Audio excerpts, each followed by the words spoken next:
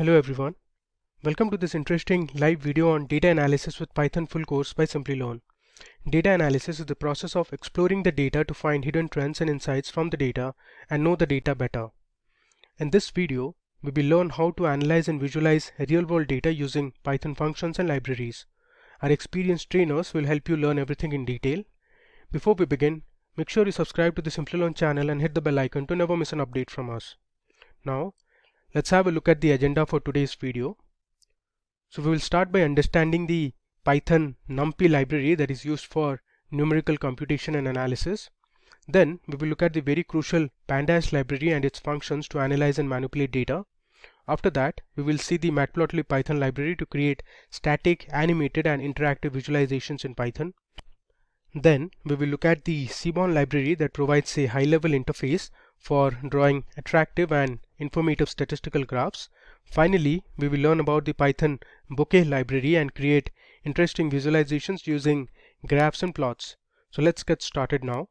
Now we're going to go over what is NumPy, installing and importing NumPy, NumPy array versus Python list, basics of NumPy, finding size and shape of any array, range and arrange functions, NumPy string functions. So let's start with what is NumPy. NumPy is the core library for scientific and numerical computing in Python. It provides high-performance, multi-dimensional array object and tools for working with arrays. And I'll go a step further and say there are so many other modules in Python built on NumPy. So the fundamentals of NumPy are so important to latch onto for the Python, so that you can understand the other modules and what they're doing. NumPy's main object is a multi-dimensional array. It is a table of elements, usually numbers, all of the same type, indexed by a tuple of position integers. In NumPy, dimensions are called axes. Take a one-dimensional array, or we have, and remember dimensions are also called axes, so you can say this is the first axis, 0, 1, 2, 3, 4, 5. And you can see down here it has a shape of 6. Why? Because there's 6 different elements in it in the one-dimension array. And they usually denote that as 6 comma with an empty node on there. And then we have a two-dimensional array where you can see 0, 1, 2, 3, 4, 5, 6, 7. And in here we have 2 axes or 2 dimensions, and the shape is 2, 4. So if you were looking at this as a matrix or in other mathematical functions, you can see there's all kinds of importance on shape. We're not going to cover shape today, but we will cover that in part 2. Did you know that NumPy's array class is called NDArray for NumPy data array? Now we're going to take a detour here because we're working in Python, and 2 of my favorite tools in Python is the Jupyter Notebook, and then I like to use that sitting on top of Anaconda. And if you flip over to jupyter.org, that's jupyter.org, you can go in here. You can install it off of here if you don't want to use the Anaconda notebook. But this is the Jupyter setup, the documentation on the Jupyter. Jupyter opens up in your web browser. That's what makes it so nice, is it's portable. The files are saved on your computer. They do run in IPython or IronPython, and you can create all kinds of different environments in there, which I'll show you in just a minute.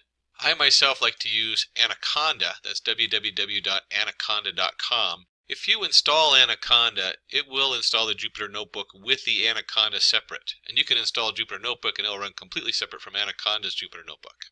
And you can see here I've now opened up my Anaconda Navigator. What I like about the Navigator, and this is a fresh install on a new computer, which is always nice. I can launch my Jupyter Notebook from in here. I can bring other tools, so the Anaconda does a lot more. And under environments, I only have the one environment, and I can open up the terminal specific to this environment. This one happens to have Python 3.7 in it, the most current version as of this tutorial. And then you open a terminal if you're going to do your pip installs and stuff like that for different modules. You can also create different environments in here. So maybe you need a Python 3.6, Python 3.5. You can see we're having a nice framework like Anaconda really helps, so you don't have to track that on your own in the Jupyter Notebook and your different Jupyter Notebook setups. We'll go ahead and launch this Jupyter Notebook. And then I've set my browser window for a default of Chrome, so it's going to open up in Chrome. And you can see here, this opens up a folder on my computer. We have a couple different options on here. Remember, I set the environment up as Python 3.7. You would install any additional modules that aren't already installed in your Python on this. And it keeps them separate, so you do have to, for each environment, install the separate modules so they match the environment on there. And in here we have a couple things where you can look up what's running. You have your different clusters. Again, I just installed this on a new machine, so I just have a couple things in here that were run on here recently. And when we go on here is we then have on the upper right new, and from the pull down menu you'll see Python 3, and this will open up a new window.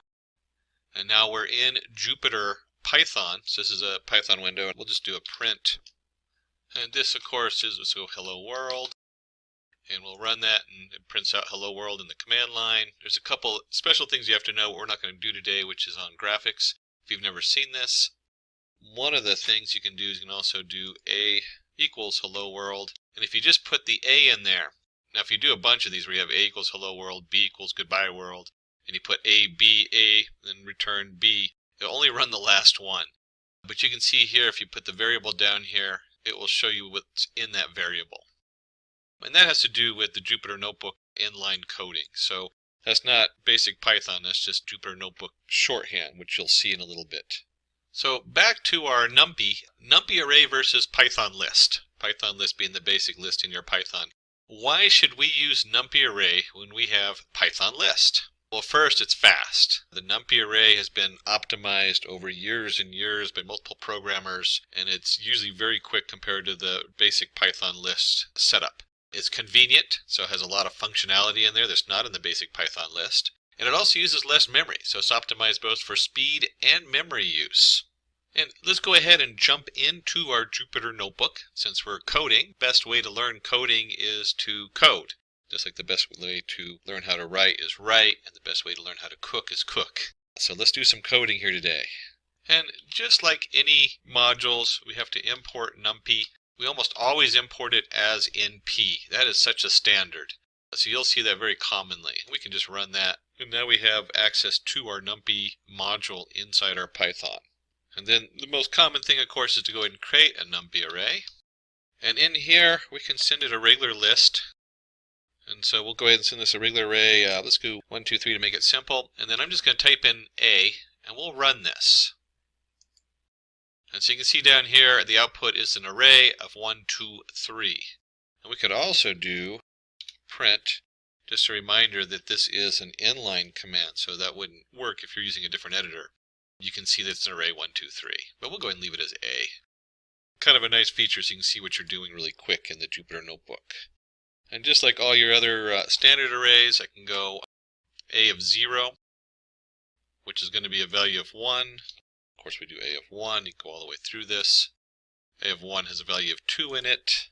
So whether you're using the NumPy array or the basic Python list, that's going to be the same. That should all look pretty familiar and be pretty straightforward. Remember, the first value is always 0, and when we set on there. So let's take a look why we're using NumPy, because we went over the slide a little bit, but let's just take a look and see what that actually looks like. And what we want to look at is the fact that it's fast, convenient, and uses less memory. So let's take a glance at that in code and see what that actually looks like when we're writing it in Python and what the differences are. And to do this, I'm going to go ahead and import a couple other modules. We're going to import the time module so we can time it, and we're going to import the system module so that we can take a look at how much memory it uses. And we'll go and just run those, so those are imported. And so we'll do b equals range of 1. Yeah, 1,000 is fine. And so that's going to create a list of 1,000, 0 to 999. Remember, it starts at 0 and it stops right at the 1,000 without actually going to the 1,000. And let's go ahead and print. We want system.getSizeOf. And we'll pick any integer, because we have, 0 to 1,000. We'll just throw one in there, 5. It doesn't matter, because it's going to, whatever integer we put in there is going to generate the same value, because we're looking at the size of how much memory it stores an integer in. And then we want to have the length of the b. That's how many integers are in there. And if we go ahead and execute this and run this at a line, we'll see, oops, I did that wrong, comma. If we multiply them together, we'll see it generates 28,000. So that's the size we're looking at, is 28,000. I believe that's bytes. That sounds about right. So let's go ahead and create this in NumPy. And we'll go C equals NP. And this is a range. So that's the NumPy command to do the same thing that we were just doing in a list. And we'll also use the same value on there, the 1,000. Once we've created the C value of C for np.arange, let's go ahead and print. And we can do that by doing c.size times c.itemSize. And that's very similar to what we did before. We did get the size of, so the C size is the size of the array, and each item size, just reversed. So it's the size of an integer 5, item size is going to be the integers, and C size. And let's just take a look and see what that generates. And wow, okay, we got 4,000 versus 28,000. That's a significant difference in memory, how much memory we're using with the array. And then let's go ahead and take a look at speed. Let's do size. We tried this with lower values, and it would happen so fast that the NP array kept coming up with 0 because it just rounded it off. So size, and let's create an L1 equals range of size, and we'll do an L2. We'll just set up to the same thing. It's also range of size on there. There we go. And then we can do on A1 equals np dot arange size. And then let's do on A2 equals np dot arange. We'll keep it the same size. And what we're going to do is we're going to take these two different arrays and we're going to perform some basic functions on them. But let's go ahead, actually let's just load these up now. We'll go ahead and run this so those are all set in memory. Except for the typo here. Quickly fix that. There we go. So these are now all loaded in here. And let's do a start equals time.time. So it's just going to look at my clock time and see what time it is. And then we'll do result equals, and let's do, let's say we got an array, and we're going to say, let's do some addition here. X plus Y for X comma Y, and we'll zip it up here. Two different arrays. So here's our two different arrays. We're going to multiply each of the individual things on here. L1, L2. There we go. So that should add up each value. So L1 plus L2, each value in each array. And then we want to go ahead and print. And let's say Python list took. And then we'll do time dot time. We'll just subtract the start out of there. So time, whoops, I messed up on some of the quotation marks on there. Okay, there we go. Time minus the start. And we'll convert that to seconds. So we'll go, because that's in milliseconds, so times 1,000. And let's hit the run on there. This is kind of fun because you also get a view while we're doing this of some ways to manipulate the script. And as you can see also my bad typing. There we go. Okay, so we'll go ahead and run this. And we can see here that the Python list took 34. Actually, I have to go back and look at the conversion on there. But you can see it takes roughly 0.34 of a second. And we can go ahead and print the result in here too. Let's do that. We'll run that just so you can see what kind of data we're looking at. And we have the 0, 2, 4, 6, 8. So it's just adding them together. It looks pretty straightforward on there. And if we scroll down to the bottom of the answer, again we see Python list took 46. A little different time on there depending on what core, because this is on an 8-core computer, so it just depends on what core it's running on, what else is pulling on the computer at the time. And let's go back up here and do our start time. Paste that into here. And this time we're going to do a result equals, and this is really cool. Notice how elegant this is. It's so straightforward. This is a lot of reason people started using NumPy is because I can add the two arrays together by simply going A1 plus A2. It makes a lot of sense, both looking at it and it's just very convenient. Remember that slide we're looking at? Fast, convenient, and less memory. So look how convenient that is. Real easy to read, real easy to see. And I don't know if we don't need to print the result again, so let's just go ahead and print the time on here. And we'll borrow this from the top part because I really am a lazy typer. And this isn't the Python list, this is the NumPy list, or NumPy array. And let's go ahead and see how that comes out. And we get 2.99. So let's take a look at these two numbers, 46 versus 2.99. So we'll just round this up to 3. That's a huge difference. That's like more than 10 times faster. That's like 15 times roughly at a quick glance. I'd have to go do the math to look at it. And it's going to vary a little bit depending on what's running in the background on the computer, obviously. So we've looked at this, and if we go back here, we found out it's much faster. Yes, there's going to be different speeds depending on what you're doing with the array. Very convenient, easy to read, and it uses less memory. So that's the core of the NumPy. That's why a lot of people base so many other modules on NumPy and why it's so widely used. So we did glance at a couple operations while we were looking at speed and size. Let's dive into a little bit more into the basic operations. And these are always nice to see. I mean, certainly you want to go get a cheat sheet if you're using it for the first time. Look things up. Google is your friend. We did this for the most basic numpy.array or np.array. And we'll go ahead and create an array. Let's do pairs, 1, 2. And then let's do 3, 4. And if we're going to do that, let's do 5, 6. There we go. And if we go ahead and take this and run this, I can go ahead and do our A down here so it's in line, and it'll print that out. You can see it makes a nice array for us. So we have A, and if you look at that, we have 3 different objects, each with 2 values in them. And hopefully you're starting to think, well, how many dimensions or indexes is that? And you'll see 3 by 2. So let's go ahead and take a look, and let's go, how about A.nDimensions? Speaking of which, we'll run that, and we have 2 dimensions for each object. And then we can do the item size, so A dot. We saw this earlier, where we looked up how many items. It was up here, where we wanted to multiply item size times the actual size of the object. So the memory is being used versus the item size. And we should see 4 there. Memory is compressed down. That's always a good thing. And then the shape.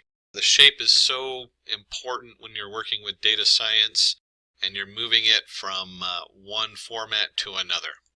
So we have our shape. We just talked about that. We have 3 by 2. 3 rows by 2 objects in each one. Generally, I don't look too much at the size, but the dimensions I'm always looking up. And this is nice, you can automate it. So you might be converting something, you might need to know how many dimensions are going into the next machine learning package so that you can automatically just have it send that information over. So we looked at A shape. Let's go ahead and create a slightly different array, np.array. Let's go ahead and just do as our original setup here. And one of the features we can do, which is really important, is we can do dtype equals. In this case, let's do np float 64. And so what we've done is we're converting all of these into a float, and we type in A. And now instead of having 1, 2, 3, 4, 5, 6, you see they're all float values. 1.0, there's no actual 0 in there, just shows the 1 dot, or the 1 period, 2, 3 period, 4 period, 5 period, 6 period. And this, again, data science, I don't know how many times they've had to convert something from an integer to a float so that's going to work correctly in the model I'm using. So very common features to be aware of and to be able to get around and use. And we'll also do, let's just curiosity, item size. We'll go ahead and run that. And we see that it doubled in size. So it's not a huge increase. Well, doubling is always a big increase in computers. But it's not a huge increase compared to what it would be if you're running this in the Python list format. And then we did the shape earlier without having it set to the float 64. Let's go ahead and do a shape with it set to 64. And it should be the same, 3, 2. So it all matches. So we've gone through, and remember, if this is all brand new to you, according to the Cambridge study at the Cambridge University, if you're learning a brand new word in a foreign language, the average person has to repeat it 163 times before it's memorized. So a lot of this, you build off of it, so hopefully you don't have to repeat it 163 times. But we did manage to repeat it at least twice here, if not a little bit more. And let's go ahead and take this. We're going to go look at one more setup on here. And let me just take this last statement here on the converting our properties of our data. And instead of float 64, let's do complex. Let's just see what that looks like. And let's go ahead and print that out and run it. And so we now have a complex data set up, and you'll see it's denoted by the 1 dot plus 0 dot j. And if we flip over here and do a basic search for NumPy data types, better to go to the original web page, but pull up a bunch of these. You can see there's a whole list of different NumPy data types. Shorthand, complex, we have complex, complex 64, complex 128. Complex number represented by two 64-bit floats, real and imaginary components. One option on there, float 16, float 32. Float, shorthand for float 64, most commonly used. And of course all the different ones that you can possibly put into your NumPy array. So we covered a basic addition up there when we were comparing how fast it runs. But some very basic components, how to set up a NumPy array, how many dimensions it has, item size, data type, item. Again, we went to item size, and there's also the shape. Probably one of the more used. I use the A shape all the time. Very commonly used. And then down here you can see where we actually created a NumPy complex data type. So let's look at some other features in NumPy. One of them is you could do NumPy dot zeros, and we're going to do 3, 4. There we go. And we'll go ahead and run this, and you can see if I do np.zeros, I create a NumPy array of zeros. This is really important. I was building my own neural network, and I needed to create an array where I initialized the weights, and I wanted them all to be the same weight. In this case, I wanted them to start off as 0 for the particular project I was working on. And there's other options, like you can do NumPy1s, and we'll do the same thing, 3, 4. We'll run that. And you can see I've created an array of NumPy1s. In this case, it comes out as a float array. And then this is an interesting to note, because we have, let's go back to our Python and do L range 5. And we'll print the L. So that's our list. And if I run that, it doesn't create the range until after the fact, until you actually execute it. That's an upgrade in Python. Python 2.7 actually created the array 0, 1, 2, 3, 4. This one actually creates the script, and then once it's used, it then actually generates the array. And if we do that in NumPy A range, remember that from before, and if we do NumPy A range 5, and let's do L equals, or we can just leave it as NumPy, that's fine. There we go, just run that. You can see there we actually get an array, 0, 1, 2, 3, 4 for the value of the NumPy A range 5. It generates the actual array. And for part 1, we're going to do just one more section on basic setup, and we're going to concatenation, do a concatenation example. There we go. We're going to do strings. Let's take a look at strings and what's going on with there. And let's do, let's see, print. Let's do an np character, something new here.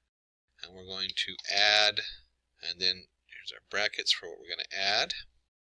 And let's say, let's do hello, comma, hi. And in the brackets on there, let's create another one. And this one's going to be ABC, and we'll do XYZ. So we're just creating some, randomly making some up on here. And then we'll go ahead and just print this. If we run that, you can come down here, and of course make sure all your brackets are open and closed correctly. And then you can see in here when we concatenate the example in NumPy, it takes the two different arrays that we set up in there, and it combines the hello with the ABC and the hi with XYZ. And if we can also do something like print, let's do np character dot multiply. So there's a lot of different functions in here. Again, you can look these up. It's probably good to look them all up and see what they are, but it's good to also just see them in action. And let's do hello space, comma, 3, and we'll run this one and run that without the error. And you'll see it does hello, hello, hello. So we multiplied it by 3. And we can also, and let's just take this whole thing here instead of retyping it. And we can do character center. So instead of multiply, let's do center. And over here, keep our hello going. Take the space out of there. And let's do center at 20. And fill character equals, we'll fill it with dashes. So if we run this, you can see it prints out the hello with dashes on each side. And we keep going with that. We can also, in addition to doing the fill function, we can play with capitalize, we can title, we can do lowercase, we can do uppercase, we can split, split line, strip, join. These are all the most common ones. And let's go ahead and just look at those and see what those look like, each one of them. Here we're going to do the hello world, all-time favorite of mine. I always like to say hello universe. And you can see here we did a capital H with the world, but so we want to capitalize. So capitalize is the first one in the array. So we get hello world on there. And we can also take this, and instead of capitalizing, another feature in here is title. And let's just change this to how are we doing? How are you doing? Instead of we, we'll do you. And let's run that. And you can see here, because we created it as a title, it capitalizes the first letter in each word. And in this one, we're going to do character lower. Two different examples here. We have an array. We have hello world all capitalized, and we have just hello. And you can see that one is an array and one is just a string. If we run that, you get an array with hello world lowercase and hello lowercase. And if we're going to do it that way, we can also do it the opposite way. There's also upper. And let's paste those in there. And you can see here we have character.upper, opposite there, python.data, and we'll do Python is easy. Hopefully you're starting to get the picture that most of the Python and the scripting is very simple. It's when you put the bigger picture together and starts building these puzzles and somebody asks you, hey, I need the first letter capitalized, unless it's the title, and then you start realizing that this can get really complicated. So NumPy just makes it simple, and we like that. And so in this case, we did Python data. It's all uppercase. Python is easy, like shouting in your messenger. Python is easy. And then if you're ever processing text and tokenizing it, a lot of times the first thing you do is we just split the text, and we're just going to run this np.character.split. Are you coming to the party? If we do that, it returns an array of each of the individual words. Are you coming to the party, splitting it by the spaces? And then if you're going to split it by spaces, we also need to know how to split it by lines. And just like we have the basic split command, we also have split lines. Hello, and you'll see here the scoop in for our new line. And when we run that, if you're following the split part with the words, you should see hello, how are you doing? The two different lines are now split apart. And let's just review 3 more before we wrap this up. Commonly used string variable manipulations. We have strip, and in this case we have Nina, admin, Anita, and we're going to strip A off of there. And let's see what that looks like. And then you end up with nin, demin, nate. It basically takes up all leading and trailing letters. In this case we're looking for A. More common would be a space in there, but it might also be punctuation or anything like that that you need to remove from your letters and words. And if we're going to strip and clean data, we also need to be able to reformat it or join it together. So you see here we have a character join. We'll go ahead and run this. And it has on the first one, it splits each of the letters up by the colon and the second one by the dash. And you can see how this is really useful if you're processing, in this case, a date. We have day, month, year, year, month, date. Very common things to have to always switch around and manipulate depending on what they're going into and what you're working with. And finally, let's look at one last character string. We're going to do replace. If you're doing misinformation, this is good, pulling news articles and replacing is and what. In this case, we're just doing he is a good dancer. We're going to replace is with was. And you can see here, he was a good dancer. Hopefully that's not because he had a bad fall. He just was from like, 1920s and has gotten old. So there we go. We've covered a lot of the basics in NumPy as far as creating an array. Very important stuff here when you're feeding it in. How do we know the shape of it, the size of it? What happens when we convert it from a regular integer into a float value as far as how much space it takes? We saw that doubled it.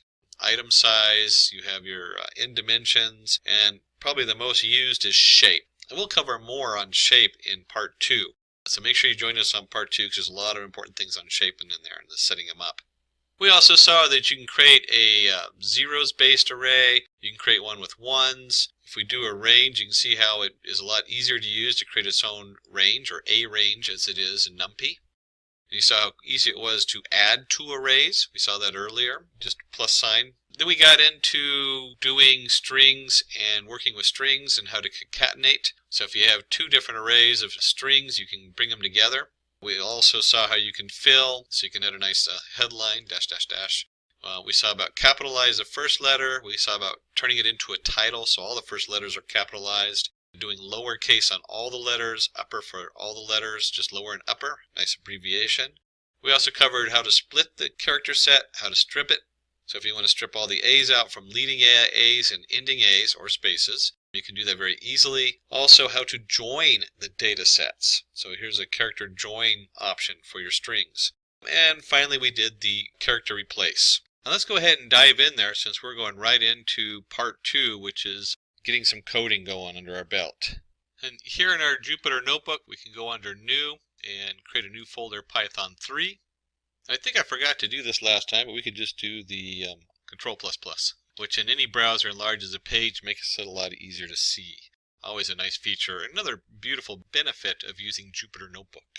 And let me go ahead and show you a neat thing we can do in Jupyter. This is nice if you're working with people and you're doing this as a demo on a large screen. I'm going to do the hashtag or pound symbol array manipulation, kind of a title of what we're working on. And then I'm going to call this cell type markdown as opposed to code. And you'll see it highlights it here, and then if I run it, it just turns it into array manipulation. And then we're specifically going to be working on array manipulation, changing shape to start with. And we'll go ahead and mark this cell also of markdown, so it has a nice little look there. And then it comes up, and you can see it, just like I said, it just highlights it and makes it in bold print, just making it easier to read. Not a Python thing, but a Jupyter thing that's good to know about, especially if you're working with the shareholders, since they're investing money in you. Of course, the first thing we want to do is import. We're going to import NumPy as in P, and that should be standard by now. By now, you start a Python program, you're doing some data science. NumPy is just something you bring in there. And let's go ahead and create our array, and we're going to do that as the np.arange. Remember, that's 0. Well, we're going to do 0 to 9, and then we'll go print. Put a little title on the original array. We'll just print that array A. Remember from the first lesson, so we have our array which is 0, 1, 2, 3, 4, 5, 6, 7, 8. And let's add a print space in between. Let's create a second array, B, but we want this to reshape array A. And what does that mean? And the command is simply reshape, and then we have 9 items in here, and this is so important right now. So be very aware, if I did some weird numbers in here, it's not going to work. And we want multiples of 9. We know that 3 times 3 is 9. So we're going to reshape our A array by 3 by 3. And then we're going to print, well, let's give it a title. Oops, I had too many brackets in there. Modified array, and then let's go ahead and print our B. And let's see what that looks like. And as we come down here, you can see we've taken this and it's gone from 0, 1, 2, 3, 4, 5, 6, 7, 8 to an array of arrays. And we have 0, 1, 2, 3, 4, 5, 6, 7, 8. And so we split this into 3 by 3. And you can guess that if I tried to reshape this, let's just do a 5 by 3, which is 15, that's going to give me an error. So it's not going to work. You're not going to be able to reshape something unless the shape, all the data in there matches correctly. So we can take this flat 9, and they call it a flat because it's just a single array. And we can reshape it into a 3 by 3 array. And first you might think matrices, which this is used for that, definitely. I use it a lot in graphing, because they'll come in that I have an array that's xy, comma xy1, y1, comma x2, y2. And so the shape of it might be 2 by the length of the number of points. And I need to separate that into x flat array and a y flat array. And you can see this can be very easy to reshape the array doing that. And we can, of course, go back. We can do B, do a print, and we'll do b.flatten. Remember I said it's called a flatten array? And if we run that, you'll see it just goes back to the original one. It takes this 0, 1, 2, 3, 4, 5, 6, 7, 8 and flattens it back to a single array. And then one other feature to be aware of is if we flatten it, one of the commands we can put in there is order. Let me just go ahead and do that. Order equals F. Strangely enough, F stands for Fortran. The whole Fortran days. I remember actually studying Fortran programming language. In this case, you'll see that it uses the first, like 036 is the order. So instead of flattening it like we had before, 0, 1, 2, 3, 4, 5, 6, 7, 8, it now does 0, 3, 6, 1, 4, 7, 2, 5, 8. And if you go to the NumPy array page, you can see here that they have the flatten. I just open up the NumPy ND array flatten setup to look it up. And they have three different options. They have C, F, and A. And it's whether to flatten in C, which was based on how the C code works for flattening, or originally worked, which is row major. Fortran, which is column major, or preserve the column Fortran ordering from A. So whatever it was in, the default is the C version. So the default that you saw, you could put order equals C and it'd have the same effect as we saw there before. You could even do order equals A. That would also have the same effect because that's the default. So really the only other thing you really should change on here is to change it to C if you need it. And you can see right here, or F, I mean not C. The only thing you really want to change it to is to your F for the Fortran order, which then does it by column versus by row. And let's look at, here we go, reshape. So let's create a range of 12, and let's reshape it. And we'll do 4, 3 for this one.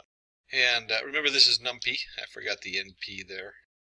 np.arrange. And we can type in just A for print, or you can do full print A. And of course in Jupyter Notebook you even have a little extra print at the beginning. If we run this, we'll see we create a nice array of 0, 1, 2. It's reshaped it. So we have 4 rows and 3 columns, or you could call that 3 columns and 4 rows. 0, 1, 2, 3, 4, 5, 6, 7, 8, 9, 10, 11.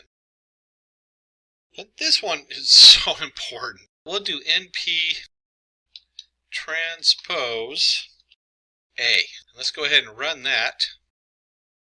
And it helps if I get all the S's in there and don't leave an S out. And you'll see here we've taken our array. If you remember correctly, we had 0, 1, 2, 3, 4, 5, 6, 7, 8, 9, 10, 11. And we've swapped it. So we've gone from a 3 by 4 or a 4 by 3 to a 3 by 4. And this really helps if you're looking at like a huge number of rows and the data all comes in. Like let's say this is your features in row 1, your features in row 2, and this is X, Y, Z. Well, when you go to plot it, you send it all of X in one array, all of Y in one array, and all of Z in another array. And so it's really important that we can transpose this rather quickly. This is kind of a fun thing. I can highlight it and do brackets around it. And if you remember correctly, because we're in Jupyter, it doesn't matter where we do the print or not. It'll automatically print it for us. And you see if I hit the run button, it comes up with the same exact thing. And let's play with the reshape. And you know what, let's zoom this up a little bit here. Make that even bigger so you can really see what's going on. And let's play with the reshape just a little bit more. We'll do B equals np.arange. Let's do 8. And reshape. We'll do 2, 4. Let's go ahead and print B and then run that. And you'll see we have now the 2 rows. This is a bit more like, so we have 4, maybe 2 rows of 4 things. So this might be all of our X components and our Y components. So we can switch it back and forth real easy. Important to note here, whether we do 2, 4, or in the case of 4, 3, this has 12 elements. And so however you split it up, it's got to equal 12. So 4 times 3 equals 12. That's pretty straightforward. Same thing down here. 2 times 4 equals 8.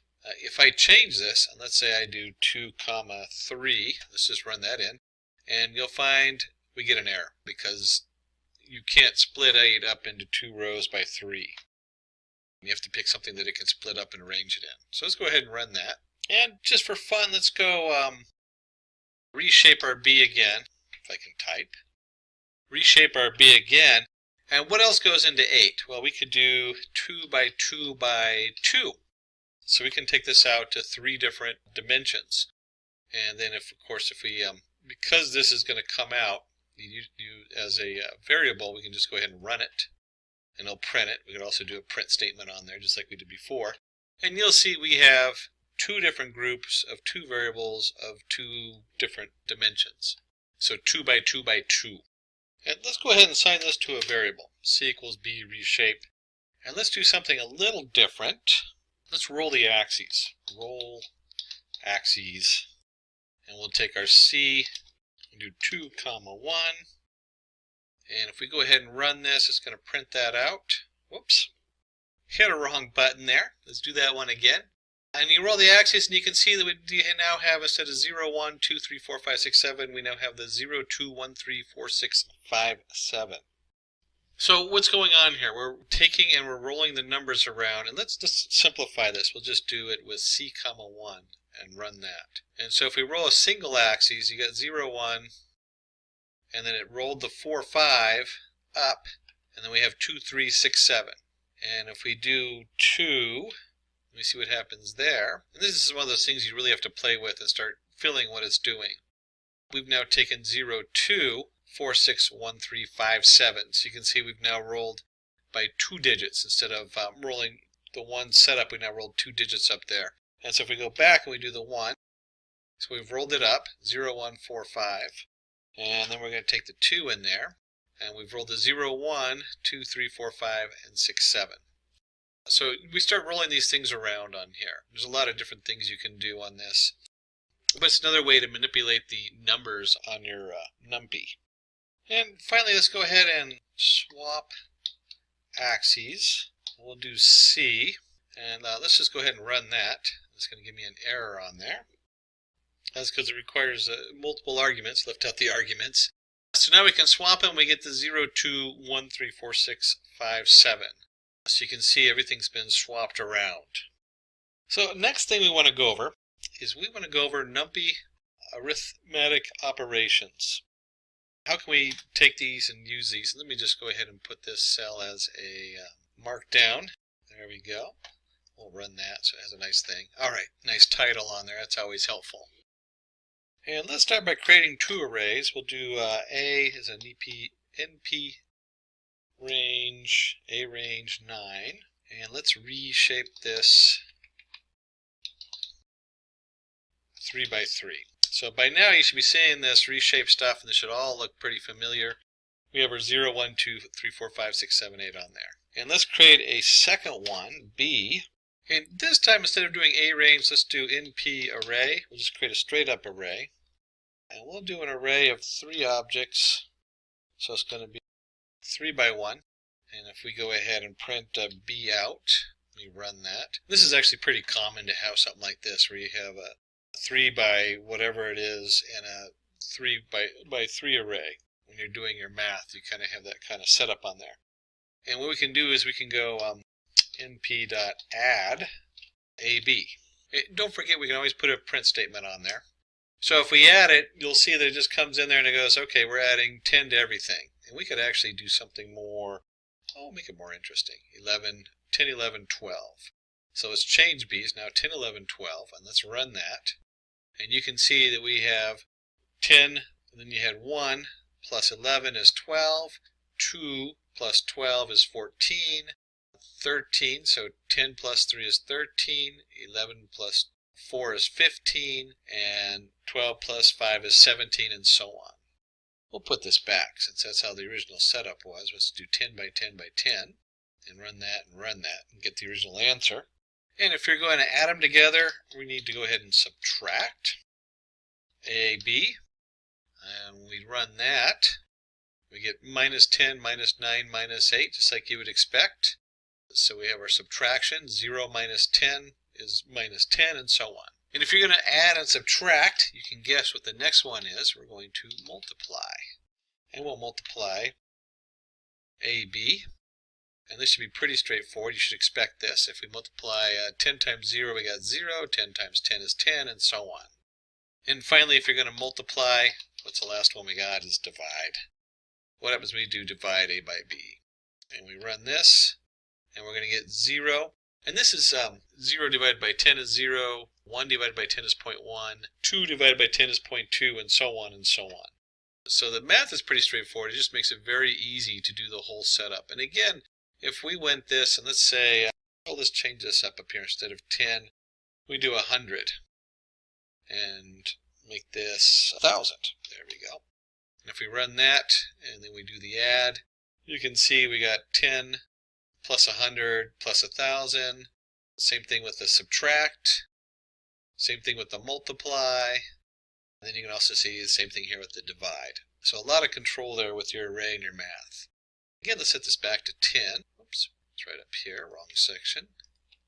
There we go, 10. And we'll just go ahead and run these and get back to where we were. And this brings us to our next section, which is slicing. And let's put in our, we'll just make this a cell type, markdown. And then we run that. Of course, it gives us a nice looking slicing there. And slicing means we're just going to take sections of the array. So let's create an array np a range. Let's just do 20. And if you remember, if we do A, we have a 0 to 19.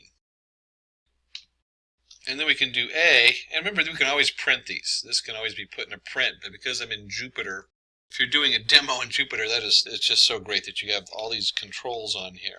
So we can slice 4 on, and this should look familiar because this is the same as a Python and a lot of other different scripting languages. If we do 4, it goes 0, 1, 2, 3, it's the first 4 in the thing, and it skips some and starts with this one. The first 4 are skipped, and then from there on. You can also do the opposite and go till the 4th one. If we run that, we get 0, 1, 2, 3. Quite the opposite on there. We can do a single item, so we can pick object number 5 on the list, run that, and 5 happens to be 5 because that's the order they're in. And then this one's interesting because I can do s equals slice, and let's create a slice here. And let's do 2, 9, let's leave a 2 on there. So we'll create an S slice on here. And then if we take our array and we do array of S, we're taking our slice in there, and let's go ahead and run that. And let's take a look and see what it generated here. First off, we started with 2, so we have 2 at the beginning. We're going to end at 9, which happens to be 8, so it stops before the 9. Remember when we're doing arrays in Python. And then we step 2, so 2, 4, 6, 8. We could do this as 3. Let me run that, and you can see how that changes, 2, 5, 8. And we could do this as, let's leave this at 3, and if we change this to 10, oops, let's make it 12, there we go. And we run that, we have 2, 5, 8, 11.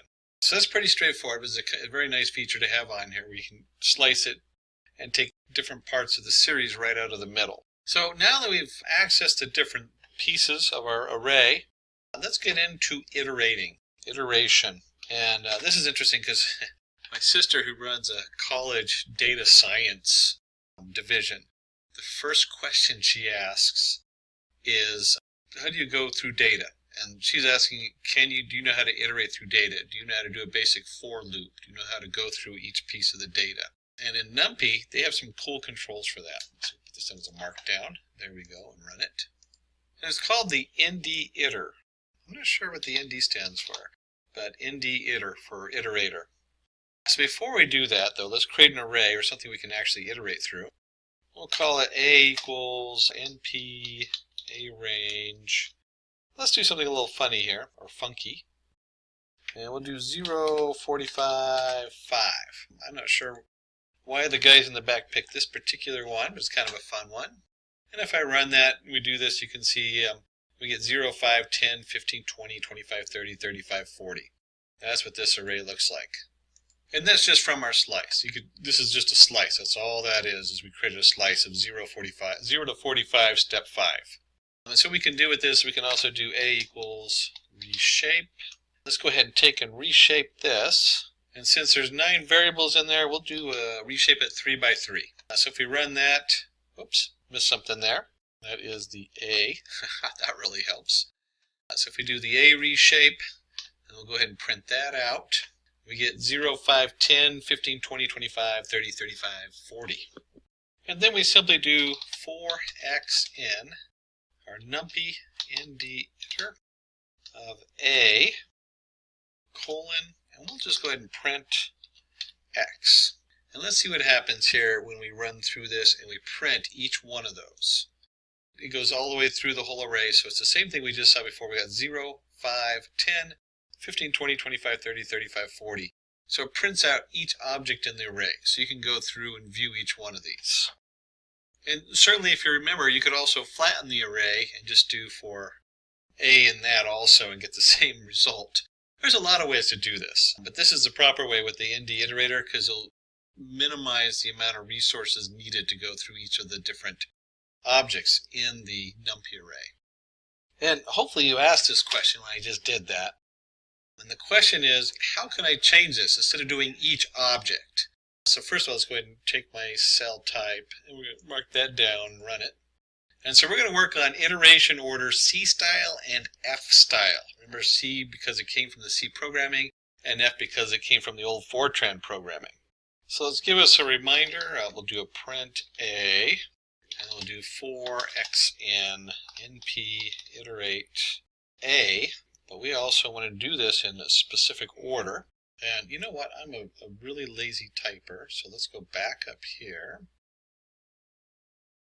This is the ND iterator. I knew I was missing the ND part of A. And let's do order equals C. We'll print X on there. And let's do that again. And this time order equals F. There we go. Order equals F. And let's go ahead and run this and see what happens here.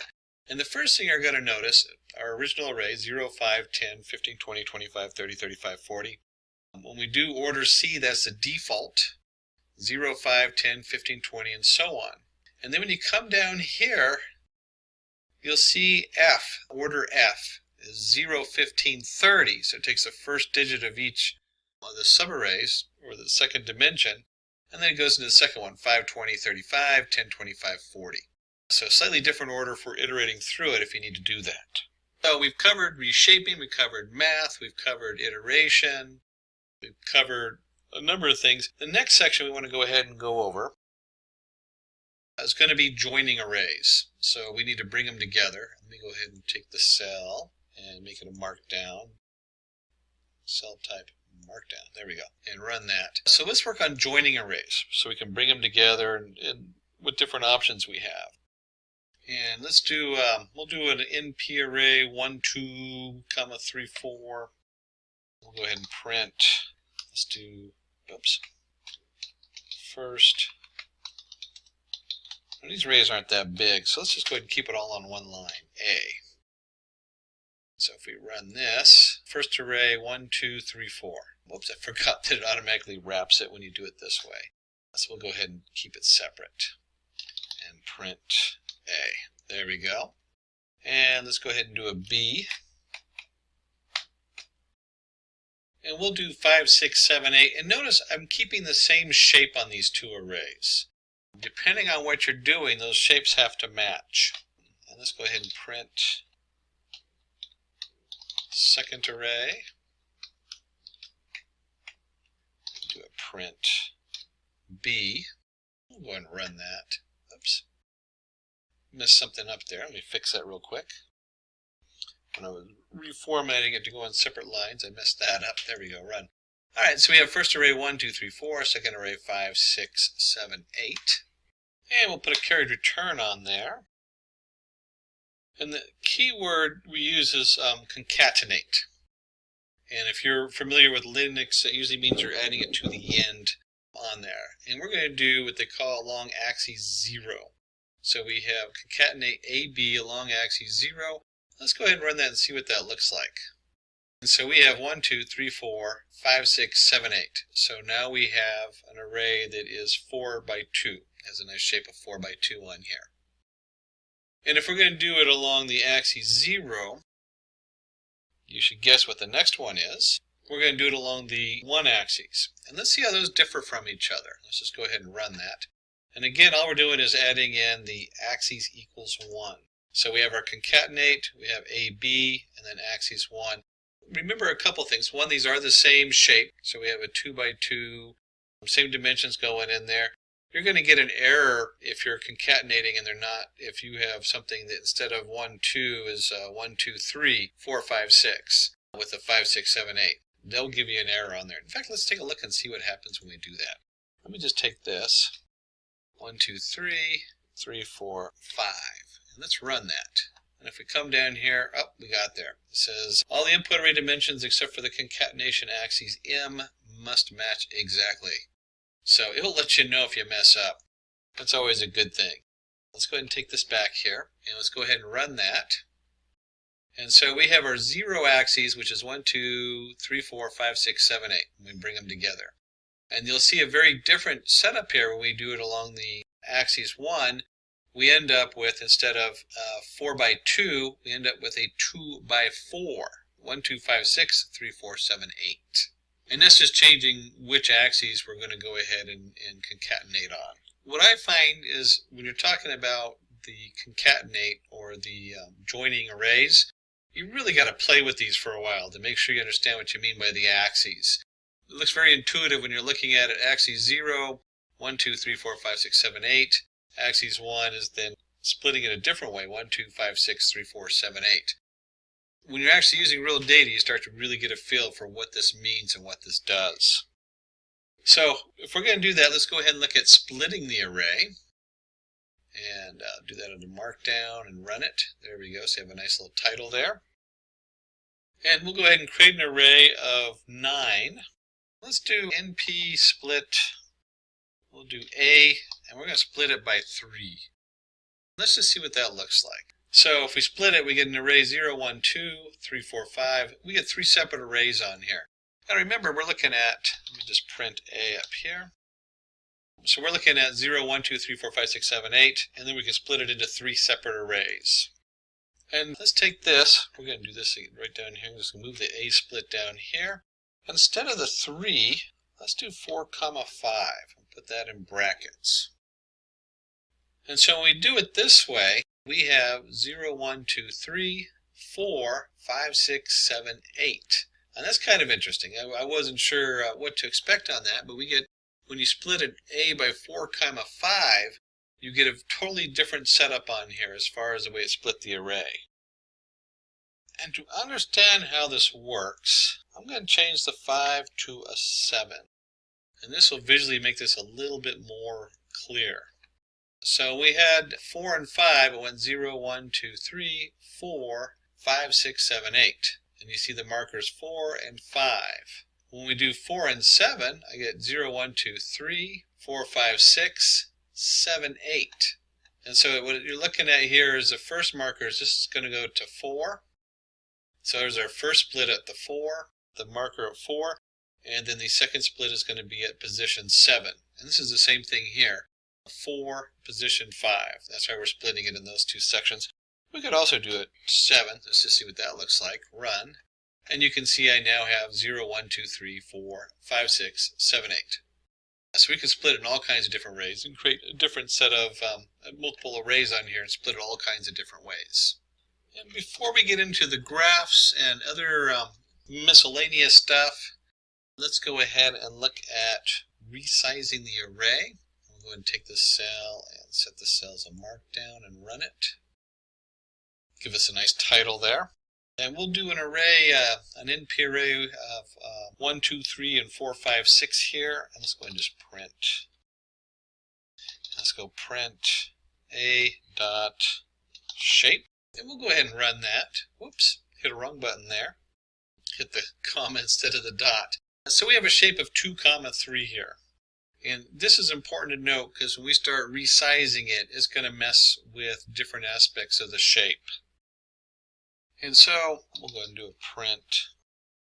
Scoop in for a blank line. There we go. And let's do B equals np dot resize. We're going to resize A, and let's resize it with 3 by 2. And then we'll just go ahead and print B and print B period shape, not a comma. We'll run that. Oops, forgot the quotation marks around the end. We'll go ahead and run that, and let's just see what that looks like. So we have 1, 2, 3, 4, 5, 6, our original array, with a shape of 2, 3. And then we want to go ahead and resize it by 3, 2. And we end up with 1, 2, 3, 4, 5, 6, and we end up with the shape of 3, 2. That shouldn't be too much of a surprise. You know, we got 6 elements in there. We can resize it by 2, 3 was the original one, and then we're actually just reshaping it is how that kind of comes out as when you resize it like that. But what happens if we do something a little different? And let's go ahead and just take this whole thing and copy it down here so we can see what that looks like.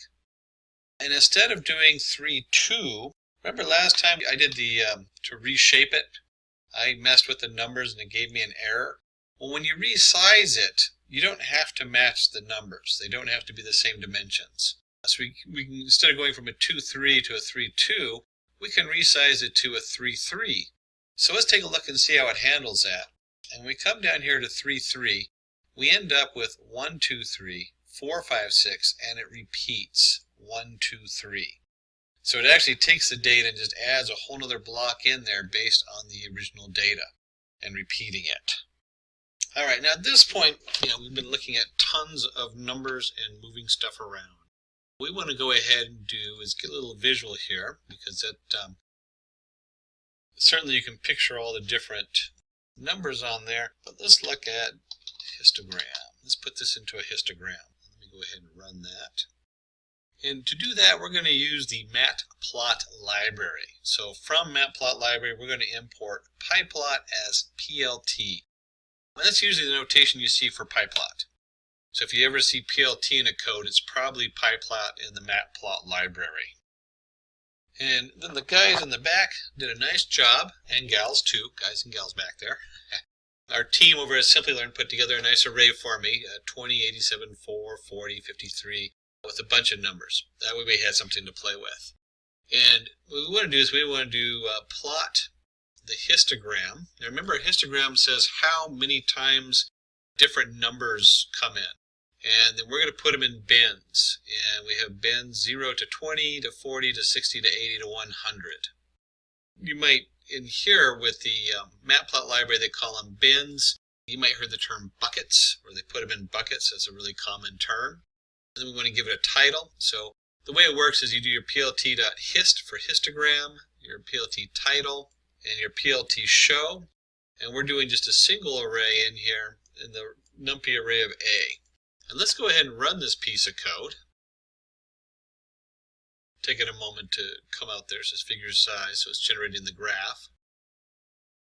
And you can see we have, and let's just take a look at this. Let me go down a size. There we go. Okay, so now we can see we're taking a look at here. So between 0 and 20, we have 3 values. So we have a 20 here, we have a 4, and a 11, and a 15. 0, 1, 2, 3. It's actually 4 values, but they start at 0. So remember, we always count from 0 up. And from 20 to 40, we got 20. So it's 1, 42, 3, 4, 5, 6. And so you can see in the histogram, it shows that the most common numbers coming up is going to be between the 40 and 60 range. Least common between the 80 and 100. This looks like an age demographics is what this looks like to me. And you can see where they would have put it in the buckets of different age groups, which would be a nice way of looking at this. Histograms are so important and so powerful when you're doing demos and explaining your data. So being able to quickly put a histogram up that shows what's common and how it's trending is really important. And using that with a NumPy is really easy. And you know what, let's take the same data, and I want to show you why we do bins, or why we have buckets of data. I'm used to calling it buckets. Why we have bins. Let's do it instead of by 20, let's do it by tens and see what happens. And what happens when you do it by tens is you miss out on you can see a nice curve here on the first one, and on the second one it looks like a ladder going up and a plummet, a ladder going up and a plummet, and a ladder going down. So the first would be more indicative of an age group, and the second one would be what you would get if you divided incorrectly. You wouldn't see the natural trend of, I don't know what this would be, maybe how much food they eat. Hopefully not, because I'm in 50, so I'm right in the middle there, which means I eat a ton of food compared to everybody else. But it's some kind of demographic. Maybe it's mental. Maybe it's knowledge, because we hit a certain point and then we start losing, our marbles start leaking out or something. So you start off knowing something, and then as you get older, you grow more. But you can see here we lose that. You lose that continuity in the thing if you split the histogram into too many bins or too many buckets. And if you actually plotted this by the individual numbers, it would just be a bunch of dots on the graph and wouldn't mean a whole lot. And we've looked at graphs. There turns out are a ton of useful functions in NumPy. I'm sure there's even new ones that aren't going to be in here. But let's just cover some important ones you really need to know about if you're using the NumPy framework. One of them is line space function. This is generating data. So you have a line space, we have 1, 3, 10, and when we do that, we end up with 10 numbers. So if you count them, there's 10 numbers. They're between 1 and 3, and they're evenly spaced. We get 1, 1.222.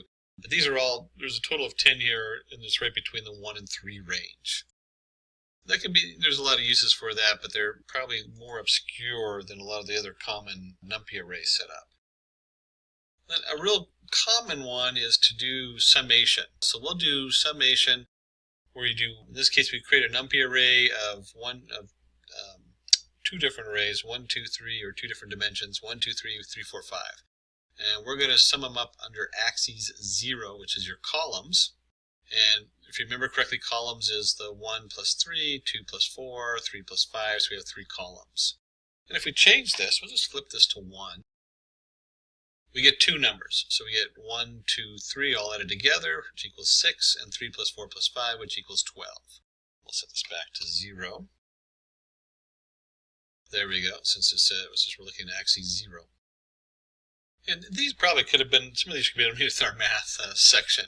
Square root and standard deviation, 2 very important tools we use throughout the machine learning process and data science. And simply we take the NP array, we have again the 1, 2, 3, 4, 5, 6, 3, 4, 5. I don't know why I need to keep recreating it, I probably could have just kept it. But we can take the square root of A. So it goes through and it takes the square root of all the different terms in A. And we can also take the standard deviation, how much they deviate in value on there. And there's a rabble function. We can run that. And NP array is x, we're going to do x equals, hey, we changed it from A to x. X equals rabble. And this sets it up as columns. So we have 1, 2, 3, 4, 5. This is all columns on here. Very similar to the flatten function. So they kind of look almost identical. But we also have the option of doing a rabble by column. And then another one is log. So you can do mathematical log on your array. In this case, we have 1, 2, 3. And we'll find the log base 10 for each of those 3 numbers. And there's a couple of them. You can't just do any number here after log, but there is also log base 2. Log base 10 is pretty commonly used on here. I'm going to run that. There we go. Before we go, let's have a little fun. Let's do a little practice session here on some more challenging questions. So you start to think how this stuff fits together. Right now we just looked at all the basics and all the basic tools you have. So let's do some NumPy practice examples.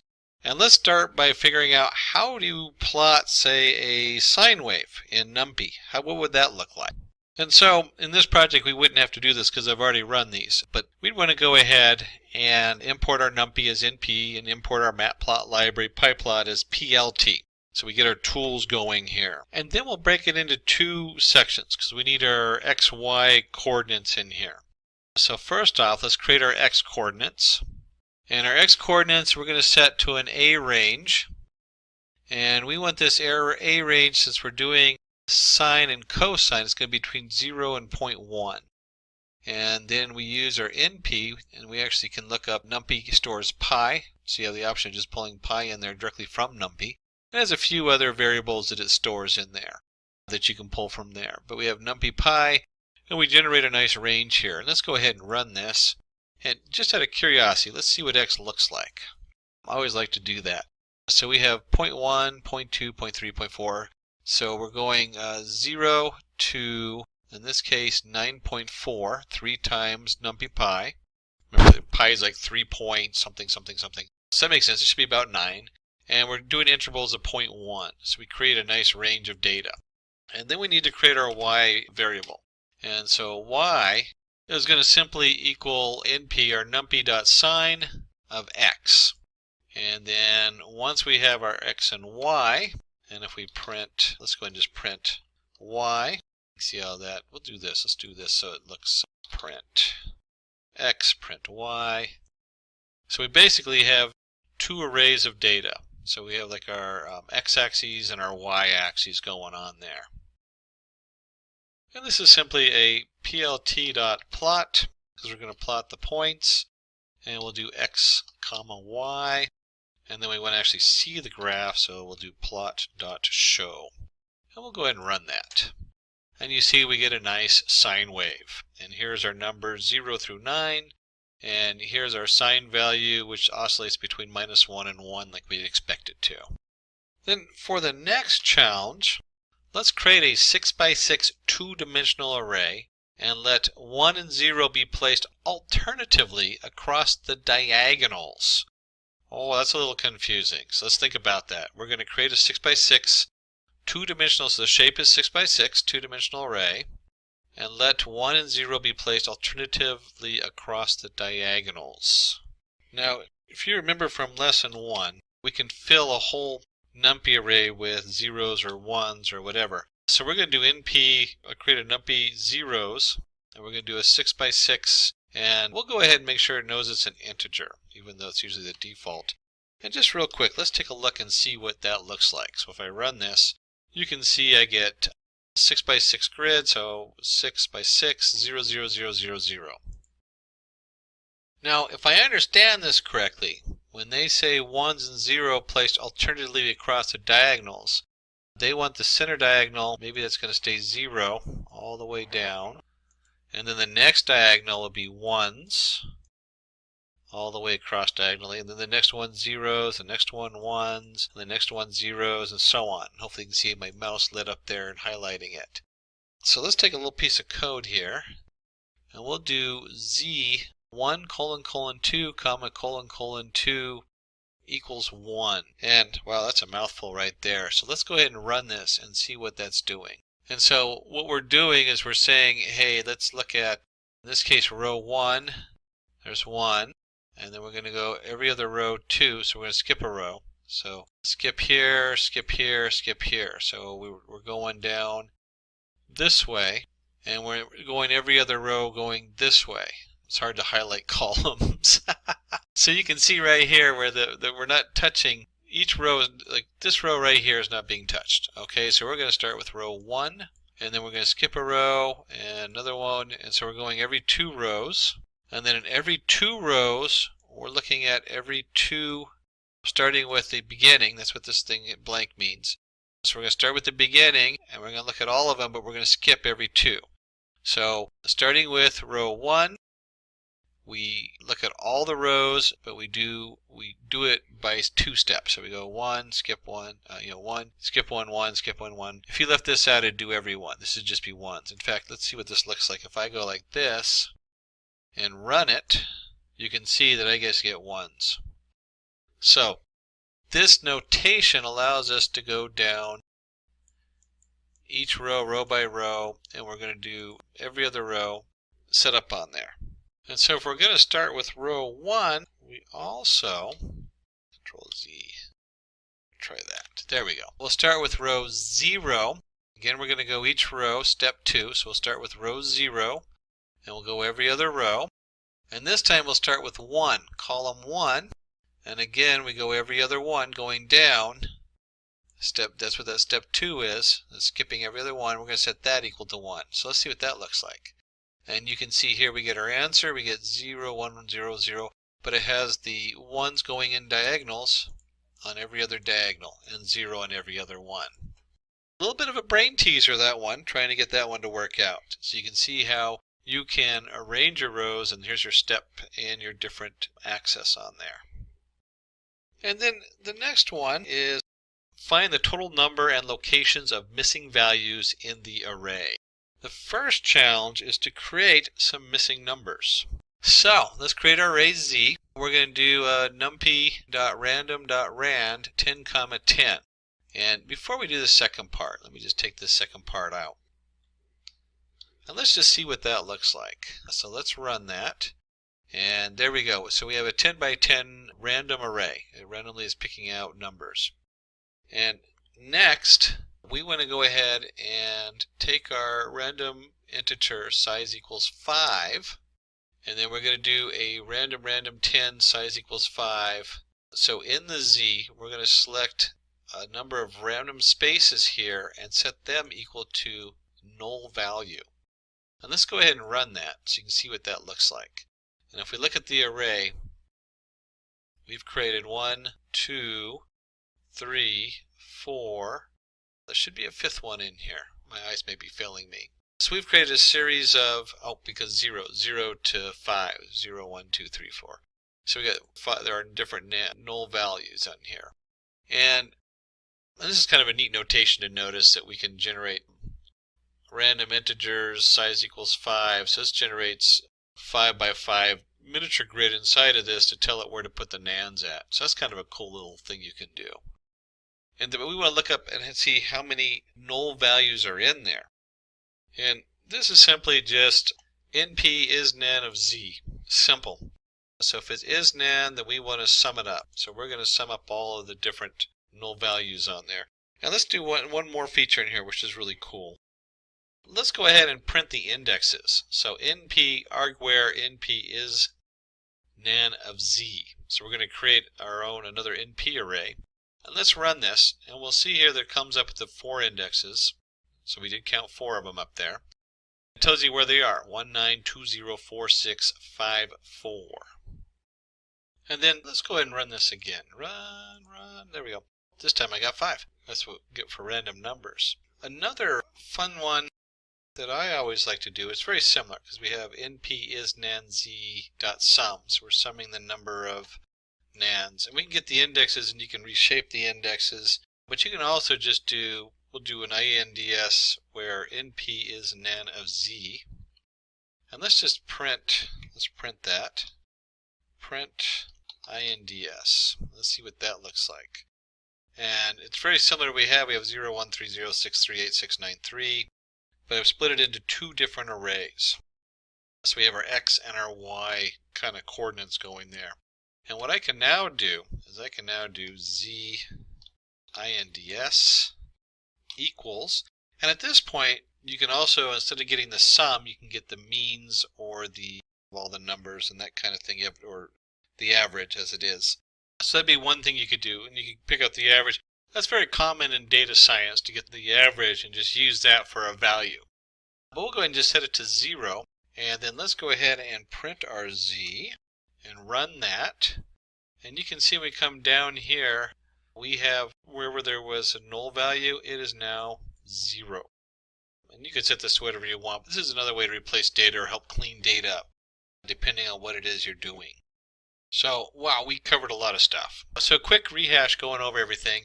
We went into there, we looked at array manipulation, changing the shape, how to switch that around. We even had the flatten down there, which remember we have another command lower that's similar. We could change the order by F. Remember F stands for Fortran, very strange connotation, but there's C and F. C is the standard, and F switches it to a different order.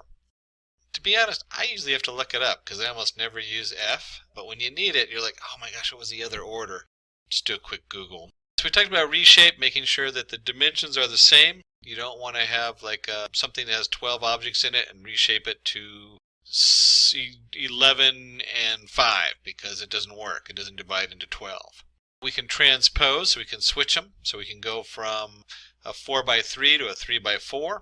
Oops, I did that the other way around. 3 by 4 to 4 by 3. We covered reshaping the array. We did the roll the axes. You can do some weird things with swapping and rolling axes and transposing the numbers. We dug a little bit into the arithmetic. So we talked about adding, we talked about subtracting, multiplying, dividing. And at this point it's so important we just look up the NumPy mathematics. And you can see here they have just about everything. Your trigonometry, your hyperbolic functions, rounding, sums, products, differences. There is all your different miscellaneous mathematical connotations. So Google it, go to the main NumPy page and look at the different setups you can do on there. So we covered that, and we did slicing, how to break it apart. We did iterating over the array. We covered joining arrays and how to concatenate. Remember, concatenate just means add on to it. So in this case, how are you adding B onto A is how you'd read that. From Linux, you should catch the concatenate because that's used regularly there. Splitting the array, we talked about how to split the array in different ways. So you can split it in array of arrays, all kinds of different ways to split the array up. How to resize it. And remember, resize does not have to have the same shape, but if you resize it, it will take the data and begin at the beginning and add new rows on if the size is bigger. If it's smaller, it truncates it. It just cuts the end off. We looked at how to do a histogram and how to plot that. We mentioned buckets or bins, as they call them in PyPlot. And then we covered a lot of other useful functions in NumPy. We talked about the line space setup for doing numbers in a series. How to sum the axes up. Again, that's part of the mathematical formulas there that we looked at. There's a sum, there's also means and median. All of those you can compute in NumPy. And you can also do the square root and standard deviation. The ravel function, very similar to the flatten. To be honest, I almost always just use the flatten, but the ravel has its own kind of functionality that it does.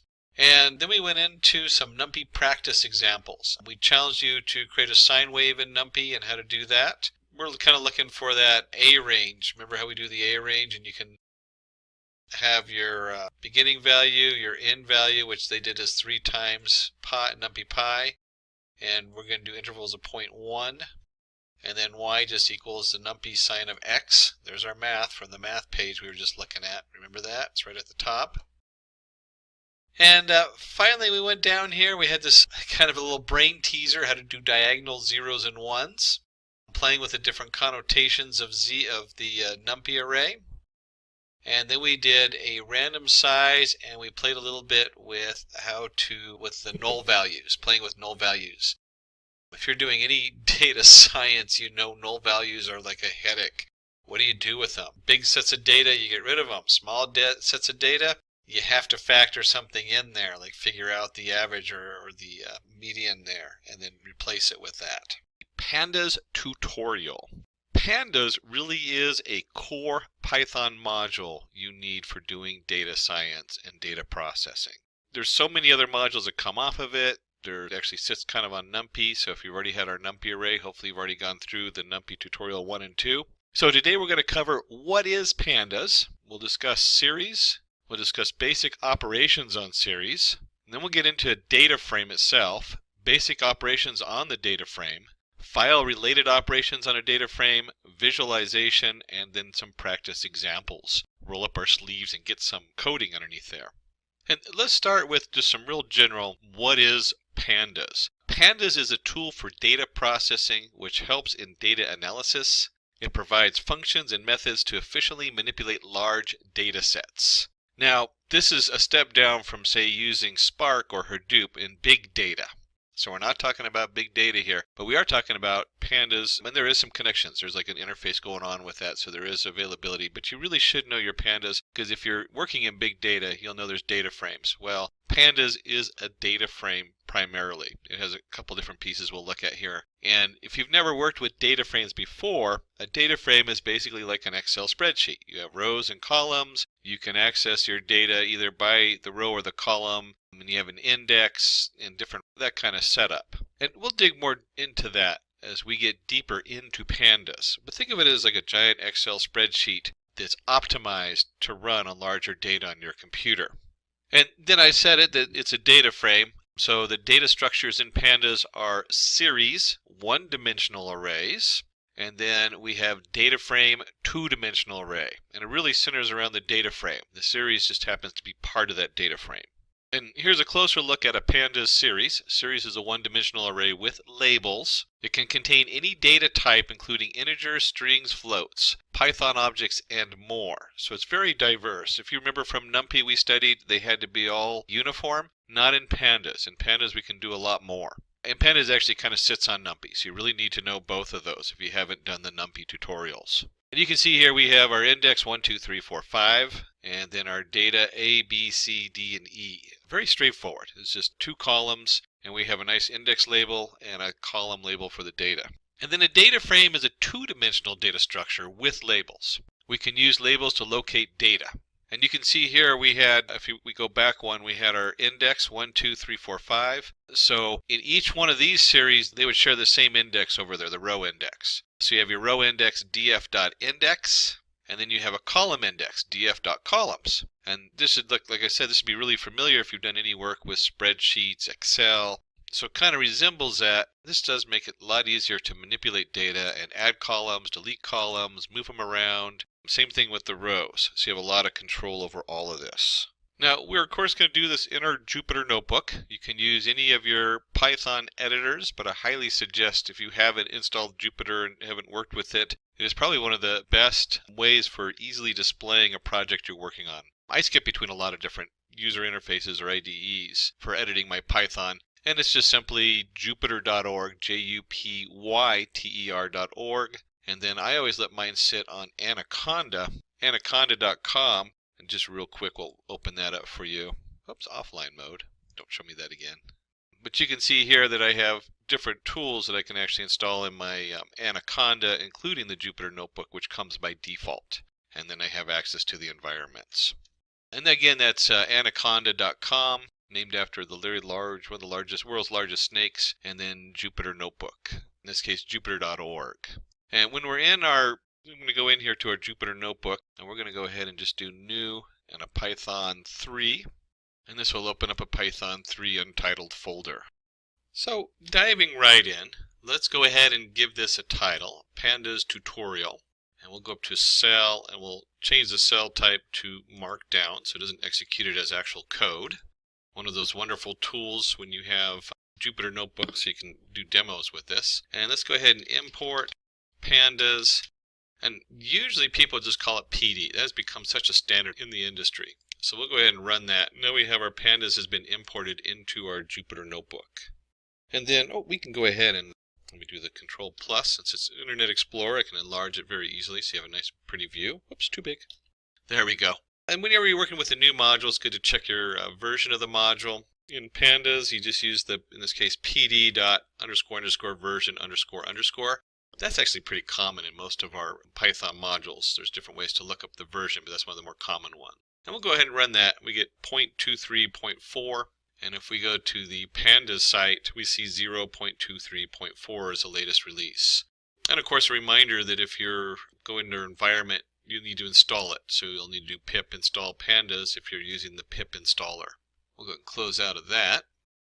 And the first thing we want to do is we're going to work with series. A lot of the stuff you do in series you can then do on the whole data set. We need to do what? Create one. We need to manipulate it. Take pieces of it, so query it. Delete, so you can delete different parts of it. So we want to do all those things with the series. And we'll start with the series, and then almost all the code, in fact all the code does transfer right into the actual data table. So we go from a series of a single list of one column, and then we'll take that and we'll transfer that over to the whole table. And we'll start by creating, there we go, creating a series from list. And let's just call this ARR equals, and we'll do 0, 1, 2, 3, 4. If you remember from our last one, we could easily do R equals range of 5, which would be 0 to 4. But we'll do R equals 0 to 4, and we'll call this S1, and we'll go PD, and series is capitalized. This one always throws me, is which letters do you capitalize on these modules? They're getting more and more uniform, but you got to watch that with Python. And we're just going to go ahead and do ARR. So we're just going to take this Python list, and we're going to turn it into a series. And then because we're in Jupyter, we don't have to put the print statement. We can just put S1, and it'll print out this series for us. And let's go ahead and run that and take a look.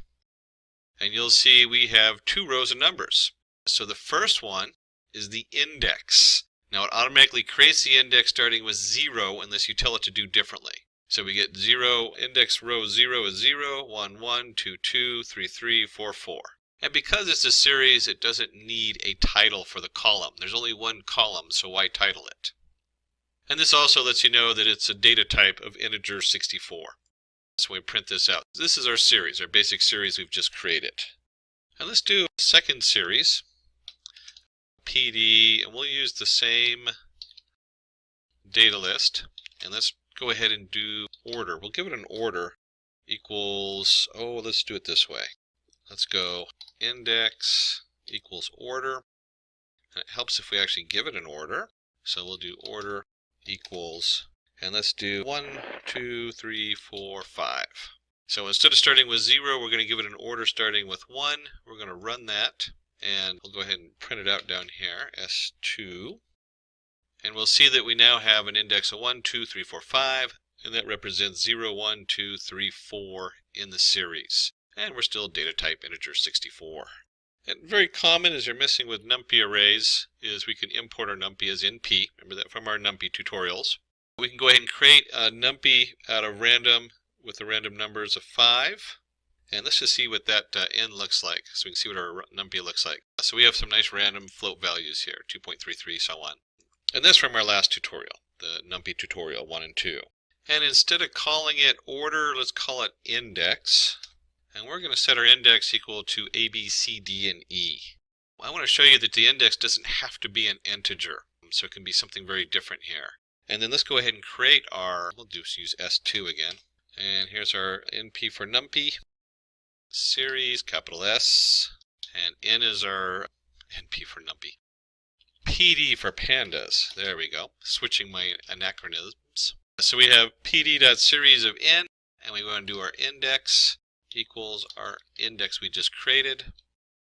And then let's go ahead and see what that looks like. S2 is to print it, and let's run that. And we can see here we have a nice series going on. A, B, C, D, and E for our indexes. So instead of it being 0, 1, 2, 3, or 4, we can make this index whatever we want. And you can see the numbers here going down that we randomly generated from the NumPy array. So we used NumPy to create our Pandas series right here. And so continuing on with creating our series, this one I use so often, we create a series from a dictionary. So we have our dictionary. In this case, we went ahead and did A of 1, B is 2, C of 3, D 4, E of 5. So each one of those is a key and then a value. And then we're going to use, let's use S3 equals PD for Pandas, series, and then we want to go ahead and just do D in here. Print out S3 here, and let's go ahead and run this. And you can see we got A is 1, B is 2, C is 3, D is 4, E is 5. And it's still of integer 64 because the actual data is 1, 2, 3, 4, 5, and it's all integer 64, type 64. And the last thing we want to do in the creating section of our series is to go ahead and modify the index, because we're going to start modifying all this data. So let's start with modifying the index of the series. And if you remember, let's do a print this time, S1. I'll go ahead and run this. And the reason I did print is because it only prints out the last variable. So if I put S1 up here and we're going to do another variable back down lower, it won't print the first one, just the last one.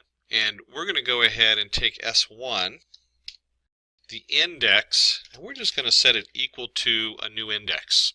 And obviously, the number of objects in our index has to equal the number of objects in our data. And then because it's the last variable, we can go ahead and just do an S1. And let's run that, and you can see how we went from 0 to 0, 0, 1, 2, 3, 4 as our index. We've now altered it to A, B, C, D, and E. So this would be much more readable, or might be representational of a larger database you're working with. So cool tools. We've covered creating a database based on a basic array, Python array. We've showed you how to reset the index. Then we showed you how to use a NumPy array. So you can put a NumPy array in there. It's all the same, pd.series, a NumPy array, and then we can set the index on there. And the same thing with the dictionary. So it's very versatile how it pulls in data. And you can pull in data from different sources and different setups and create a new series very easily in the Pandas. And then we looked on changing your index. So now we have a new index on here. And then we want to go ahead and do some selection. Let's do some basic slicing, most common thing you'll probably do on here. And we'll just do S1, This notation should start to look really familiar. Again, this is going to put an output, so it doesn't change S1. This just selects it. So we might do A equals S1 and then print A. And you'll see that it just looks at the first three, 0, 1, 2. Well, we can do the same thing by not having the A in there. I'll go ahead and take that out, but it's just a reminder that it's not actually changing S1, it's just viewing S1. So simple slicing on here. And we can likewise do an append. Oops, before we do append, let's just do a quick kind of fun one. We'll do to -1, and you'll see it covers everything but the E. Of course, you can do -2 on this side. So another way to select it is to go how far from the end, and likewise we can do a 2 here, CDE to the end, so it starts at the second one. And another way we can do this is we can do a -2 over here, and that looks at just the last 2 in the slice. So you can see how easy it is to slice the data, and of course there's no reason to do this, but you could select all of them if you wanted to view all of them on there. Oops, 32. There's not 32, so it's just going to show the first 3. There we go. And then we can also append. So I can take and, let's create another series and append one to it. And if you remember, we had S3. There's our S3. And we have our S1. We'll go ahead and do S1. And let's go ahead and do, let's call it S4 equals S1 append S3. So we're just going to combine those two into S4. And if we go ahead and print S4 on here, you'll now see that we have A, B, C, D, E, A, B, C, D, E, 0, 1, 2, 3, 1, 2, 3, 4, 5, because we started the data at 1. So very easy to append one series to the next. And if we're going to append one series to the next, we need to go ahead and drop or delete one. And drop is the key word for that. And let's just do E, or index E. And so if I run this, you'll see that it'll print it out, and A, B, C, D, there's no E. And remember, all these changes, if I type in S4 again, you'll see that S4 still has E in it. So this change does not affect the series unless you tell it to. So I'd have to do like S4 equals S4.drop E. And there's another way to do that, which we'll show you later on. Let me just cut this one out. There we go. Alright, so we've covered all kinds of cool tools here. We have appending, we have slicing, we did all the creating stuff earlier. So you can see here on the setup how easy it is to manipulate the series. So next what we want to get into is we want to get into operations that happen on the series. Let me go ahead and change this cell to Markdown. There we go, and run that. So series operations, what can we do with the series? And let's start by creating a couple arrays. We'll call it array 1, and we'll do 0 through 7, and array 2, 6 through 6, 7, 8, 9, 5. I don't know why we threw the 5 on the end. Let's go ahead and run those so those load up into Jupyter. And we'll do this a little backwards. We're going to do S5 equals a Pandas series of array 2. So I'm doing this in reverse. And then when we do S5, you'll see that we have 0 to 4. It automatically assigned the index. 6, 7, 8, 9, 5 for our series. And let's go ahead and do the same, and we'll call this S6, and we'll set this equal to PD series for our first array. And if we do an S6 down here to print it out, we'll see something similar. I got 0 through 6, 0, 1, 2, 3, 4, 5, 7 for the data. So those are two series we just created, series 6, 5, and 6. And one of the first things we can do is we can add one series to the next. So I can do S5.add S6. And let's see what that generates. And just a quick thing, if you've never used Pandas, what do you think is going to happen with the fact that this only has 5 different values in it, and this one has 7 values? So let's see what that does. And we end up with 6, 8, 10, 12, 9, and it goes, oh, I can't add this. There's nothing there. So it gives us a null return. Very different than the NumPy that would have given you an error. This instead tells you there's no value here because we couldn't generate one. So we can easily add S5.add S6, and likewise we can do S5.sub for subtract S6, and we'll run that. And on the add, the subtract, and you guessed it, we're going to do multiply and divide next. Again, you can see there's null values where it can't subtract the two because there's no values there to subtract. We can also do S5 multiply, MUL. They're all 3 letters on these. That's one of the ways to remember how they figured out the code for this. So remember, these are all 3 letters, mul. We'll go ahead and run this. And you can see how they're multiplied together. And then we can also do the S5 div, 3 letters again, S6, and run that. And you'll see here, this goes to infinity because we have 0 in the wrong position. So it actually gives you a whole different answer here. That's important to notice. And then in the null values, because there's no data and it can't actually produce an answer off of missing data. And since we're in data science, let's do S6 median. So let's look up the median data, which is simply median. Sorry for those who are following the 3 letters, because median is not 3 letters. And you can see in S6 is 3.0.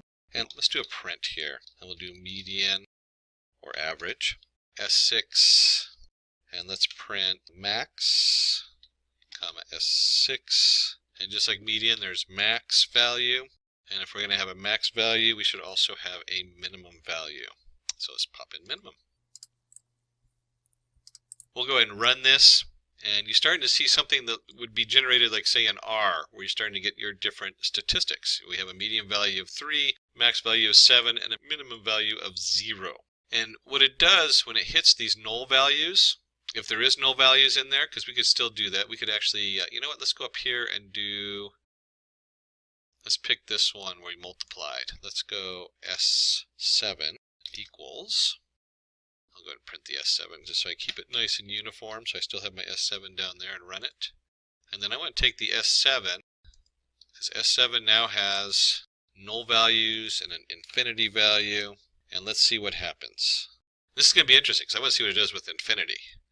And we end up with a median of 6, maximum of 27, and minimum of 0, which is correct. It drops those values. So when it gets to there and it doesn't know what to do with them, it just drops those values and then it computes it on the remaining data on there.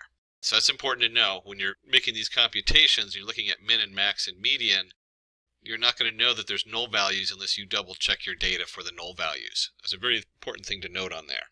So just a real quick review on there. We've created our PD series, and we've gone ahead and done addition, subtraction, multiplication, division. All of those are 3 letters, so sub, min, div, add.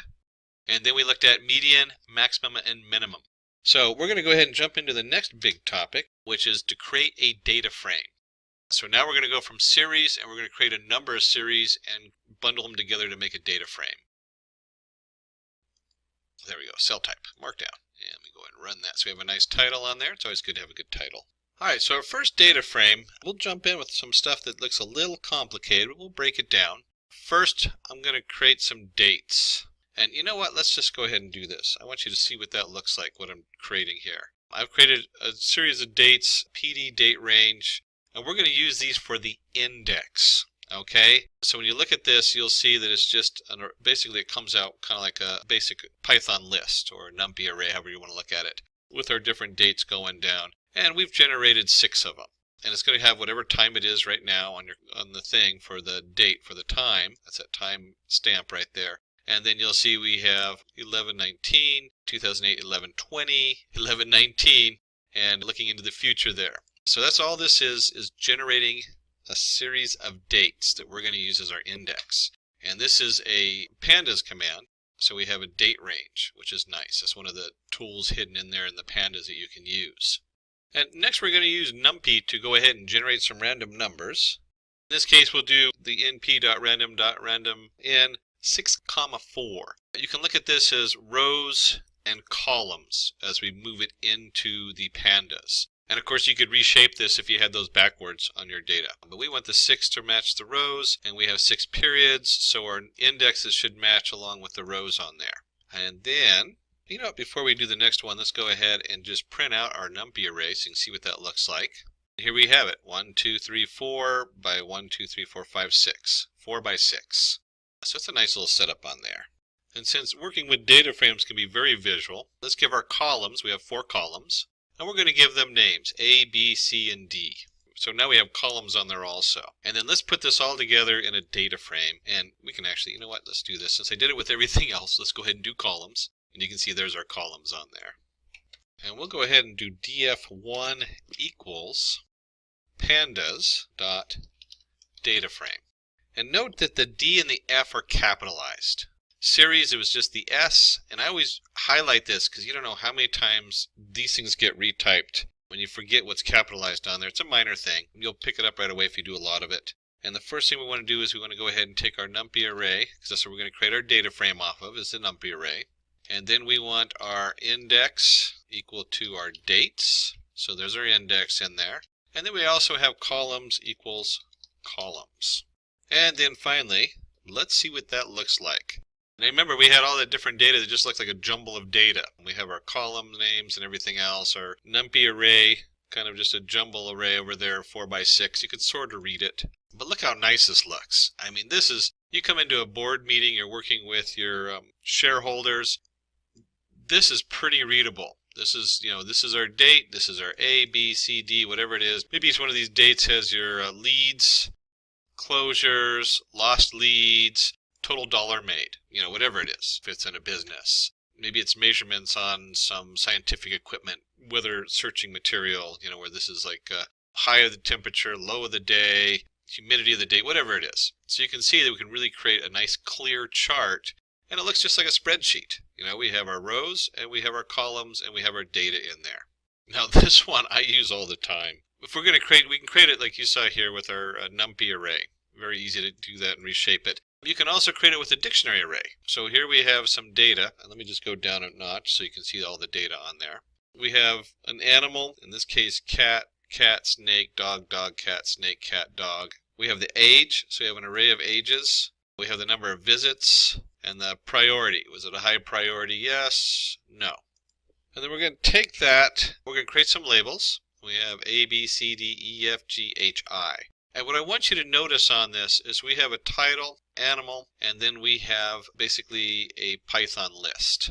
And these lists, they don't necessarily have to be equal because we can have non-data, np.nan, NumPy array, null value. But we want to go ahead and create labels that are equal to the number in the list. So A, the first cat, B, the second cat, C, the snake, D, the dog, and so on. So we'll go ahead and create our labels, which we're going to use as an index. And we'll call this df, let's do it this way. We'll call this df2 equals PD for pandas, data frame, and then we have our data, just like we did before, and then we have our index equals labels.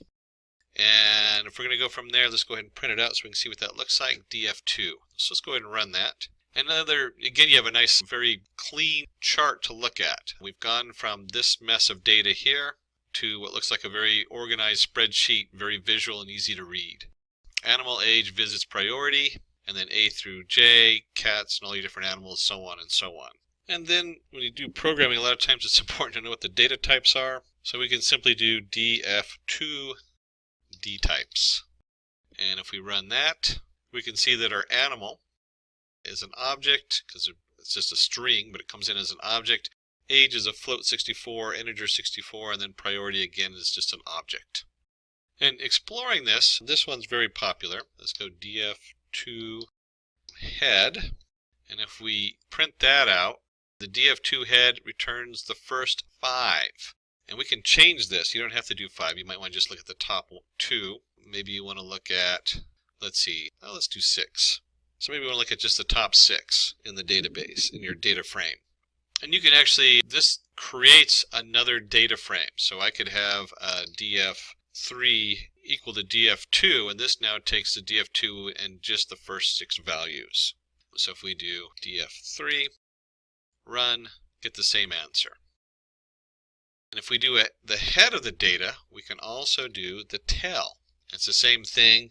df_tail, you can look at the last, we'll just do the tail, which by default does 5, the last 5. And of course you can just look at the last 3 of those real quick just to see what's at the end of the data. And this is, the tail, I love doing the tail of 1 because I'll have like the index or something like that, and it will just show me the last, whatever the last entry was. Looking at stock values, and I might want to look at just the last 5 days of the stock values. I can do that with the data frame tail.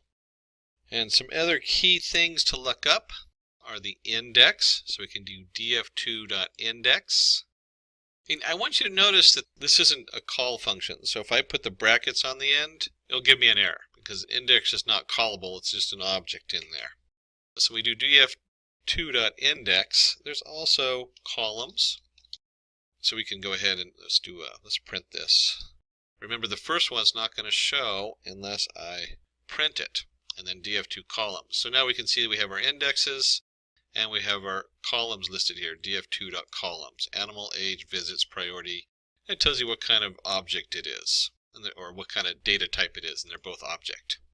And then finally df2.values.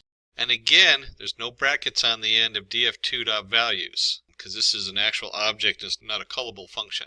So we'll go ahead and run that, and it just displays a nice array. A very easy way to convert this back to a NumPy array, basically. So before I go into the next section, let's just take a quick look at what we covered so far with the data frame. We came up here, we created our data frame. We did it from a NumPy array first, setting the columns and the index. The index setting it up is the same as when we set up the series, so that should look very familiar. So is the whole format, the NumPy array, the index dates, and the columns. And remember, in our NumPy array, we're looking at row, comma, column. So 6 rows, 4 columns is how that reads in the data frame. And we went ahead and also did that from a dictionary. In this case, animal was the column name with all the data underneath that column, and then age with that data, visits that data, priority that data. And then, of course, we added our labels in there for our index. So there's no difference in there, but it automatically pulled the column names. Important to know when you're dealing with a data frame and importing a data frame this way. And then we did looking up dtype. We looked at head and tail, looking at your data really quick. We also did index and columns and values. And note, these don't have the brackets on the end. So the next thing we want to do is go ahead, since we're dealing with data science, is we want to go ahead and describe the data. So we have df2.describe to do that, and we're going to manipulate it in just a minute, but let's just see what this generates. And you can see right here we have age and visits. So looking at our data from up above, let me just go all the way up here. Animal, age, visits, priority. And it does a nice job generating your age versus visits, which has all the data. You have your count, your means, your standard deviation, your minimum value, 25% are in this group, 50%, 75% in your maximum value. So this will look familiar as a data science setup with your describe for a quick look at your data frame data. So let's start manipulating this data frame and moving stuff around, and we'll start with transposing. And it is simply capital T for transpose. And when we run that, it flips the columns and the indexes. So now the indexes are all column names and the columns are all indexes, animal, age, visits, priority. So if we had come in here with our data shaped wrong, up above where we had a 4x6, we can quickly just swap it if we had it backwards. Not a big deal. And we can also sort our data, something that you can't deal, which is more difficult to do with a lot of other packages. In the data frame, it's really easy to do. Take our data frame df2 and we're going to sort underscore values by equals age. And so when we run this, you'll see the default is ascending. So we have 0.52, 2.53, and everything else is organized. So if you look at your indexes, they've been moved around because each index, it moves the whole row, not just the one piece of data is not being sorted. So a very quick way to sort by age our different data in the data frame. And in addition to sorting it, we can also slice the data frame. So I could do df2, and this should look familiar from earlier. We'll just do 1 to 3. So we're going to pull out, oops, it does help if I use a df instead of just d. And we're going to pull up just between 1 and 3. So we have not 0, which is A, but we have B, which is 2, or B, which is 1, and C, which is 2. So 1, 2, and then it does not include 3, which is the standard in Python. And we can even do something like this. We can combine them, which is always fun. Because remember, this returns a data frame. So if I take df2.sort values, and we'll do by equals age. This is just kind of fun. And then I'm going to slice it. There we go. Double check my typing and run it. And now you should see FA, because FA are now 1 and 2 on there. So you can very quickly create a whole string on here which narrows it, that you can sort it, then slice it, and do all kinds of fun things with your data frame. We'll just go back to the original one. Run. There we go. And if we can slice it by row, we can also query the data frame. So we can do df2. And this is a little different because I'm going to create an array within an array. And in this case, we're going to look at, let's do age, comma, visits. So look at the different format in here. We have 1 to 3. So we've done this by slicing by an integer value. And then on here, I've done df2 age, comma, visits in an array. And when I run this, you can see that we get just these 2 columns on here. We get age and visits. So it's a quick way to select just 2 columns or select number of columns you're working with. And if you saw up there, we did the slicing. Almost identical to slice is iLocation, which uses the integer location 1, 3. There's a push in Pandas to move to this particular setup instead of doing just a regular slice. And that's because this can be confusing when we slice 1 to 3 and then we select age and visits. So there is a push to go ahead and move to an iLocation, which does the same thing. You can see here BC, it's the same as up above. There's also a copy command, so we can do df3 equals df2 copy. We're just going to create a straight copy of it. And of course, if we do df3, it'll be the same as a df2 on there. So df3 equals df2.copy. And then let's do df3.isNull. So we're looking for null values. And this will return a nice map, and you'll see that everything is false, except when you go up here under the cat or H, they had a null there. And so if we go to have a couple up here also underneath of, let's see, the dog. Okay, there's a bunch of nulls in here. There's D up here. So let's look at D down here, and you'll see false, true. There it is. There's our null value. So we can create a quick chart of null values. You can use this to do other things. We can leverage that null value to maybe take an average or something and fill those null spaces with data. And we can also modify the location. So here's our df3 location. And notice this is location, not iLocation. iLocation has I for integer. Location uses the, in this case, the variables on the left. And what we can do on here, and we'll go ahead and just set this equal to 1.5, and then let's pick a spot.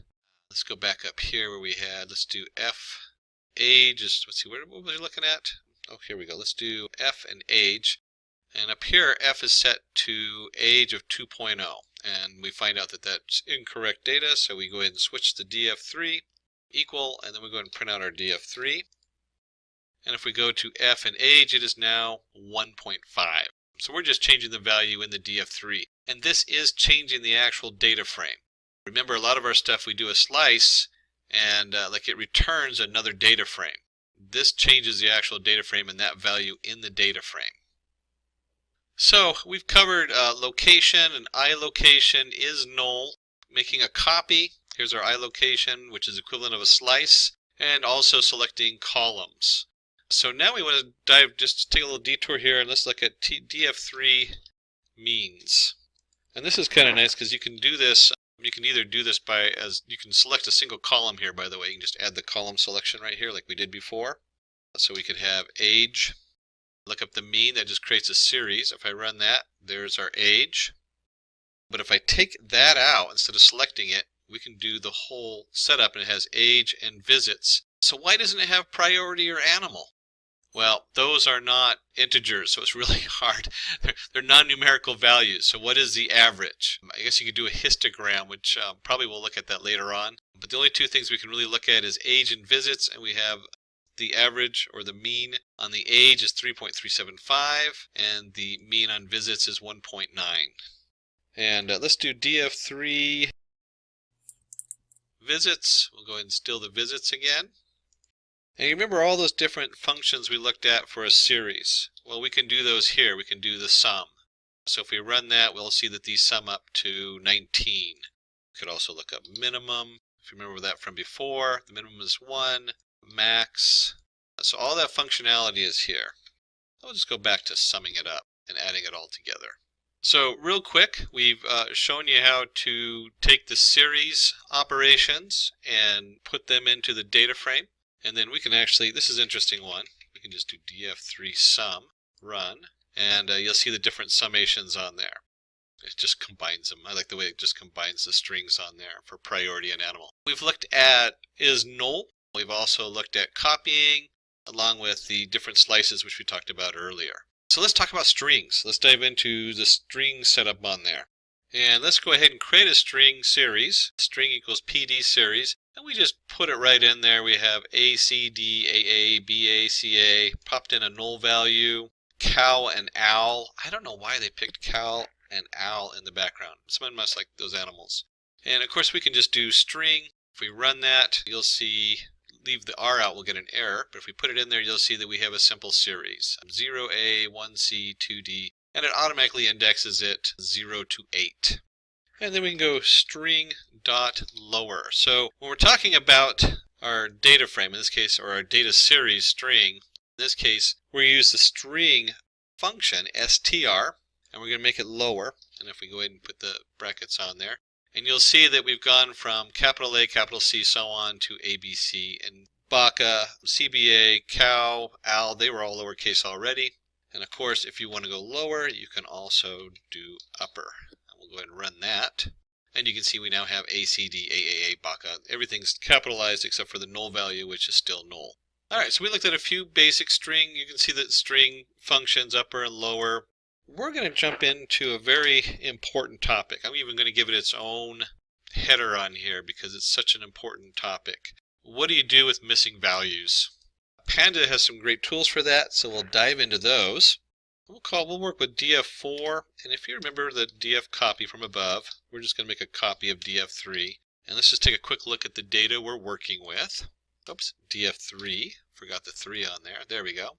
So here we have our cats, snakes, and dogs. Hopefully not all in the same container, because that would be just probably mean to all of them. So we made a copy. We're going to be working with df4. And the reason we made a copy is we want to go ahead and fill the data. And we just simply do fill NA, and then we're going to give it the value we want to put in there. We'll give it the value 4. So I can run in here, and you'll see now that df4 now has where the NA was, it's filled with the value of 4. Same thing down here. A lot of times we'll compute the mean first. So I might do a mean age equals df4, and then we want to go ahead and do age and dot mean, and then I'll do something like this, df4, I only want to select the age, and I want to fill that with the mean age. And I run in there, and you'll see that our df4 age now has the means in there. Just a quick way of showing you how you can combine these. Let me go back to our original one. There we go. And run that. And keeping with good practices, df5 equals df3.copy. And then we'll print our df5, which should be the original one. And then on the df5, we can now drop our missing data. I'm going to simply drop NA, and we're going to use how equals any. So I'm going to drop any row that has missing data in it. And you'll see we had D here with missing data and H. And then let's go ahead and see what df5 looks like when we do that. There we go. And there it is. D is gone, and so is H. So we create a new data frame off of this, missing those values. Now, if you have a lot of data, dropping values is a good way to take care of it because you don't miss some data. If you have not a whole lot of data, you're working with like the iris data set or something like that, or something small, you want to start trying to find a way to fill that data in so you don't lose your computational power of the data you got. So just a quick look at processing null values or missing values. You can fill them, usually with the means. Some people use medium or the mode. There's different ways you can fill it. One way is means. And we can also just drop those rows. Those are the two main things we do with missing data. Here we go. We're going to cover next. I so love data frames for this. File operations. It saved me so much time because they have so many different tools for bringing data in and saving data. So when we're looking at the data frame file operations, it's really streamlined. I don't know how many times I'll go on to different data downloads and they'll have Panda download standard on there just because it's so widely used.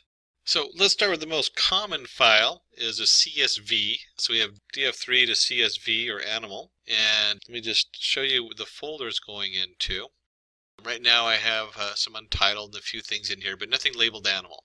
So we go ahead and run this, and this has now saved the animal to my hard drive. And you can now see the animal folder up here, and if I, let's do edit with a notepad. Oh, let's open it up with just a regular notepad. There we go. Or WordPad. If I open that up, you can see it's comma separated. Our titles, they don't have an index on the categories on the top. And the index, comma, and then all the different data is separated by commas. Standard CSV file on there. And if we're going to send it to CSV, and notice the format is .to_CSV. And it's just the name of the file we're sending it to. You can also put the complete path. By default, it's going to go whatever the active directory this program's running on. That's why those other folders are in there. So we have our df3 to CSV, and then if we're going to put it in there, we want to also get it back out. And we'll call this one df_animal equals pd read_CSV. I always have to remember it's to_CSV and read_CSV.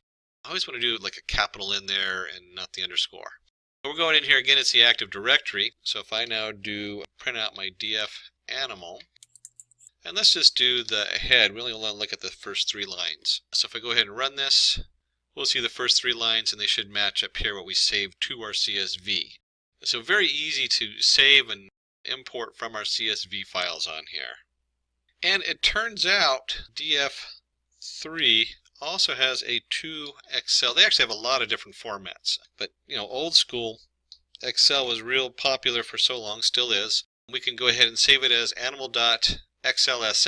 We're going to call the sheet named sheet 1, and then I can also do df, we'll call it animal2, and this one's going to come from, and the same format on here. There we go. So we still have our animal xlsx, the sheet 1, that's where it's coming from. Index columns equals none. So we're going to suppress the indexing on the columns. NA values, and it'll just assign it's 0 on up on your indexes. So if it says index columns equals none, that's what it does. And then we've added null values because there's null values in here, and we want to just make sure that they're marked as NA. And we'll go ahead and just print out the animal2, there we go. And let's run that. Let's make this, let's just do the whole thing. So we'll go ahead and run that. And it probably doesn't help that I completely forgot the read. So animal2 equals pd.read Excel. There we go, Excel. So now we go ahead and run it.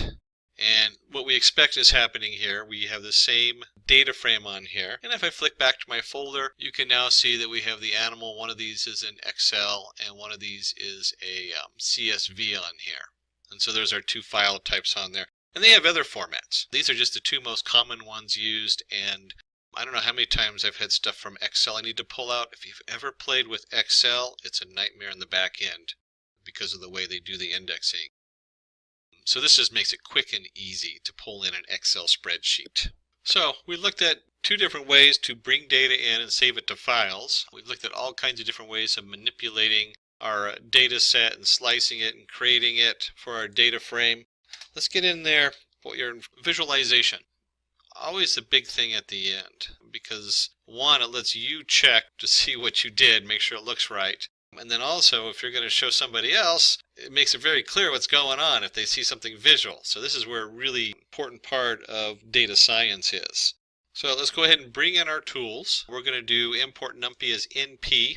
We want to make sure we have our ampersand Matplotlib in line. This just lets Jupyter know that we're going to print it on this page. If you're using a different IDE, you don't really necessarily need that, but this does help it displays correctly in Jupyter Notebook.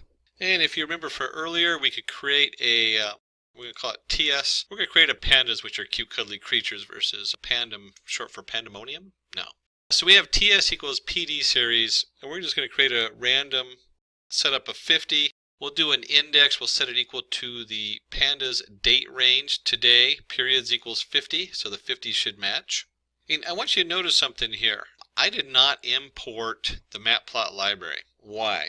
Because it's already in there. Pandas already has its built-in connection and interface with Matplotlib, so you don't have to import it. And we'll go ahead and do TS equals TS dot cumulative sum. We're going to do the cumulative sum. So a little reformatting there, and we'll go ahead and plot it. And let's take a look at what that looks like. So we have a nice graph here. We have the dates on the bottom. We've set this up so we have a nice range between, in this case, -4 to, looks like about 2 maybe, or 1, -4 and 1. So what we've done here, we plotted a basic series, just a single row of data, and we've set indexes on there. But we can also do the whole data frame on there, and let's see what that looks like. So first, let's go ahead and create the data frame. We have here random numbers, so we're going to do 50 by 4. And then we'll go ahead and create columns A, B, X, and Y, just because we can. Index is a ts.index on there, so we're going to use the same index as before, just to keep it nice and uniform. We've already generated the dates to go with it. And then we can do, just like we did with the series, we can also do with the data frame, df equals df cumulative sum. So we're going to sum the whole data frame. And then we'll do simply df plot. And let's push that in, and let's go ahead and run this. And look how easy and quick that was to generate a nice graph with all the different data on there. So we have our shared index, we have the shared columns, and then we have the different data from each one that we can easily look at and compare. So very quick way of displaying data. You can imagine if you were working in, I think I mentioned stock earlier because I've been doing some analysis of stock lately. So you'd have your date down here, and then you would have stock A, stock B, stock XY, whatever it is. And you can put them all on one chart and see how what they look like next to each other. And this isn't too far off from what some of those graphs look like, and this is just randomly generated. So stock has a lot of randomness in it, which is one of the reasons I actually play with it for doing some of my models for testing them out. Now, there are a lot of features in Pandas. So we're going to show you one more thing on here. There's some of the things, like I didn't go too deep. We looked at the top two for importing data from a CSV and from an Excel spreadsheet. Showed you how to quickly plot the data. There's more settings in there you can do. We're going to do one more thing down here, and this is kind of a fun one. Change this to a markdown and run that. So how would you remove repeated data using Pandas? And this is where you have a data set that comes in, and maybe it's feeding from one location, and instead of noting that it's repeated the date, like, let's go back to stocks. That's a good visual. We have the stocks from the 23rd, and it adds another row, and it's the same row. It's importing the 23rd again and again. So now you have that data repeated 3 times, and you need to go back and figure out how to get rid of it. How do you track that down? So let's start by creating a quick database, or data frame, not a database. I keep saying database, it's a data frame. And we'll just make this data frame using our dictionary going in. This data frame only has one data series in it, which is fine.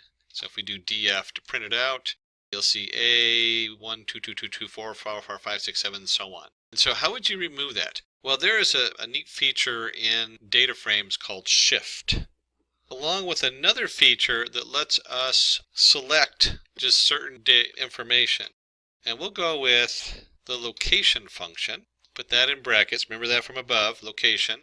And then in the location, let me just spread this out a little bit so it's real easy to read. In fact, I'm going to go upscale on that since we're doing a little bit more complicated here. What you can see on this, on the location, is I have dfa.shift. So this is going to shift up 1 by default. You can actually change this to 2 or 3. You can even do a -1 and it shifts the other way. But it's going to shift up by 1 by default. And it's going to say if that does not equal df of A, then we want that. And if you look down here, we had 1, 2, 2, 2, 2, 2. When we run this logic on here and we do the shift, it now gets rid of all the duplicates. So we went from 1, 2, 2, 2, 2, 4, 4, 5, whatever it was. Here it is, 1, 2, 2, 2, 4, 4, 4, 5, 5, 5, 6, 6, 6, to 1, 2, 4, 5, 6, 7, 8. And you'll see on the index, it just deletes them out of there so the index stays the same. Obviously, you don't want the dates to change if you're working with an index data setup. So it just deletes those duplicates out of there.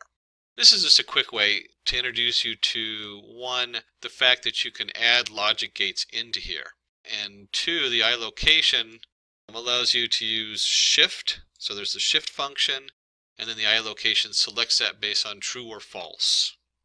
Wow, so we've actually covered a lot today in Pandas. We've really covered into the basics of selecting your different series out of your column, out of your data frame, how to index rows, how to slice, how to plot, Hopefully you'll take this beyond that and start combining these different things, and you can create long strings and really explore your data, generate some nice graphs. If you're in Jupyter Notebook, it's a great demo to show others.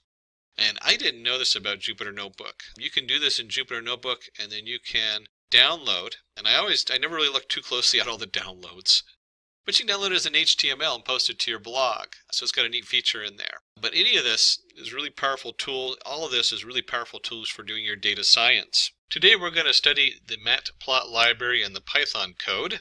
So what's in it for you? What is Matplotlib library?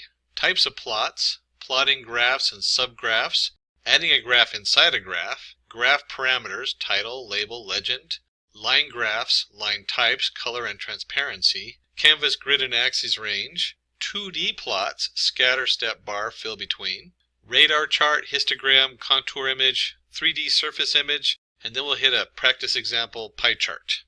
So let's start with what is Matplotlib library. Matplotlib library is an open source drawing library which supports rich drawing types. It is used to draw 2D and 3D graphics. And there are so many packages in the Matplotlib library, we're going to cover the basics. And there are so many packages that sit on top of the Matplotlib library that we can't even cover them all today. But we'll hit the main ones so that you have a good understanding of what the Matplotlib library is and what the basics can do. You can understand your data easily by visualizing it with the help of Matplotlib library. You can generate plots, histograms, bar charts, and many other charts with just a few lines of code. And here we have some basic types of plots that you can see here that we'll go into. We have the bar chart, the histogram. Boy, I use a lot of histograms in my stuff. A scatter plot, line chart, pie chart, and area graph. Let's start plotting them. And to do this, I'm going to be using Jupyter Notebook. You can use any of your Python interfaces for programming or scripting and running it. Of course, we here really like the Jupyter Notebook for doing a lot of basic stuff because it's so visual. And in our Jupyter Notebook, which opens up in this case I'm using Google Chrome, you can go up here to New, and we'll create a new Python 3 and set that up. If you're not familiar with Jupyter Notebook, we do have a tutorial that covers some of the basics of that. And you'll look at any of our tutorials, they usually cover a number of them showing how to set up Jupyter and Anaconda. I myself use Jupyter through Anaconda. In fact, let's go ahead and open that up and just take a look at that, see what that looks like. You can see your Anaconda navigator. If you install it, it will automatically install the Jupyter Notebook. And that also installs a lot of other things. I know some people like the Qt console for doing Python or Spider. I've never used them. I actually use Notepad++ as one of my editors. And then I use the Jupyter Notebook a lot because it's so easy to have a visual while I'm programming. And even simple script in Python, I'll take it from the Jupyter Notebook and then do a save as. You can always go under File, and you can download as a Python program. So that will download it as an actual Python versus the IPython that this saves it as. So let's go ahead and dive in and see what we got going here. And let's go ahead and put Matplotlib library tutorial. And I'm going to turn this cell into a markdown so it doesn't actually run it. But you can see it has a nice little title there. That's all Jupyter Notebook. And then from Matplotlib library, let's import PyLab. Back one. And then let's go ahead and just print. We'll go PyLab and the version. Let's go ahead and run this. So we're going to import our PyLab module from the Matplotlib library. And we find out that we're in version 1.15.1. Always important to note the version you're in. Probably I was reading an article that said the number one thing that Python programmers struggle with is remembering what version they're working in and making sure that they're going from one platform to the other with the same version. And if we're going to graph things, I think we need some data to graph. So we're going to import NumPy as NP. Now, if you're not familiar with NumPy, definitely go back and check out our NumPy tutorial. There's so many different things you can do with it, dealing with reshaping the data and creating the data. We're just going to use it to create some data for us. And there is a lot of ways to create data, but we're going to use the np.linespace. So we're going to create a NumPy array, and the way you read this is we're going to create numbers between 0 and 10, and we're going to create 25 of these numbers. So we're just going to divide that equally up between 0 and 10. And if we have x coordinates, we should probably have some y coordinates. And we'll do something simple like x times x plus 2. And let's just take a look. We're going to print x and print y. Let me go ahead and run this. And let's see what we got going on here. So we have our x coordinates, which is 0, 0.4, 0.83, etc. And you can look at this as an xy plot. So where we have 0, we have 2. Where we have 0.416, we have 2.17. And just as a quick reminder, we're going to do print np array x comma y dot reshape 25 comma 2. And the reason I want to do this is I want to show you something here. A lot of times a program returns x comma y, and it's an array of x comma y, x comma y, x comma y. And so when you're working with the pie plot, you have to separate it out and reshape it. So if I start off with pairs like this, I can reshape them. If I know there's 25 pairs in there, I can switch the 2 and the 25. And this is kind of goofy, but we'll do it anyways. Reshape. So I'm going to reshape my 25 by 2 back to 2 by 25. And if I run that, you'll see I end up with the same output as the XY, the two different arrays in here. And this is important that we want X and Y separate. Again, that's all NumPy stuff, but it's important to understand that this is a format that Matplotlib works with. It works with an array of X's, and they should match your array of Y's. So each one has 25 different entities in it. And then for our basic plotting of this data, it only takes one command to draw a graph of this data. And so we use our, from up here where we imported PyLab, we take our PyLab, and the key under there is plot for plotting a line. And then we want our x coordinates and our y coordinates, and we'll throw in r. And the r simply means red, so we're going to draw the line in red. Let me go ahead and run that. You can actually switch this around if you wanted to do different. There's B for blue. We have a lot of fun. Yellow, hard to see yellow. There we go. But we'll go ahead and stick with red. Run. And when you're doing presentations with these, try to be consistent. You know, if the business and the shareholders send you a spreadsheet and they have losses in red, use red for losses in your graph. Try to be consistent. Use green for profit, for money. You don't have to necessarily use green, but it's whatever they're using, whatever the company's using. Try to mirror that. That way, people aren't going to be confused if you switch your data around and every time one graph has red for loss and one graph has blue for loss. It gets really confusing, so make sure you're consistent in your graphs and your coloring. And something to know, because we're going to cover this in a minute, this is your canvas size. So we have a canvas here, and what we're going to do next is we're going to look at subgraphs. Okay? So let's take our PyLab and create a subplot. And one of the things also to know when we're working with the Matplotlib library, I'm not setting, when I do this, this is my drawing canvas, the PyLab. So once I've imported the PyLab, I'm drawing my images on there. Very important to know. And with the subplot, we're going to give it some different values. And we're going to represent by rows, columns, and indexes. And let's do 1, 2, 1. So it's going to be the first row, second column, and the index is like you can stack your graphs and things like that. We don't worry too much about indexes, but rows and columns. We want to go ahead and use row 1 and column 2.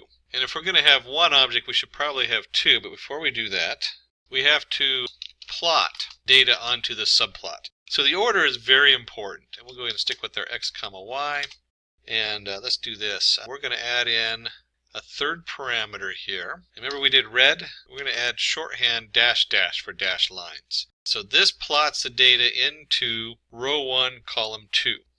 And if we're going to do that, let's do another one, pylab.subplot. And if we're going to do row 1, let's do column 2 and index 2.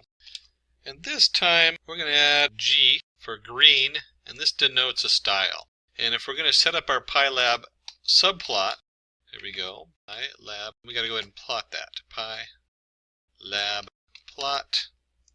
And instead of XY, we want Y comma X. Whoops, I messed up. This is in the wrong spot. There we go. We'll move that down here real quick because that goes in the plot part.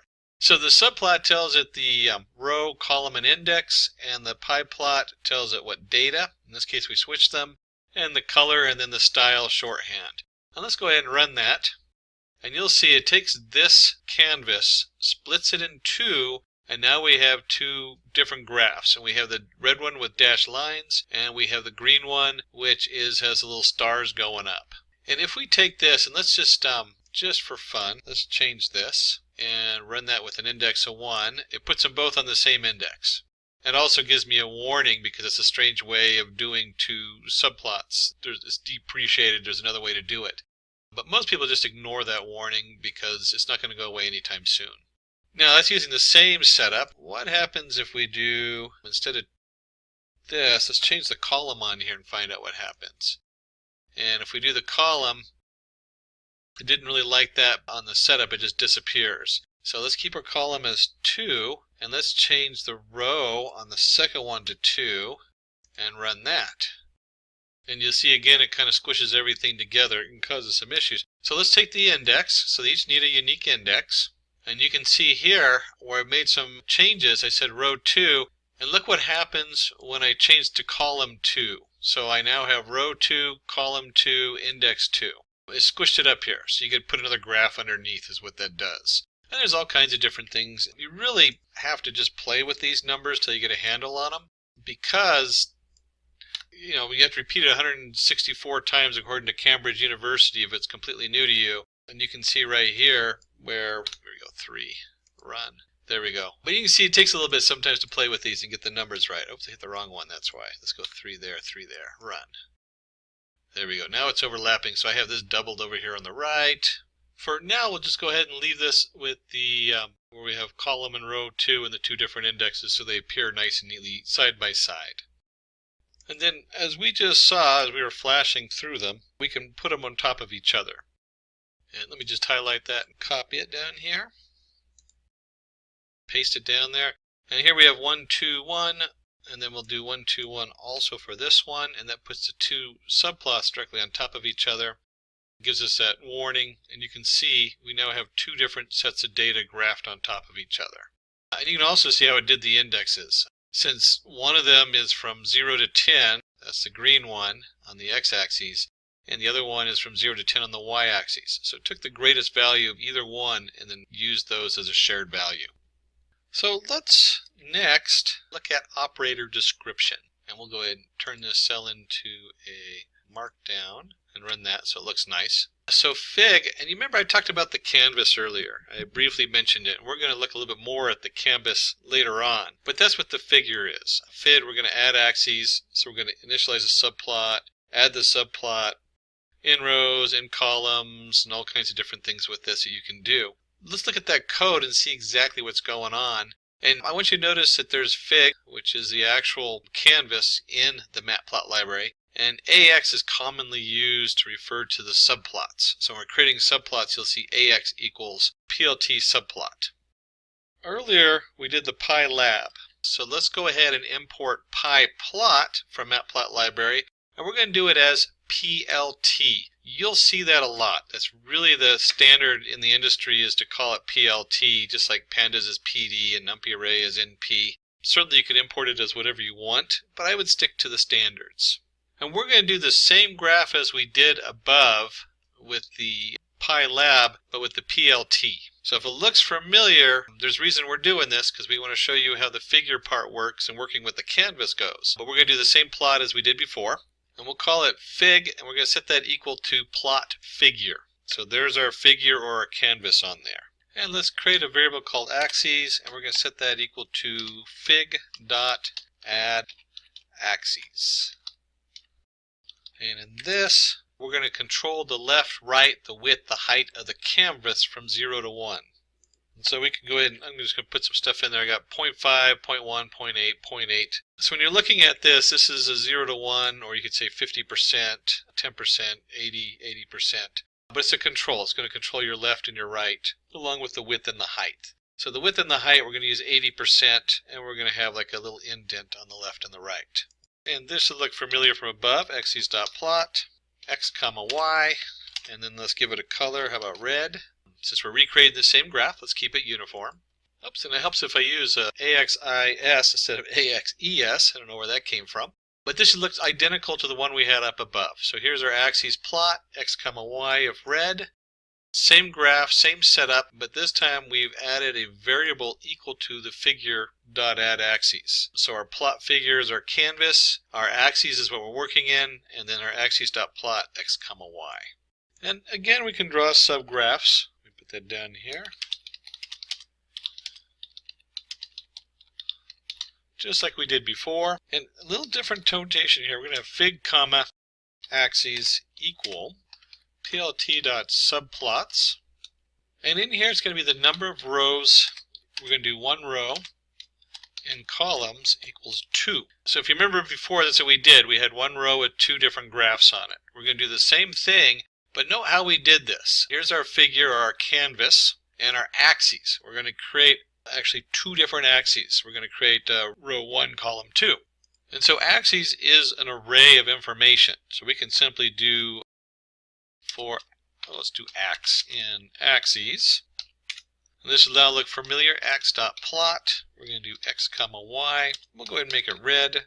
Keep everything looking the same. Remember, nice uniform graphs. Everything looks the same. And if we go ahead and run this, you'll see we get 2 nice side-by-side graphs. So just as we had before, the same look, the same setup. And just for fun, let's change in columns to 3. We'll run that. And now you'll see we'll have 3 on there. And let's even make it a little bit more interesting. We'll do in rows equals to 2. And you can see down here we're going to get an attribute error because it's trying to scrunch everything together. So it does have a limit how much stuff it can put in one small space. That's important to know. You can fix that by changing the canvas size, which we'll look at in just a minute. And there's other ways to change it on here.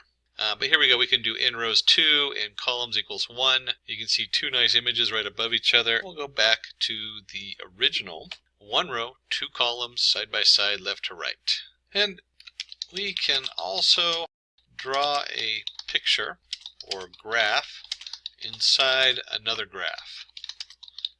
And that's kind of a fun thing to do. It's important to note that we can layer our stuff on top of each other, which makes for a really nice presentation. So let's start by fig. We'll create another figure. So we're going to start over again with our canvas. We set that equal to plt.figure. So there's our new canvas. And let's do axes. We'll call it axes 1 and 2. Axes 1 equals fig.add axes. Remember this from earlier? And this here, similar numbers we used before, saying how big this axis is, this figure in the axes is. So this is going to be the big axes. And let's do axes 2 equals another figure add axes, and then 0.2, 0.5, 0.4, 0.3. And if we're going to do this, they need data on them. So let's go ahead and plot some data on our axes. So axes1.plot. And we'll make this simply x comma y comma, make it red. And then let's go axes2.plot. And let's reverse them. Y comma x comma green. There we go. Doing what I told you not to do. You shouldn't be swapping axes around and plotting your data in 5 different directions because it's confusing. But let's go ahead and run this and see what this looks like. And then let's talk a little bit about this. We talked about the 0.2, 0.5, 0.4, 0.3. And let me just grab the annotation for that. That's left, right, width, and height. So we have in here that this is going to be left, right. So here's our left is 0.1 in, 0.5. And you know what? Let's just play with this a little bit. What happens when I change this to 0.1? Moves it way over to the left. So there's our 0.1. So we can make this 0.4. Run that. There we go. So you can see how you can move it around the branches on here. 0.2. 0.5 is the left, so that's our right. So let's see what happens when we do let's make this 0.1. And that actually is, they had it down as left, right. I thought this was wrong. It's actually how far from the bottom. Let me switch that on here. Bottom. There we go. So we had here on this. We can go ahead and put that back to 0.5 and run that. And this is 0.3. Let's make this 0.3 also. And that is the width. And then, of course, there's the height. We can make that really tiny. Actually, let's do 0.2. And let's run that. And you can see it changes the height on there. We can make it even smaller, 0.2 by 0.2. And as you can see, you can get stuck playing with this to make it look just right. It can sometimes take a little bit. Certainly, once you have the settings, if you're doing a presentation, you try to keep it uniform, unless it doesn't make sense for the graph you're working on. Try to keep the same colors, the same position, and the same look and feel. And I mentioned earlier we can adjust the canvas size. So this is from earlier. I just copied it down below. We're going to replot the same data we've been looking at. And what we can do is we can change the figure size to 16 by 9. And let me run that and show you what that looks like. So it fills the whole screen. And then if you are, normally when you're working on the screen, you don't worry too much about this. But we can set the DPI to 300. Run that. There it goes. This is your dots per inch. And if you are doing an output of this and you're printing a hard copy, you want the higher quality. I would suggest nothing under 300 if it's a professional print. You might get a little less than that, but whenever I'm doing professional graphics and printing them out on something, 300 dots per inch is kind of the minimal on there. You can go a lot higher too, but keep in mind the higher you get, the more memory it takes and the more lag time and the more resources you use. So usually 300 is a good solid number to use in your dots per inch. And you can see it draws a nice large canvas here, which is 16 by 9, and then the DPI is 300 on here, so it's a little higher quality. And just out of curiosity, I wonder how long it takes to draw something double that size, 600. And you can see here where at 600 DPI, it's going to take a while. There it goes, just because it's utilizing a lot more graphics on there. And let me just go back to the 300. Now let's do a 100. You're not going to see a difference on this because it is web-based graphics are pretty low. And up here you saw I did this with the plot figure. This works the same if I do figure axes subplot, figure size, and then we'll go ahead and do axes plot x comma y comma, we'll stick to red. Let's go ahead and run this. And you should get almost the same thing here. Here's our axes on the subplot on here with the fixed size and the DPI. Let me take this all out. Let me just remove all that real quick. Run it again. There we go. Now we're back to our original figure. And let's look at some of the other things you can do with this. One of the things we can do is we can set a title for the axes. So axes set title. You'll see right here, since I put this on the axes, it's the main title for the whole graph. And if you're going to have a title, you should also label. So we can label our X label, and we can set our Y label. In this case, we're just going to call it X and Y. Keep it nice and uniform, and if we run this, you'll see that we've added a nice X label and Y label. Whoops, where'd they go? And it turns out in this environment that you have to put it before the title. So let me go ahead and put it before the title. And there's our X, Y, and let me run that. And of course, we can also do up our size a little bit so you can see what's going on a little better. So here we have X label X. If you come down here, you'll see our X label and our Y label. We can, of course, change this to X label. You can change this to Y. It can be whatever you want on here, of course. And our title graph. There we go. Run. So here we have our title graph, our Y label, and our X label all set up on our nice little plot. And then before we move on to the next section, let's do one more thing on here. We have a thing called the legend. And we're going to set our AX legend, label 1, label 2 up here. That's the format for it, but let's go down here and actually use it. I'm going to do two different plots. We're going to have axes plot x by x times x squared and x cubed. And if I run this, you'll see it puts two nice graphs on the setup on there. But it's nice to have a legend telling you what's going on. So for the legend, we can actually do axes, since we have the two plots, legend. And on here, we've created an array, and we have y equals x squared, y equals x cubed. You can actually put this as whatever you want. Those are just strings. And then location 2. And let's go ahead and run this and see what that looks like. And you can see it puts a nice legend on the upper left-hand corner. Location 2. We can do location 3. And run it, and it drops it down to the bottom. Location 1, I can't remember where that's at. There we go, upper right. So each one of these is a number that refers to the different locations on the screen. 0, kind of have to play with them or look them up to remember where they're at, but they do work. It just kind of moves around depending on where you want your legend at on there. So on this section we cover the title of the graph, the Y labels, and legends. We're getting into starting to look really fancy here. So we now have something we can actually put out. You'll see the title of the graph looks a little fuzzy. So I might, in a web setup, put the DPI up a couple notches. Maybe put it at 200. 100 might work fine. Just so you know, something to notice on here when you're playing with these different things. We had our subplots DPI equals, let's do 200 to see what that looks like. So you can see it now is a lot clearer. It's also larger, so it's a nice little feature you can throw in there with your DPI dots per inch. So the next section is let's look at some graph features. We're going to look at line color, transparency, size, and a few more things on here. And, oops, I forgot the main title. So we have our figure and our axes equals our plot and subplots. And I'm going to go ahead and do a DPI equals 150 so the graph comes out nice and large and easy for you to see. And let's go ahead and do 3 plots on here. We'll do x by x plus 1, so it's just going to be a straight line. Plot x plus 2 and axes dot plot x plus 3. This looks like we're doing nearest neighbor setup, or showing how it located data and putting your lines on there between the nearest neighbors. There we go. So it draws a nice little graph with 3 lines on it. One of the things we can do is we can control the alpha on this. Oops, and you can actually see the when they did these lines, it automatically pulls in different colors for your setup. So there's some automatic things going on in there. And a lot of times we do that comma R, where we're going to do color equals red, another notation on here. Let's go ahead and run this. Now we have a bright red line down there. And with the Matplotlib library, you're not limited to red. You can also use one of many different color references, as you see here, with the # 1155DD, which is just blue. And we can do the same thing with another color on here, which turns out to be green. And I can just as easily do this. Green, blue, oops, there we go, blue, and run that. And you'll see here we have red, blue, and green. And what I want to do is I want to make this, we're going to set what's called the alpha on this. And we're going to set this equal to 0.5. So this is halfway see-through when I run this. And it's almost going to look pink because you can see through it. And let's change this just a little bit, just to make this kind of fun.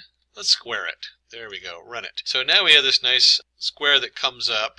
And you can see when it crosses it, because I plotted these 2 lines after it and they have no alpha, the red is behind those lines, or in this case pink, because we did the alpha halfway through. So let's go ahead and do this. Alpha equals 0.5. And, oh, you know what? Instead of squaring it, let's take it to the 0.5 power. That'll be kind of interesting to see what that does. We'll just go to keep it squared. There we go. And run that. And let's go back and look at this where it crosses over. And the first thing you see right here is on the blue, it's kind of light blue now. You can see how the 2 colors add together. You get almost a purple on there. So I can clearly see where the red crosses the blue line. And then the green just blanks it over because I didn't do any opaqueness, no alpha on there. So this is great if you have lots of data that crosses over and you need to be able to track those lines better.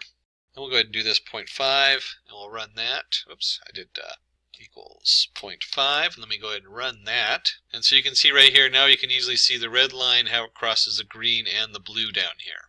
And if we want to, we can do this as the default is 1, is solid. So we can change this all to 0.8. Let me just do that. Oops, 58, 8. There we go. Run. Oops, I must have hit a wrong button there. Let me try that again. I accidentally got rid of a bracket. And let's go ahead and run that. And we come down here and look at this. You can still see where it passes behind them, but the green dominates and the blue dominates because we're now at 80% instead of 50%. And you can do less. That's kind of fun, although at some point the lanes kind of fade. So 0.5 is usually the best setting on there. We have a nice pastel here at 0.3, and you can easily see where they cross over. And just like you can play with the colors, we can play with line width. And let's try DPI 100 and see what that looks like on my screen. Equals 100. And we'll go ahead and just take our AX plot. Let's do 4 of these lines just so you can see how they look next to each other. Real quick here. There we go. And if I run this, they should all appear the same. It automatically does different colors on there. So let's do color equals blue. Forgot my quotation marks. There we go. And we'll go ahead and just make these all blue, just for purposes of being nice and uniform. And then what I want to do is I want to do the line width. Line width equals 0.25. And let's just copy and paste that down here. Let's do equals 1. About 1.5. And let's do just make this equal to 2. Let's see what that looks like. And when we do that, you can see it goes from a very thin line, a 0.5, a 1, or 1.5, and 2, which is twice the width of the 1. And if we're going to do different sizes, we had different colors, we had our alpha scheme. Let's take this whole thing here. Let's paste it down here and do another one. But instead of line width, let's look at styles. And something to note here, you can actually abbreviate this with LW. So line width can also be let's just do everything 0.2.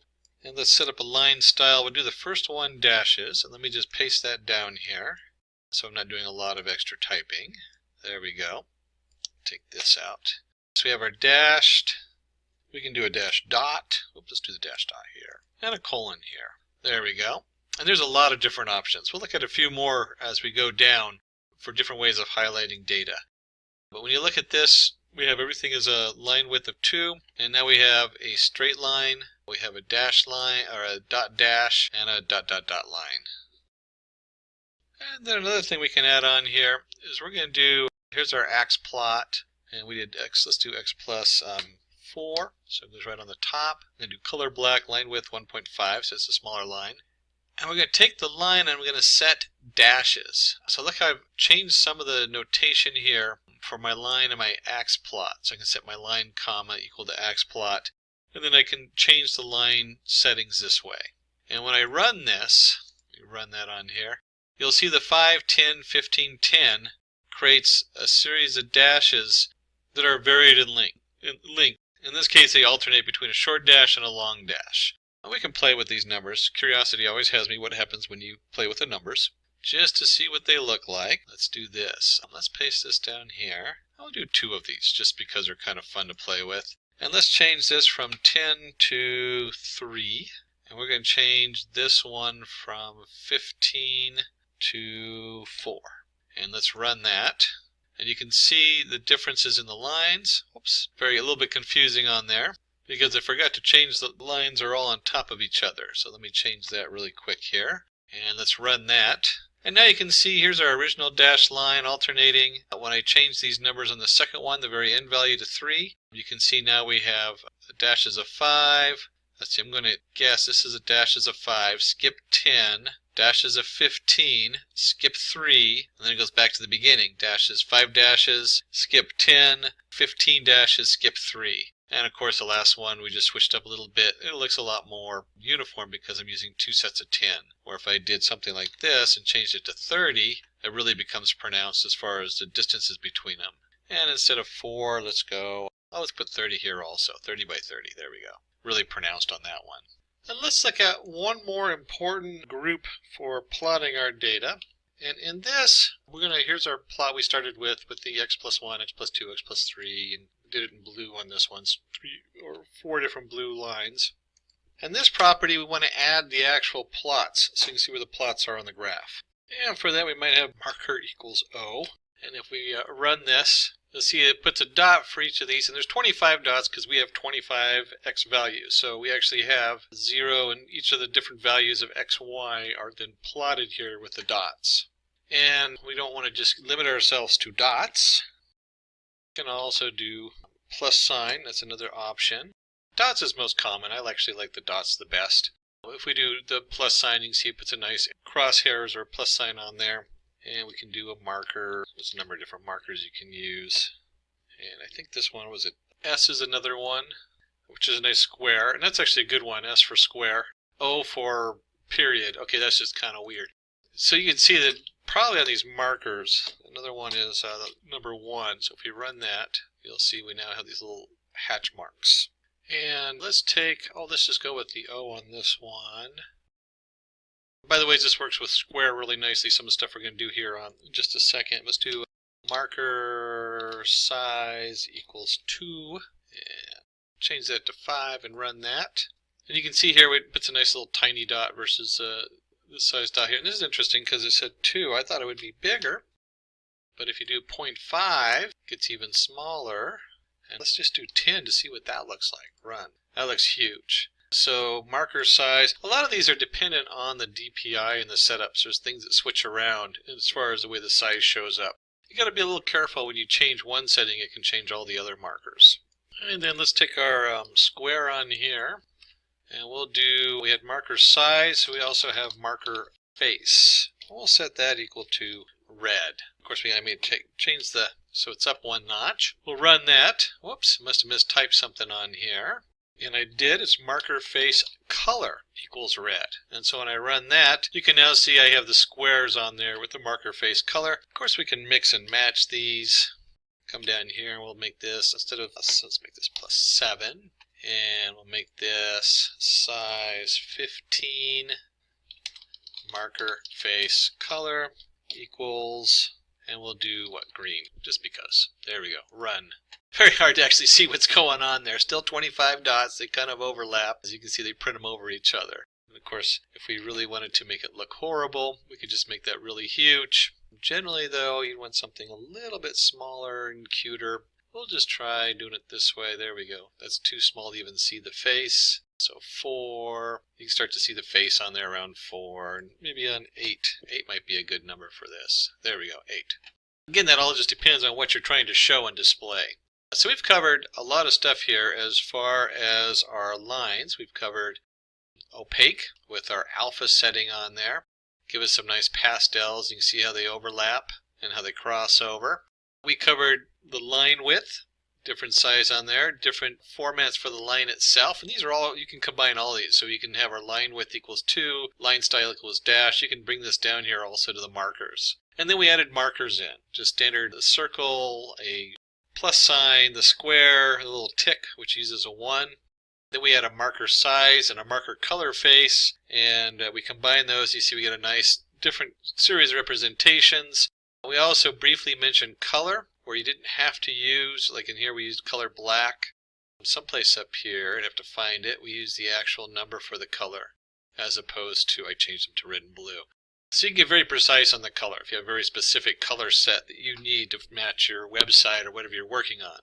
All of those are tools in the Matplotlib library. So we have one more piece to formatting the graph, so we want to show you, and then we have 2 big sections. We're going to go over the different graphs that they have along with a challenge problem. So let's go in the last section we're going to look at is limits. We're going to limit our data. So this first part I'm just going to paste in there. We're going to create our subplots 1, 2. So 1 row, 2 columns. We're going to do a figure size of 10, 5. This should all look familiar now since we've done a number of them. And we're going to go ahead and plot, and this is an interesting notation you should notice here. Our axes 0, so 1 we've used, instead of, you can just iterate through them, but they're just an array, so it's an array of 0 is still the axes of the first axes out of 2. And we're going to plot x squared, x cubed, line width 2. So we're going to go ahead and just plot 2 graphs right on top of each other without doing multiple plots on here. And we'll set the grid equal to true on here. Let's go ahead and run that. And you can see here are 2 plots with the x value going across. And I'm going to do something similar. And by the way, so you can just, if you look at it, you can see the grid on there. That's all that is. Easier to spot the data going across. We're going to take the same data for axis 1. So we have our plot of x squared, x and x cubed, line width 2. And this time we're going to take our axis 1 and do y limit. It's actually set underscore y limit. This is the y-axis, so it's going to be an array of two values. And we'll do 0, 60. I'm just making these numbers up. The guys in the back actually made them up. I'm just using their numbers. And we're going to set the x limit, and let's set the x limit as, don't forget our brackets there, 2, 5. So it's the same data going in, but we're setting a limit on it. And let's go ahead and run that. And let's see what it comes out of. And here we have the y limit 0 to 60. So we're looking at just the lower part of this curve here up to here. And we have the x limit 2 to 5. So that starts right here at 2, and you can see very different graphs. This is kind of nice because you could actually put one of these on top of the other if you wanted to draw focus to one part of a graph. Remember how we did that earlier, one inside the other? But just a quick note, you can easily limit your graph and kind of reshape the way it looks quite easily. And we can also add that grid down there if you want a grid. We'll run that and add the grid in there. Whoops, I guess you have to do the grid beforehand. Switch that. There we go. Sometimes the order on this is really important, so you may double check your order when you're printing these things out. It also helps if I change it to 1. So in this case it might not be the order. I wonder if it'll go back here as 1. There we go. So it doesn't matter the order on grid. But you can set the grid for easy viewing here. Nice setup on there. But you can see how we can limit the data. So let's start looking at some other 2D graphs and make this cell a markdown. So when we run it, it has a nice pretty title to it.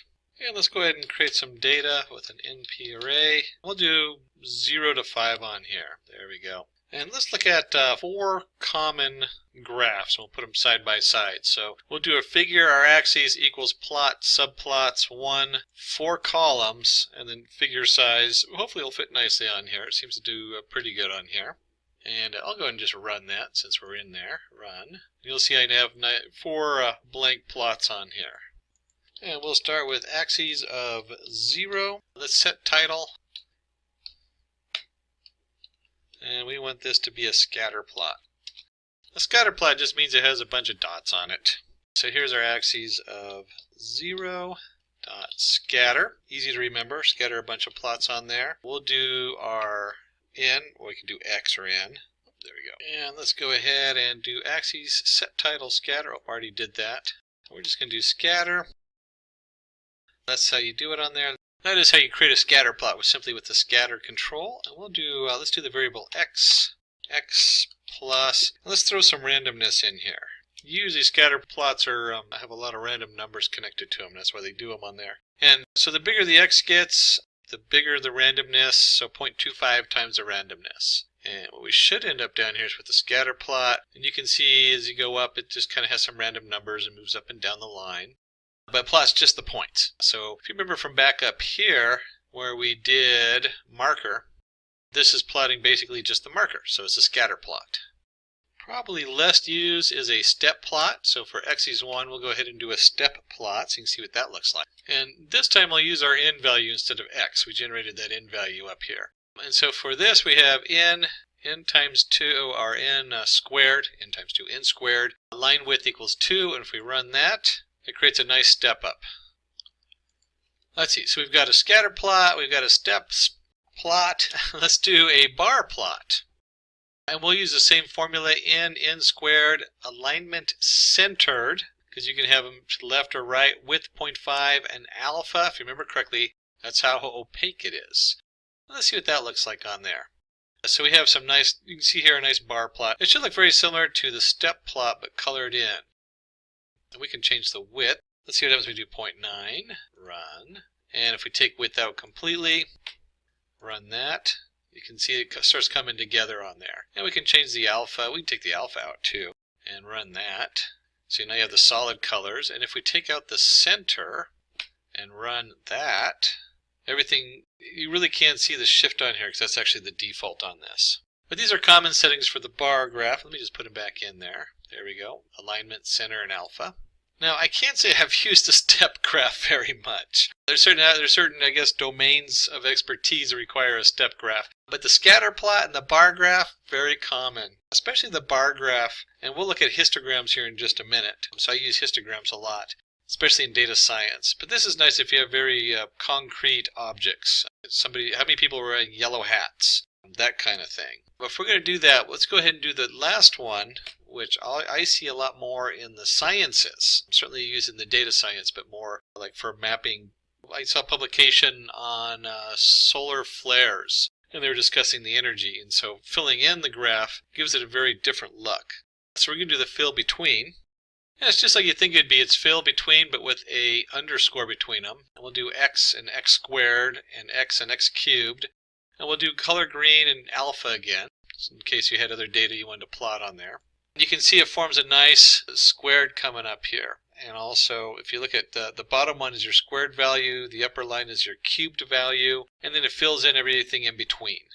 If you remember from calculus, this would be if you had like a motor and efficiency, they would talk about the efficiency going up and the loss, and you're looking for the space or the area between the two lines. So it gives you a nice visual of that.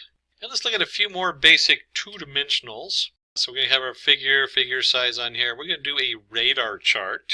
To be honest, I've never used a radar chart in business or in data science. I have to find a reason to use one now. So the first line for doing a radar chart, we have to add axes into the figure. And with this actually creates our, let's run it so you can see what it creates. It creates a nice, looks like you're on a submarine and you're tracking the hunt for red October or something like that. And it needs all of these. The polar is the fact that we're doing polar coordinates. 0, 0.6.6 has to do with the size. If you take out any of these things and run them, you get just a box. If you take out the other half, you pretty much get nothing in there. And if you change these numbers, change them a little bit, you can see it gets bigger. They had 0.6 on here. I'll go ahead and leave it as 1 because that's just kind of fun. But that's all about the size on here, the height and the width. And then let's create some data. T equals NP line space. And this is 0 to 2 times NP times pi. So if you remember, that is the distance across, and we're going to generate 100 points. So this is just a thing of data we're putting together. Then we can simply do an ax.plot, and in this case let's do t comma t, which would be a diagonal line on a regular chart, and we'll give it a nice color equals blue, and line width equals 3. Let's see what that looks like. And we can see here a spiral coming out. Remember, this would be just a diagonal line on a regular chart. What happens if we take this and instead of t times 0.5, there we go. And you can see it slightly alters the way it spirals out. We could do t times 2. Spirals out a little quicker. So it's kind of just a fun. Like I said, I've never used a radar chart. It's a column. But you can always think of radar in a submarine. Kind of looks like one of those, or in an airplane. And none of this would be complete if we didn't discuss histograms. Oh my gosh, do I use a histogram so much. And we'll use our NumPy that we have set as NP to generate. Oh, it looks like we have 100,000 variables we're going to set equal to n. And of course we create our figure and our axes. Subplots 1, 2, figure size 12, 14. So we're going to look at 2 different variations of the histogram. And we'll set a title, default histogram, set our title there.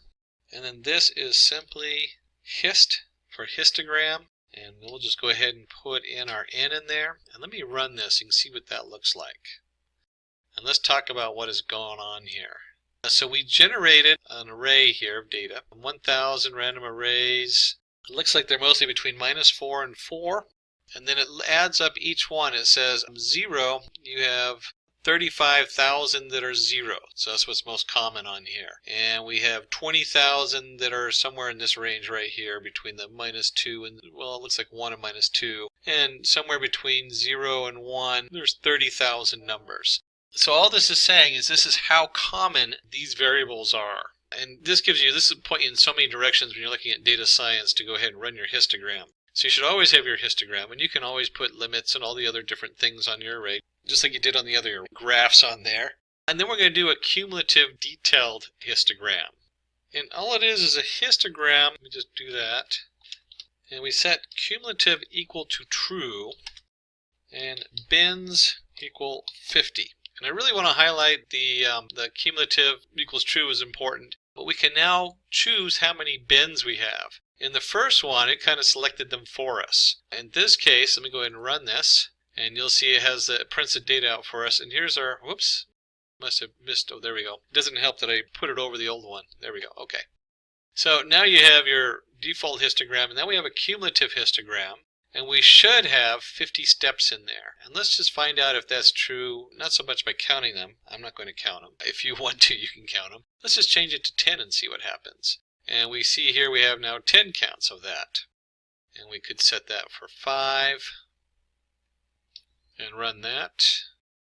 And then we have our 5 on there. And we go ahead and take the cumulative equals true out, just so you can see what that looks like.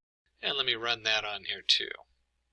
That looks just like it did before. I think there's what, 1, 2, 3, 4, 5, 6, 7, 8. They have 8 different bins on here, is what the default came out of.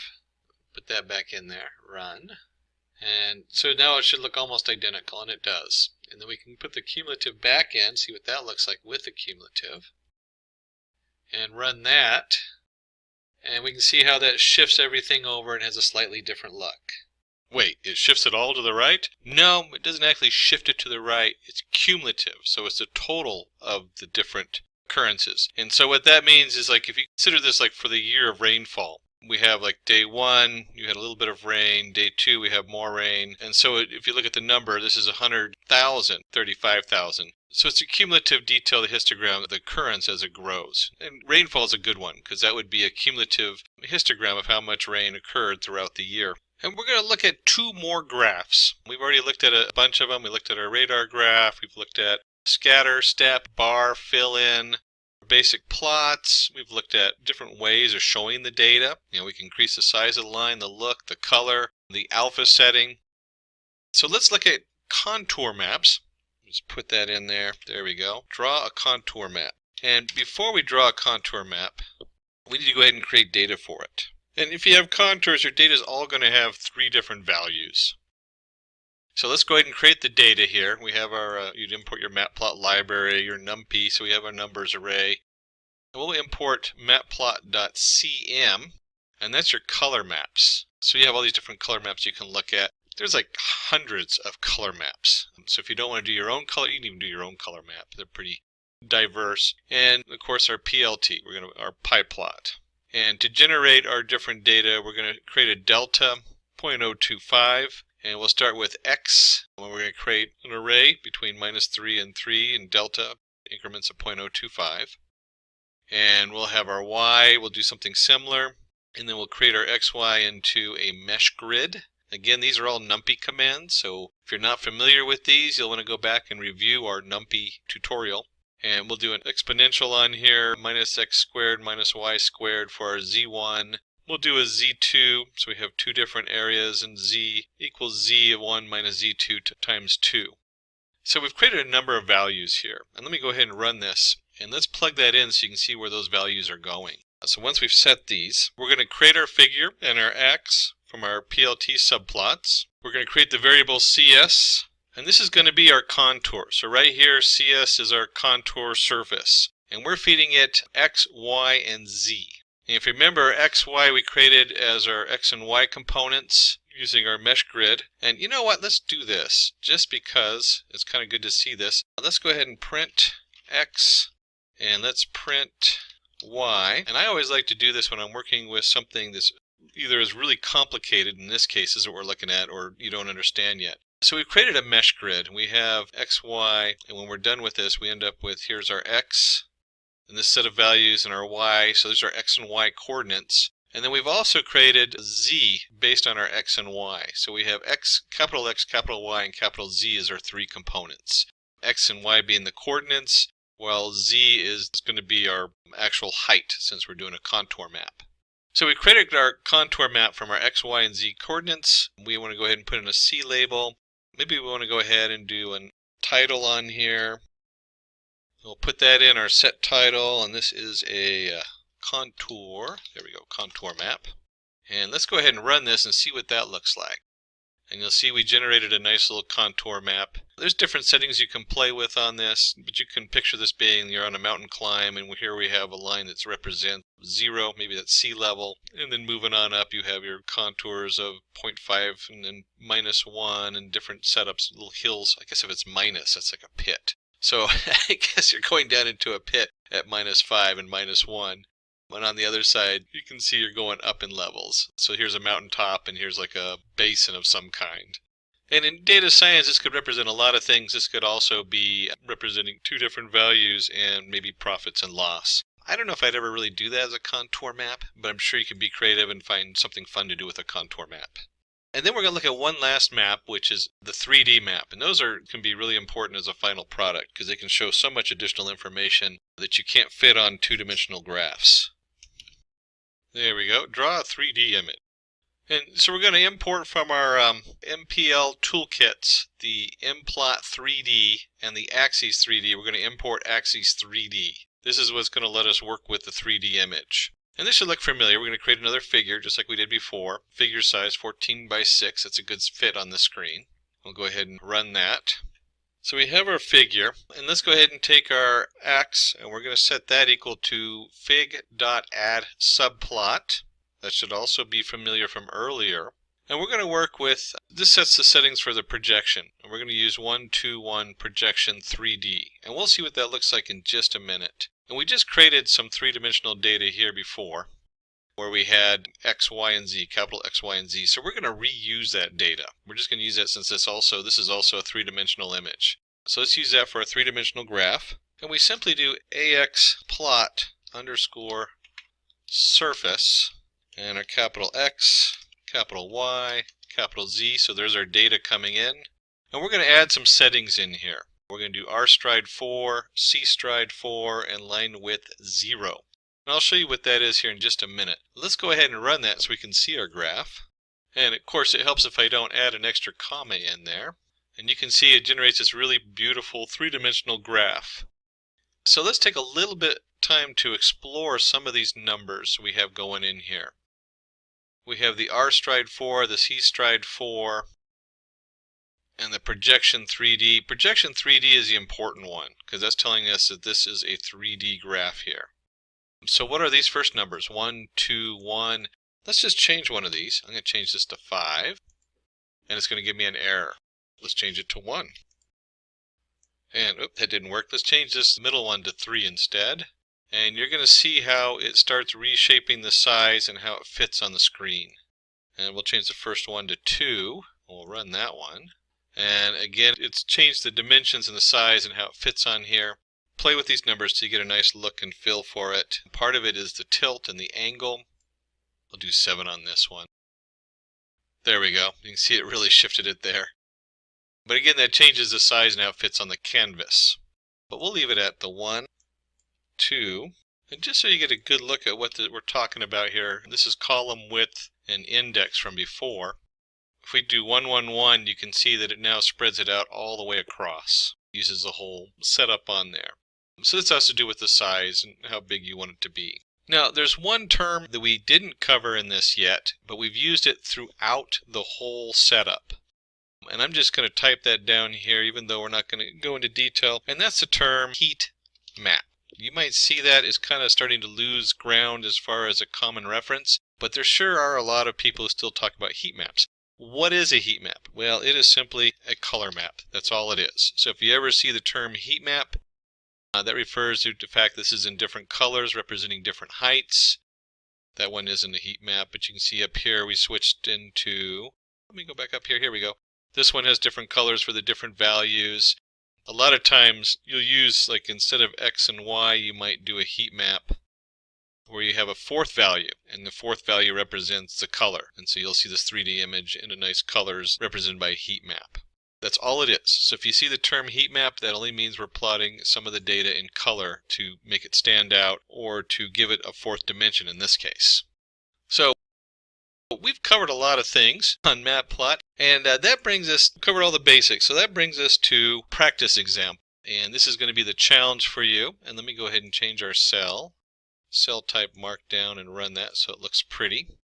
Practice example, write a Python program to create a pie chart of the popularity of programming languages. Okay, excellent.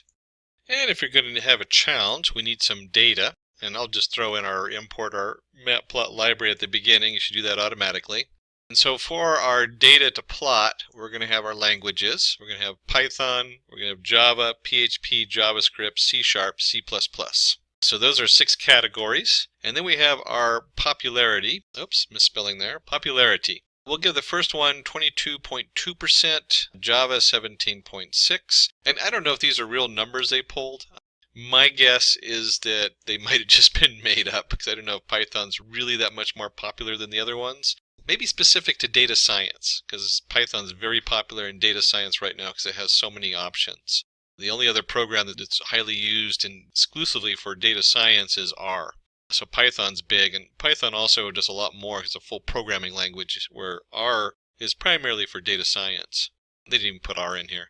So we have Python, we have Java, we have our PHP, and you can see the different values they've given it, or different percentages. And I did add these up. It does not add up to 100%. It adds up to 71% or something like that. And then we're going to give colors. And we've chosen, these guys in the back brought in these colors. I'm not sure what these colors are. We'll find out in a minute, so it'll be exciting. But you can see they're using the actual color values you can pull off of a color wheel or something like that. You could have just as easily done blue, red, green if you're too lazy to pick the exact colors. And then let's go ahead and solve this and see what we got here. We're going to do something a little fancy just because we can. The first thing we're going to do is we're going to use a variable called explode. And you'll notice that there's 6 variables in here, so that matches our 6 different categories. And the first one we've done is 0.1 and then 0, 0, 0, 0, 0. 0.1, when we put this in here under the explode in the plot, it will actually push that square out. So it's a really cool feature to highlight certain information on a pie chart. And this is simply plt.py. And we're plotting popularity. There we go. And before we add in all the really cool settings for this, let's go ahead and run it. And you'll see we generate a nice flat pie. Not too exciting there. And then we'll go ahead and put in all the extras. I talked about explode, where we can explode one of the values out. So here's our explode equals explode. Labels is languages, because we want to know what the different colors mean. Here's our colors equals colors, our auto picture. And this is standard print format. So that's a Python setup on there. And that's just going to put the value on the pie slice. And then we're going to add shadow because it just looks cooler with a shadow. Gives it a little 3D look. And we'll do a start angle of 140. Let's go ahead and run this and take a look and see what comes out of that. And look how that changes the whole setup. So here's our labels. There's our value we put on there. There's our slice that's pushed out. There's our shadow, a 3D effect. And then we started at 140. We could also rotate this. Let's just do this angle 90. And if we run it, you'll see the blue pie slice has moved up a little bit. We could actually let's just take the whole starting triangle out and run. It'll default to 0. And this is what it looks like if it defaulted to 0. So depending on where you want the highlighted slice to appear, usually you want that to appear on the left because people read left to right. And so it draws a focus onto, in this case, Python and how great Python is. I'm a little biased. We're teaching a Python tutorial, so it should be understandable that we're looking at Python. And one last reference before we close. You can go over to the matplotlib.pyplot setup, and if you go underneath the different functions on there, you can look this up on their website. You'll see a full list, and this is why it's so important to go through a tutorial like this, because this list is just so massive. I'm trying to figure out, like, here's our bar plot. There's a bar H. You can add barbs. There's a box plot we didn't cover. C labels, a totally different kind of, for your contour plot you can set up in there. If you go down here, we have our figures we used on there. We showed you the basics of how to do the figure. You'll see some closer references on those. There's a histogram down here, HIST. There's also the hist2d, makes a 2D histogram plot. H-lines, all of this, these are all the different commands that are underneath of here. And you can see it's pretty extensive. We've covered all the basic ones so that you now have a solid ground to look at these different options. So when you come to these functions, some of them are going to look a little off, or not off, will look unfamiliar, but you'll still have the availability to probably understand most of this and have a basic understanding of your Matplotlib library. Seaborn library in Python. We will learn how to visualize data and draw insights with different charts and graphs using the Seaborn library. These visualizations are often referred to as plots in Python. So what is Seaborn in Python? The Seaborn library in Python is a widely popular data visualization library that is commonly used for data science and machine learning tasks. It is built on top of the Matplotlib data visualization library and allows you to perform exploratory data analysis. Using Seaborn, you can create interactive plots to answer specific questions about your data. It helps you find trends in your data that you can't notice just by looking at the data. Now, to understand the Seaborn library in detail and how to create different plots and know the data better, we will be using two datasets in our demo. The first one is the empty cars dataset and the second is the popular iris flower dataset. Now let's head over to our Jupyter notebook and start with our demonstration.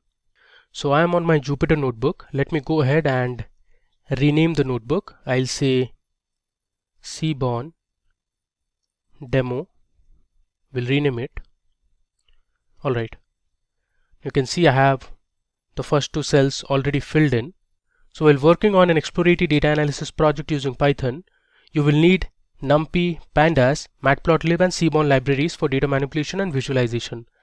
So let's import these libraries first. So I've already written import NumPy as NP, Pandas as PD, Matplotlib.pyplot as PLT, Seaborn as SNS. Alright. So I'll hit Shift Enter to run this first cell. Alright. Now, using the read_CSV function that is present in the Pandas library, I am importing my dataset, that is empty cars. I'll tell you what empty cars is about. This is a CSV dataset and here I have given the location where my dataset is present. Let's run it. Alright. Now, let me go ahead and print the first 5 rows of my empty cars data frame. For that I'm using the head function. If I run it, okay, you can see here it has given me the first 5 rows. The index starts from 0 till 4, so total 5 rows of information, and you can see these are the columns that are present in the empty cars dataset. The first is the model of the car. Now just let me give you a background about this dataset. So the data is taken from the 1974 Motor Trend US magazine. It has information about fuel consumption and 11 different aspects of automobile design and performance of 32 cars. Alright, so here we have the first column as the model of the car, and then we have MPG, which is miles per gallon. Then we have CYL, which stands for the number of cylinders in the vehicle or the car. Then we have DISP, which is displacement in cubic inches. So these all values are in cubic inches. After that we have HP, which is gross horsepower. Then we have something called as DRAT, which is basically the rear axle ratio. Then we have WT, which is the weight of the car in pounds. So think of it as weight multiplied by 1000 pounds. Alright, and then we have Qsec, which is 1/4 mile time. This is a measure for acceleration. Then we have something called as VS. This is the type of engine for each of the vehicles. So 0 stands for V-shaped engine and 1 stands for straight engine. Then we have AM, which is basically the mode of transmission. So 0 is for automatic transmission and 1 is for manual transmission. Then we have the number of forward gears present in the vehicle, and then we have something called as CARB or CARB. This stands for the number of carburetors. So carburetors is a device for supplying a spark ignition engine with a mixture of fuel and air. Alright, now we'll use the info function to print the summary of the data frame. So the info function returns information regarding the index data type, column data types. Then we have the information about non-null values and memory usage. So I'll write my data frame name, which is empty cars dot, I'm going to use the info function. Let's run it, and here you can see we have all the columns. There are total 32 entries from 0 to 31, so data about 32 cars. Then here you can see the data types and the memory usage. Now moving ahead, let me just print the shape of the data frame. That will give you the number of rows and columns present. I'll use the shape attribute. You can see here there are total 32 rows and 12 columns in my data set. Now the Seaborn library provides a range of plotting functions that makes the visualization and analysis of data easier. So we'll cover some of the crucial plots that are available in Seaborn. So let's start with a bar plot. I'll give a comment as bar plot. Now first understand what a bar plot is. So a bar plot gives an estimate of the central tendency of a numeric variable with the height of each rectangle. It provides some indication of the uncertainty around the estimate using error bars. Now to build this plot, you usually choose a categorical column in the x-axis and a numeric column on the y-axis. So we'll create a bar plot between the number of cylinders and the miles per gallon. So let's start. I'll declare a variable called res, which essentially stands for result. Then I'll use SNS, which is for the Seaborn library. I'll say SNS dot followed by my bar plot function, and inside the function I'll pass in my data frame name, that is empty cars, and then for x-axis within the bracket using quotation I'll give my column name as cylinder. So this is going to be my x-axis, and for y-axis I'll say my data frame name empty cars, then the square bracket followed by my y-axis column, that is miles per gallon. Now to display I'm going to use the Matplotlib function. I'll say plt.show. Let's run it and we'll see the result. There you go. So here you can see on the x-axis we have the number of cylinders. So in our data we have vehicles with 4, 6 or 8 cylinders, and on the y-axis you can see the miles per gallon. Now what essentially this graph tells us is that when the number of cylinders in the vehicle increases, my miles per gallon on MPG for the vehicles decreases. And you can see these black lines. So these lines indicate the uncertainty around the estimate using error bars. Alright. Now you can create the same bar plot using another way. Now we will exclusively define the x and y axis columns and also pass the name of the data frame using the data argument. Let me show you how to do it. I'll use the same variable name res, which stands for result. I'll say sns dot bar plot. Now inside the bar plot function, I'm going to exclusively define my x axis. I'll say x equal to, I'll pass in my column as cylinder. Then I'll say y axis, which is miles per gallon, and then using the data attribute I'll pass in my data frame name, that is empty cars. And finally we'll write plt.show. Let me run it. You see here we have the exact same bar plot as the above one. So this is another way to create a bar plot. Now Python Seaborn allows the users to assign colors to the bars. So the bar chart that we are going to create will convert all the bars to a particular color. So for that I am going to use the color argument. So I'll say res equal to sns dot my function, that is bar plot. I'll say x equal to cylinder. My y axis will have mpg, and then I'll say data is empty cars, give a comma, and my final attribute I'll say color equal to, I'll say yellow. Close the bracket, and then I'm going to write plt.show. If I run it, you can see here all the bars have been converted to yellow color now. You can change the color argument. Let's say I'll make it to red. If I print it, you can see here all the bars have been changed to red color now. Alright. Now Seaborn library also has the palette argument, which you can use to give different colors to the bars.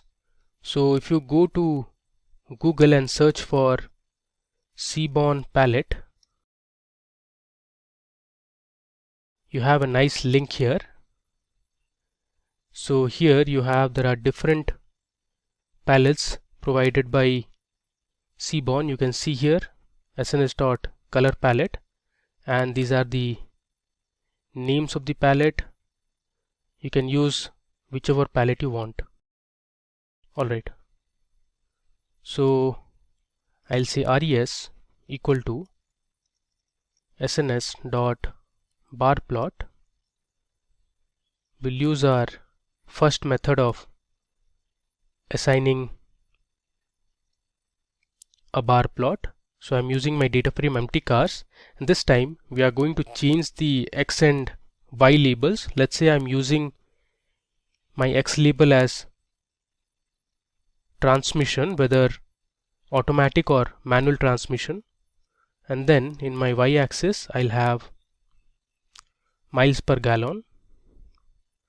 Then I'm going to say palette equal to,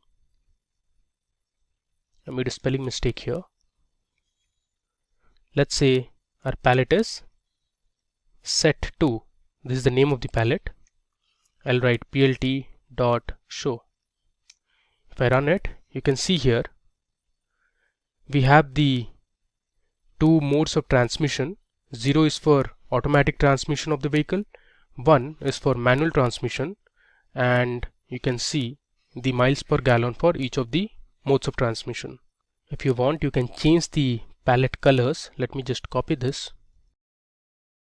I'll paste it in my new cell, and instead of set to, let's say we'll use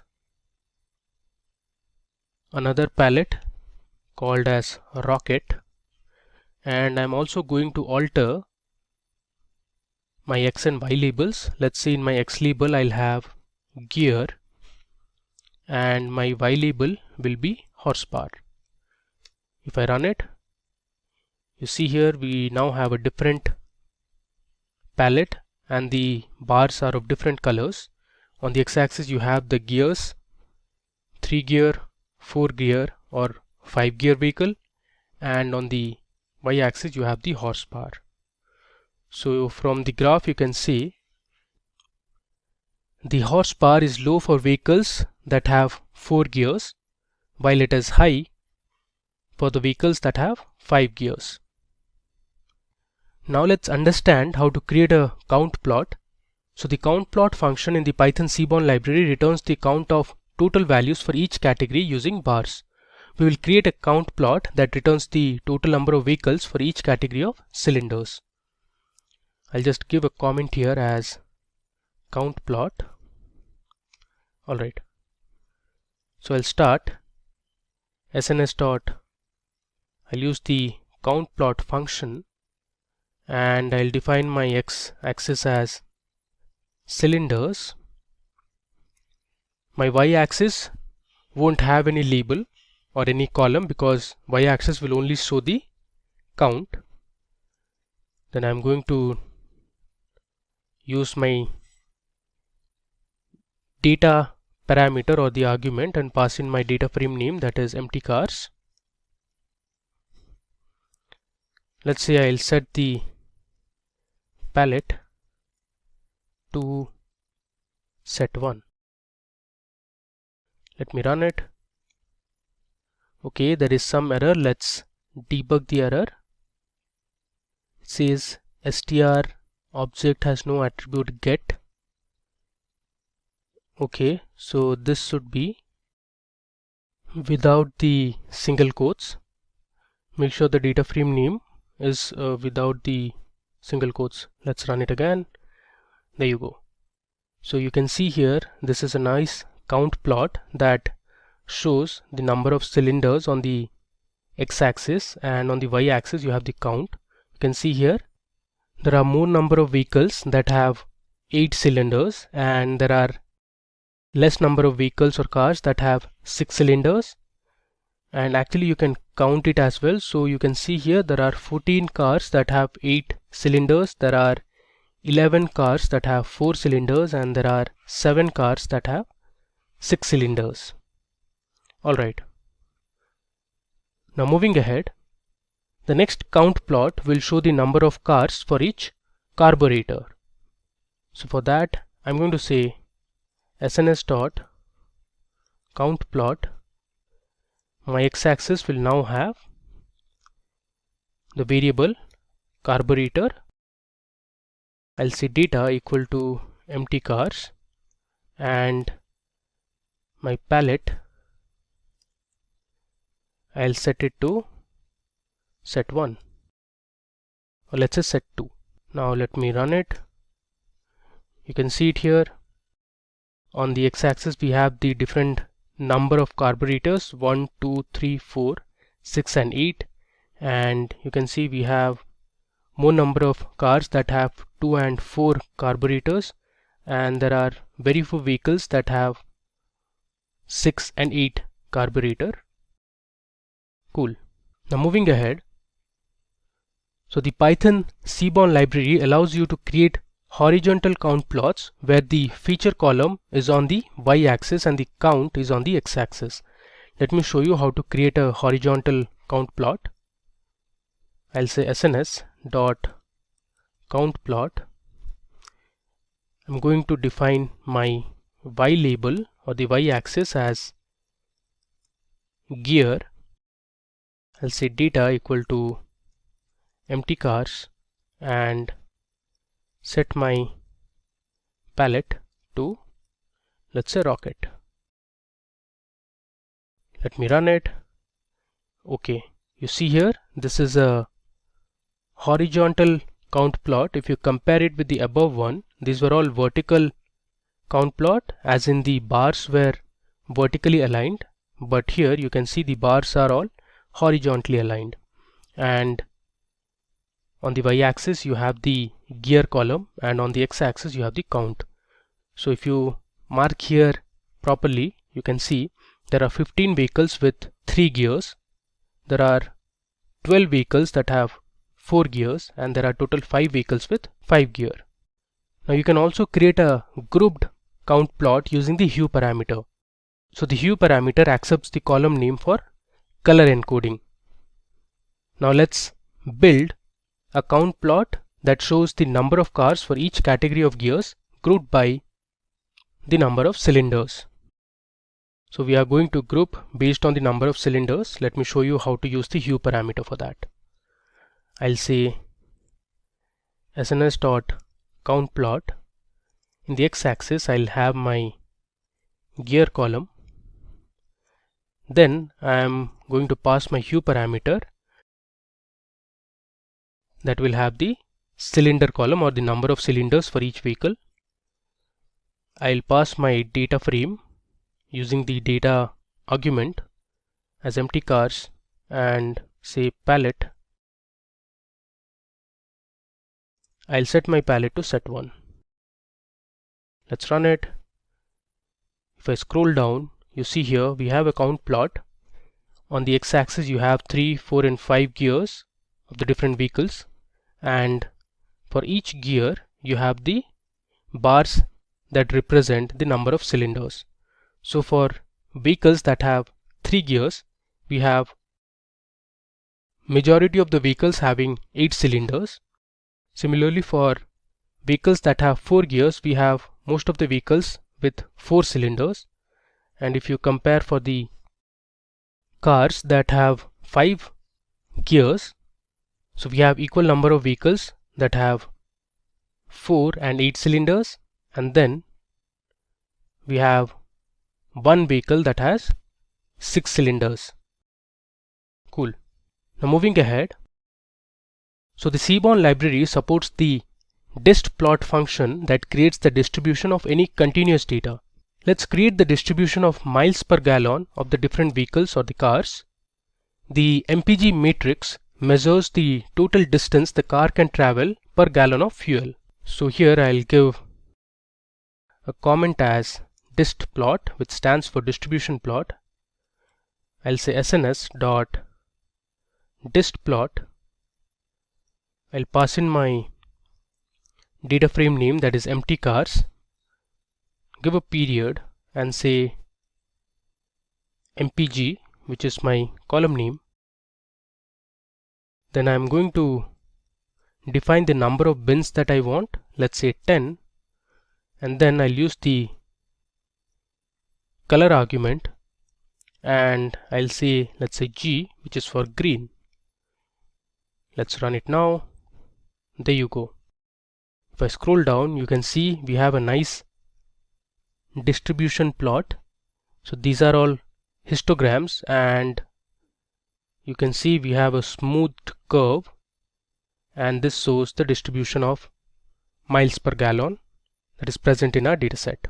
Alright, now moving ahead, you can also create heat maps using the Seaborn library. So the heat maps will let you visualize matrix-like data. The values of the variables are contained in a matrix and are represented as colors.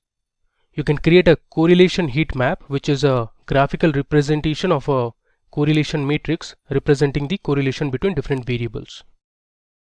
So in our example, we will create a heat map where you can find the correlation between each variable in the empty cars dataset. I'll just give a comment as heat map. I'll say SNS and I'll use the heat map function. I'll pass in my data frame name, that is empty cars, followed by my function called CORR, which is for correlation. Then I'll say C bar is equal to true. So the C bar argument is used to draw the color bar. Then I'll say line widths, I'll pass it as 0.5. Let's run it. There you go. Here you can see we have a nice heat map, and on the right side you can see the color bar that starts from minus 0.8 and goes up to plus 0.8. So this ranges between -1 and +1, and the bars or the cube you can say that have a lighter color have a positive correlation, and the ones that are dark have a negative correlation. So for example, you can see here for cylinder and MPG the color is really dark, which is around this region -0.8. This means when the number of cylinders in the car increases, your miles per gallon decreases, and this we also had seen in our first bar plot. This one you can see here, whenever the number of cylinders increased, your miles per gallon had decreased, and this is what has been depicted in our correlation map or the heat map. But if you see for cylinder and displacement, there is a positive correlation which comes around this color bar range. Similarly, there are other features in the dataset. For example, if you compare for the weight of the vehicle and the number of cylinders, there is a positive correlation, which means when the weight of the vehicle increases, the number of cylinders present in the vehicle also increases. And the others you can also compare and find out the correlation based on this color bar. Choose from over 300 in-demand skills and get access to 1,000 plus hours of video content for free. Visit SkillUp by Simplilearn. Click on the link in the description to know more. Okay, now let's move ahead. The Seaborn scatterplot function helps you create plots that can draw relationships between two continuous variables. So to understand about scatter plots and other plotting functions, henceforth we are going to use iris flower dataset. So let's go ahead and load the iris flower dataset. I'll say iris equal to sns dot load underscore dataset. So this iris flower dataset is already inbuilt into the SNS or the Seaborn library.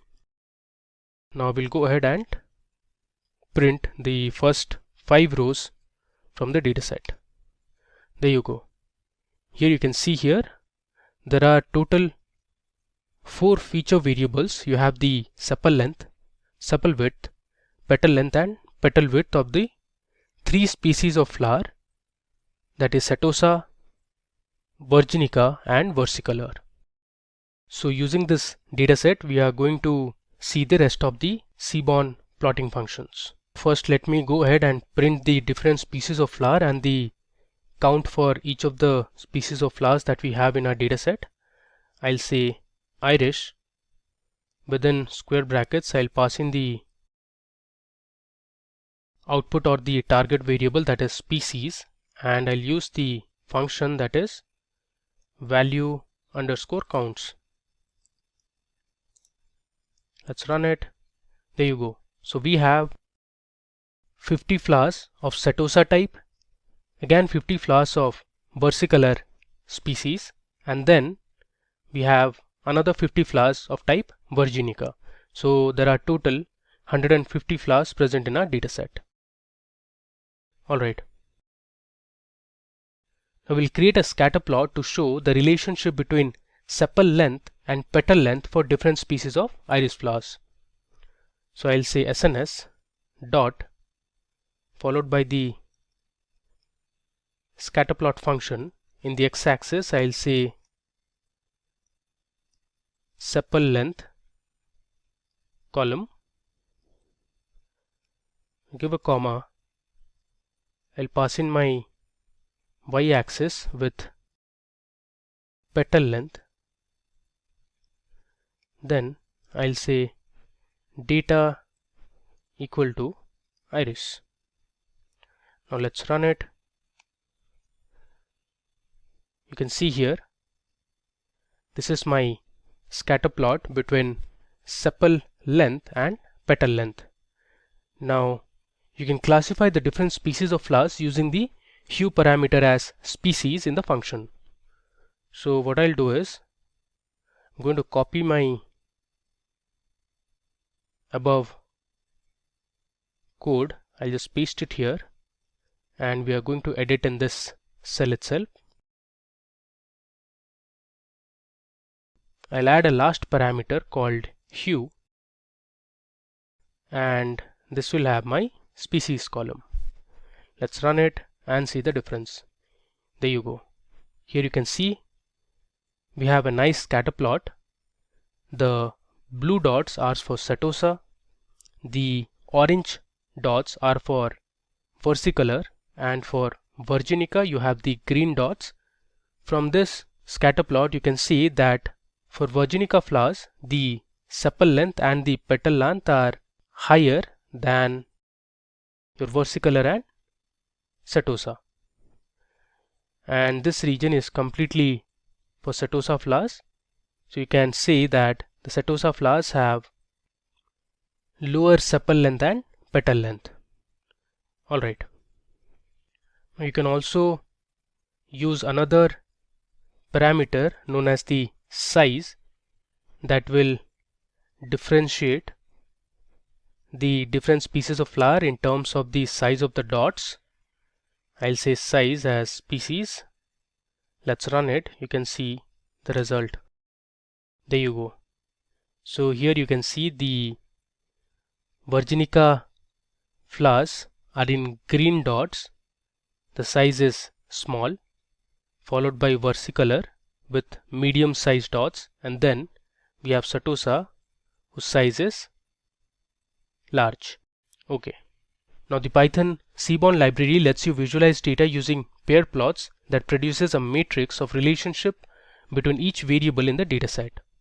So let me show you how to create a pair plot. I'll say SNS dot pair plot, which is the function. Then I'll pass in my data frame name, that is iris. I'll put this iris data frame within double quotes and we'll run it. Okay, there is some error here. Let's debug the error. Data must be pandas data frame. Okay, what I'll do is I'll just remove the double quotes and we'll run it. This might take some time to create the pair plot, so just wait for a while. There you go. Here you can see we have a nice pair plot. On the y-axis you have the sepal length, sepal width, petal length and petal width. Similarly on the x-axis also you have the same feature columns. All the diagonal plots are histograms and the rest of the plots are scatter plots. Now you can convert the diagonal visuals to KDE or kernel density estimation plots and the rest of the scatter plots using the hue parameter. This makes the pair plot easier to classify each type of flower. So I'll just copy this cell of code, paste it here, and I'll say hue equal to species. Then I'll say palette equal to set1. Let's run it and we'll see the new pair plot now. This might take some time. There you go. So here you have the pair plot ready, and on the right side you can see the different species. The red color dots represent setosa flowers, the blue color dots represent versicolor, and the green color dots represent virginica flowers. Now if you look at this graph, you will find that your petal length is the best feature to classify the three different species of flowers. The reason being, you can see here, they are very well categorized and they are separated. All the red dots present here in the petal length represent setosa flowers. Around this range, all the blue dots represent versicolor flowers, and the green dots are all virginica flowers. So out of the four features, petal width, petal length, sepal width and sepal length, you can take petal length as the best feature to differentiate between the three species of flowers. Alright, now coming to lmplot function. So the lmplot function in the Seaborn library draws a linear relationship as determined through regression for continuous variables. So let's create the plot to show the relationship between petal length and petal width of the different species of iris flowers. I'll just give a comment here as lmplot. I'll say SNS dot lmplot. In the x-axis we'll have petal length, give a comma. In the y-axis I'll pass in petal width, and I'll pass in my data frame using the data argument or parameter, which is iris. Let's run it. You can see it here. We have a nice plot. The line you see here is a linear regression line. Now in this lmplot, you can use the hue parameter to differentiate between each species of flowers, and you can set markers for different species. Let me show you how to do it. I'll say SNS dot lmplot. We'll say x as our petal length, give a comma. I'll write y as petal width. Then I'm going to pass the hue parameter.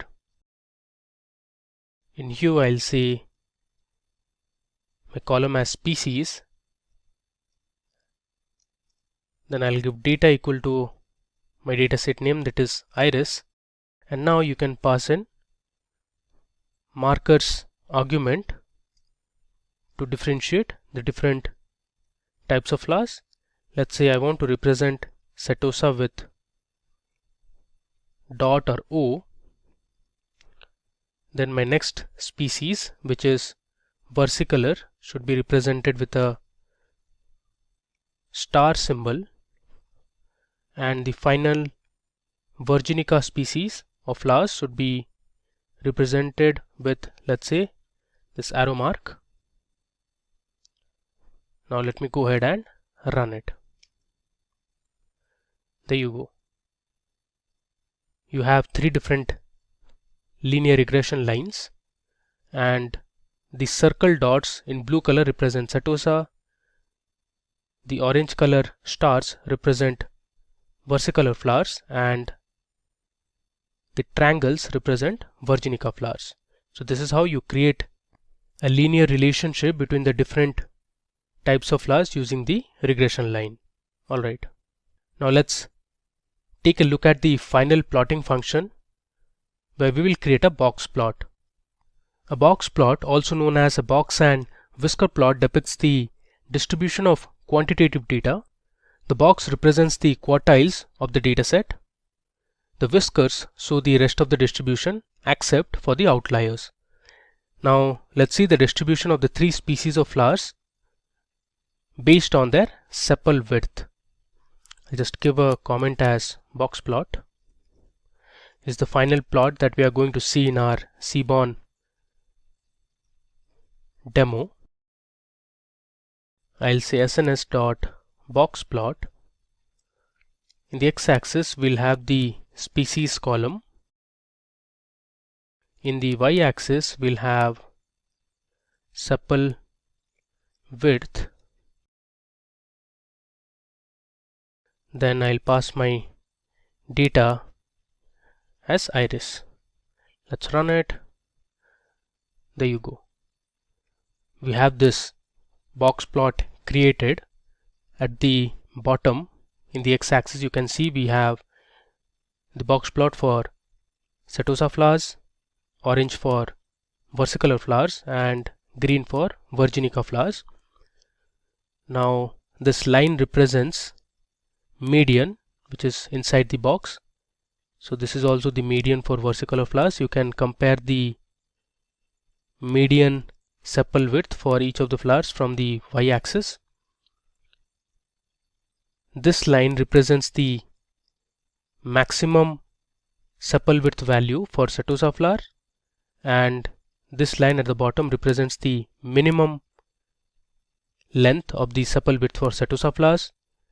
Now these dots that you see outside the box plot are called as outliers.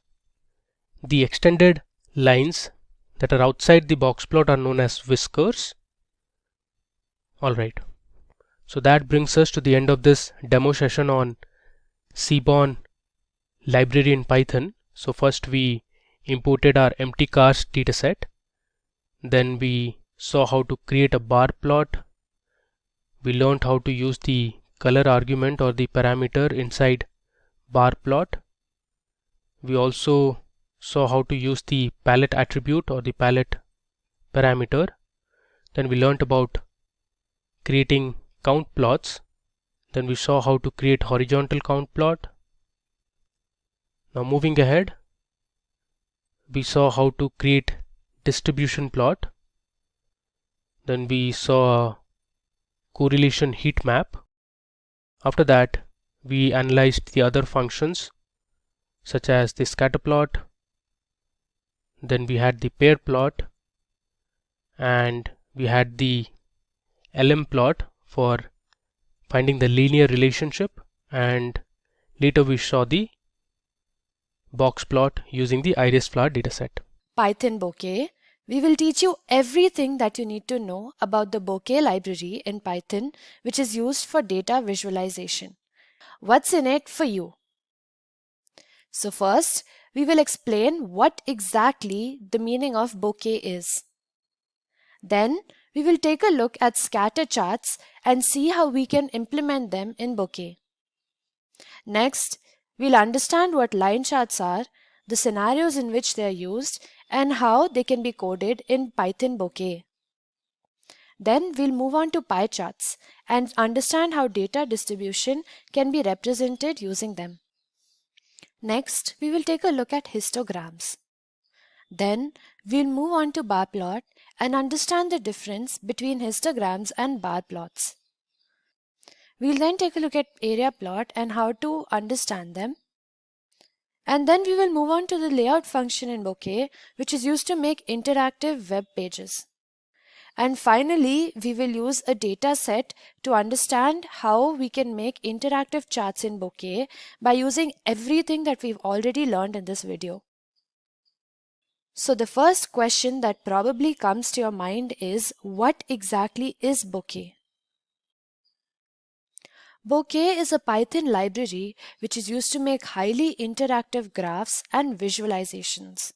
This is done in Bokeh using HTML and JavaScript. This makes Bokeh a powerful tool for creating projects, custom charts, and web design-based applications. Now, Bokeh is a Python library for creating interactive visualizations for modern web browsers. It helps you build beautiful graphics ranging from simple plots to complex dashboards with streaming datasets. With Bokeh, you can create JavaScript-powered visualizations without writing any JavaScript yourself. This makes it a very powerful tool for data visualization. Next, let's take a look at scatter charts and how you can plot them in Bokeh. Now, scatter plots are a plot of each individual data point in the data. Two variables are plotted against one another, and each data point on the x-axis has a corresponding individually plotted value on the y-axis. As a result, the plot looks like a bunch of scattered points. These are some examples of scatter charts. Here, each point on the chart corresponds to a value on the x-axis and its respective value on the y-axis. Using scatter plots, we can see how two different variables correspond to each other. Now, let's see how we can plot scatter charts using Bokeh. So the first thing that we're going to be doing is importing all of the necessary modules for our Python project. The first module that we're going to need is the Pandas module, which is used to work on data frames. Next, we will also be importing the Pandas Bokeh module, which is used to implement Bokeh on Pandas data frames. Next, we will import bokeh.io, which we will use to show the various graphs that we are plotting.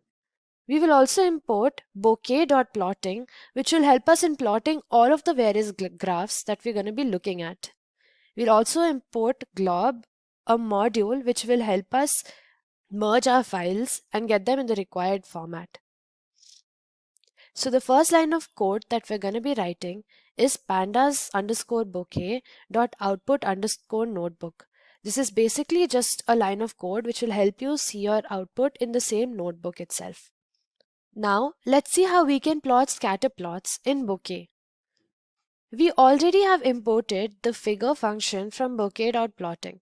The figure function contains most of the plots that we want to plot, such as line plots, scatter plots, bar charts, etc. So this is what we're going to be using.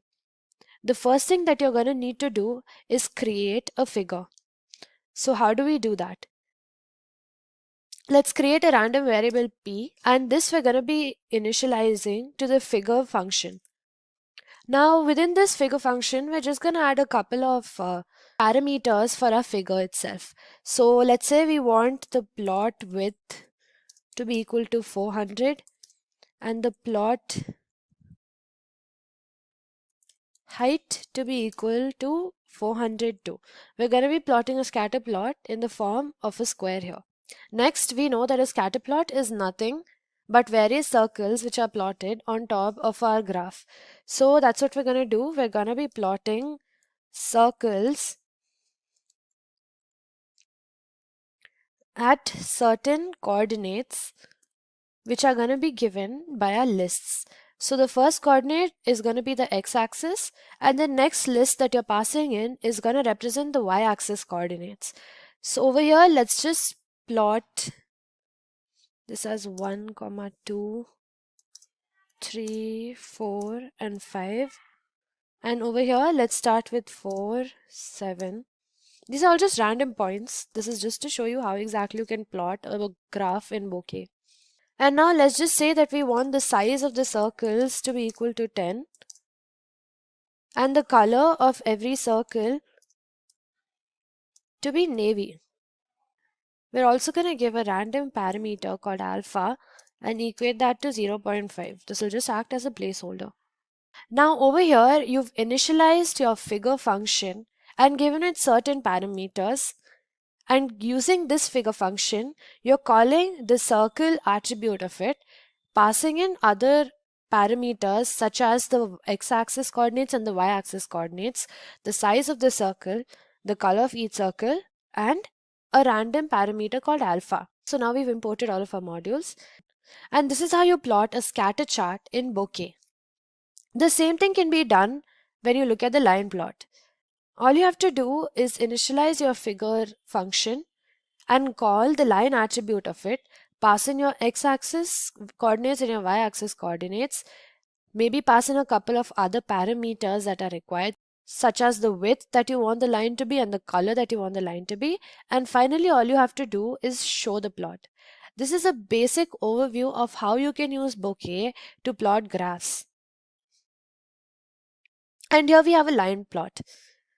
So the main difference between the scatter plot here and the line plot here is that the line plot has various different points which are connected to each other with the help of a line.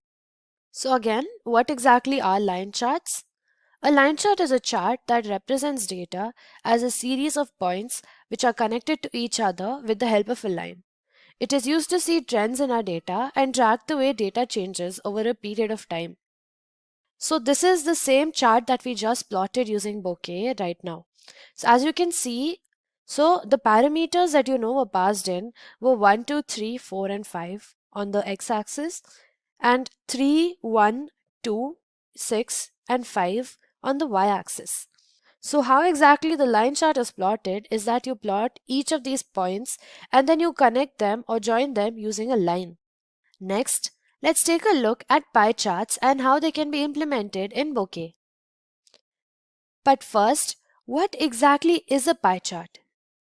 A pie chart is a circular chart which is divided into slices to represent how much of the data belongs to a certain category. It is a quick and easy way to see the categories in our data and the percentage of the data set that they represent. On the other hand, you have another type of chart called a donut chart. Donut charts are like pie charts with a hole in the center. And in this hole, you can use it to represent extra data, or you can draw a pie chart within that hole itself. So this is an example of a pie chart.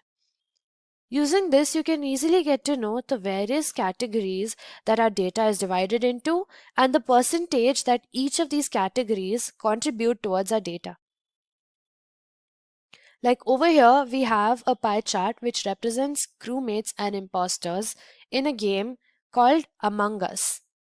So using this, we can just say that around 75% of our data is crewmates and 25% of it is imposters. On the other hand, you have a donut chart, which is almost exactly the same as the pie chart, except the middle portion is missing values. And in this middle portion, you can do other things such as plot a pie chart or represent other data within it. So now let's see how we can plot our pie plots using Python Bokeh. But first, we need to import the data that we're going to be using to plot all of this.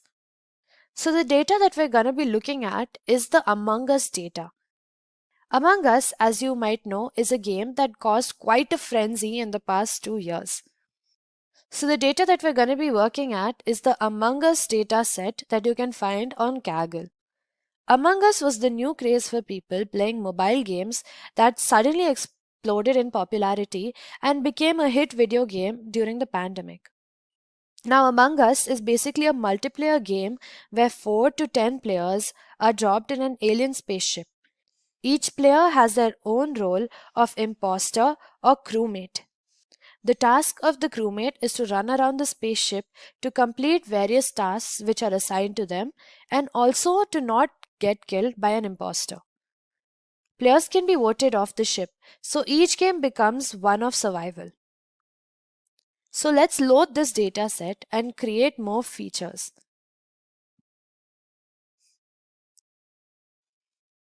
So now we've imported our data set. As you can see, our data set has over 2000 rows and 14 columns.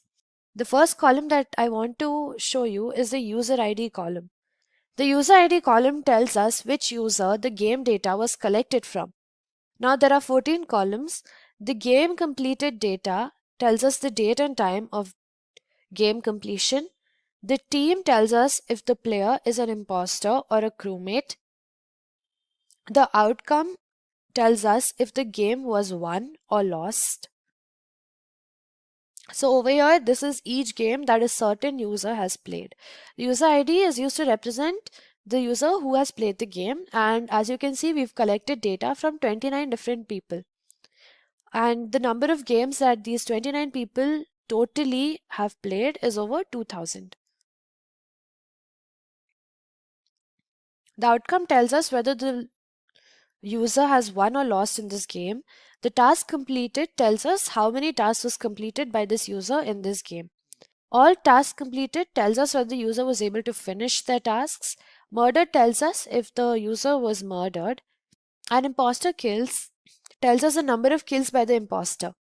So if the user was not an imposter, we do not have data on how many kills was committed by the imposter during that particular game. That's why this column has a lot of missing values. Game length tells us the total duration of the game, and ejected tells us if the player was ejected or thrown off of the spaceship by their fellow players. Sabotage is fixed is basically the imposter within the game can create sabotages, and it's the crewmate's duty to fix them. So this tells us the number of sabotages which was fixed by this particular crewmate. Time to complete all tasks tells us the duration taken by the crewmates to complete all the tasks, and the rank change tells us the change in rank after wins or losses of the game. The region or the game code tells us the server and the game code. Now first, let's just see how exactly the data is distributed. So this tells us how many counts each column has.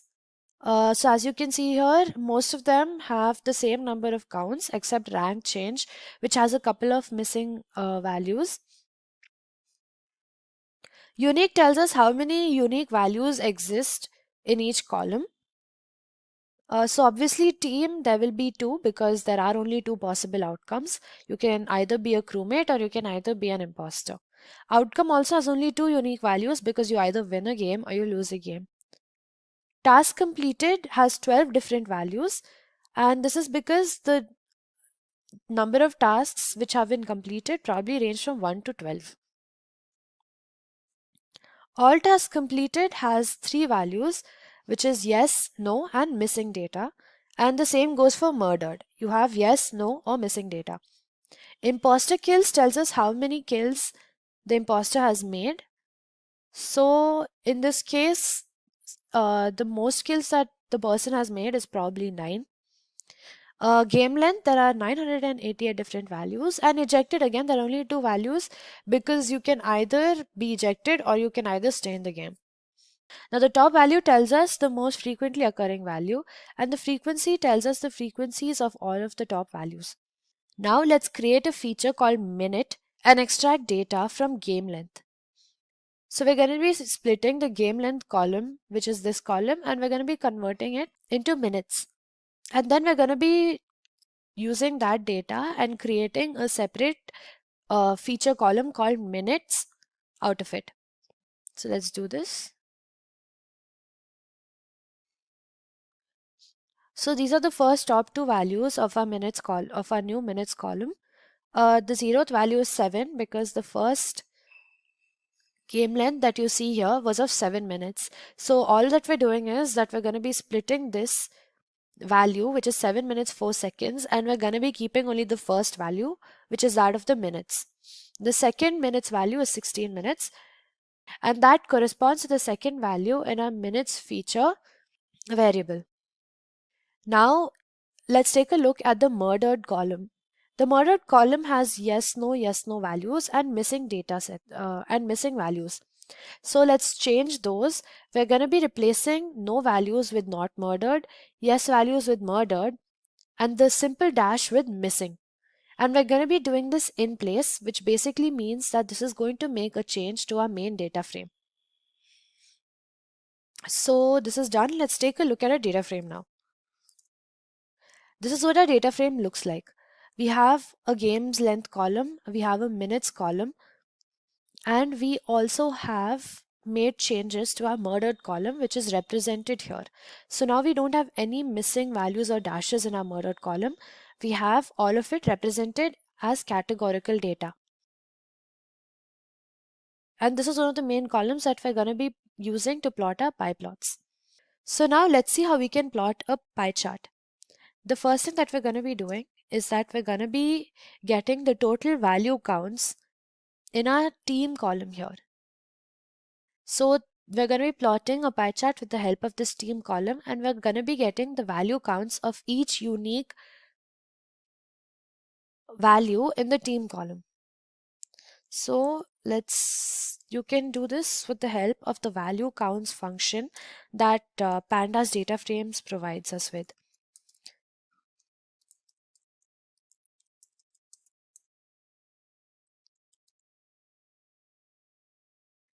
And now that we have the value counts of each unique value which is present in our team column, let's plot it in the form of a pie chart. We're going to be doing this with the help of the plot bokeh function.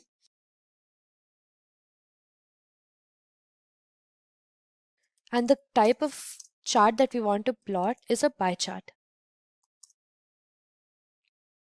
Let's give it a title as ratio of imposters versus crewmates, and let's run this now.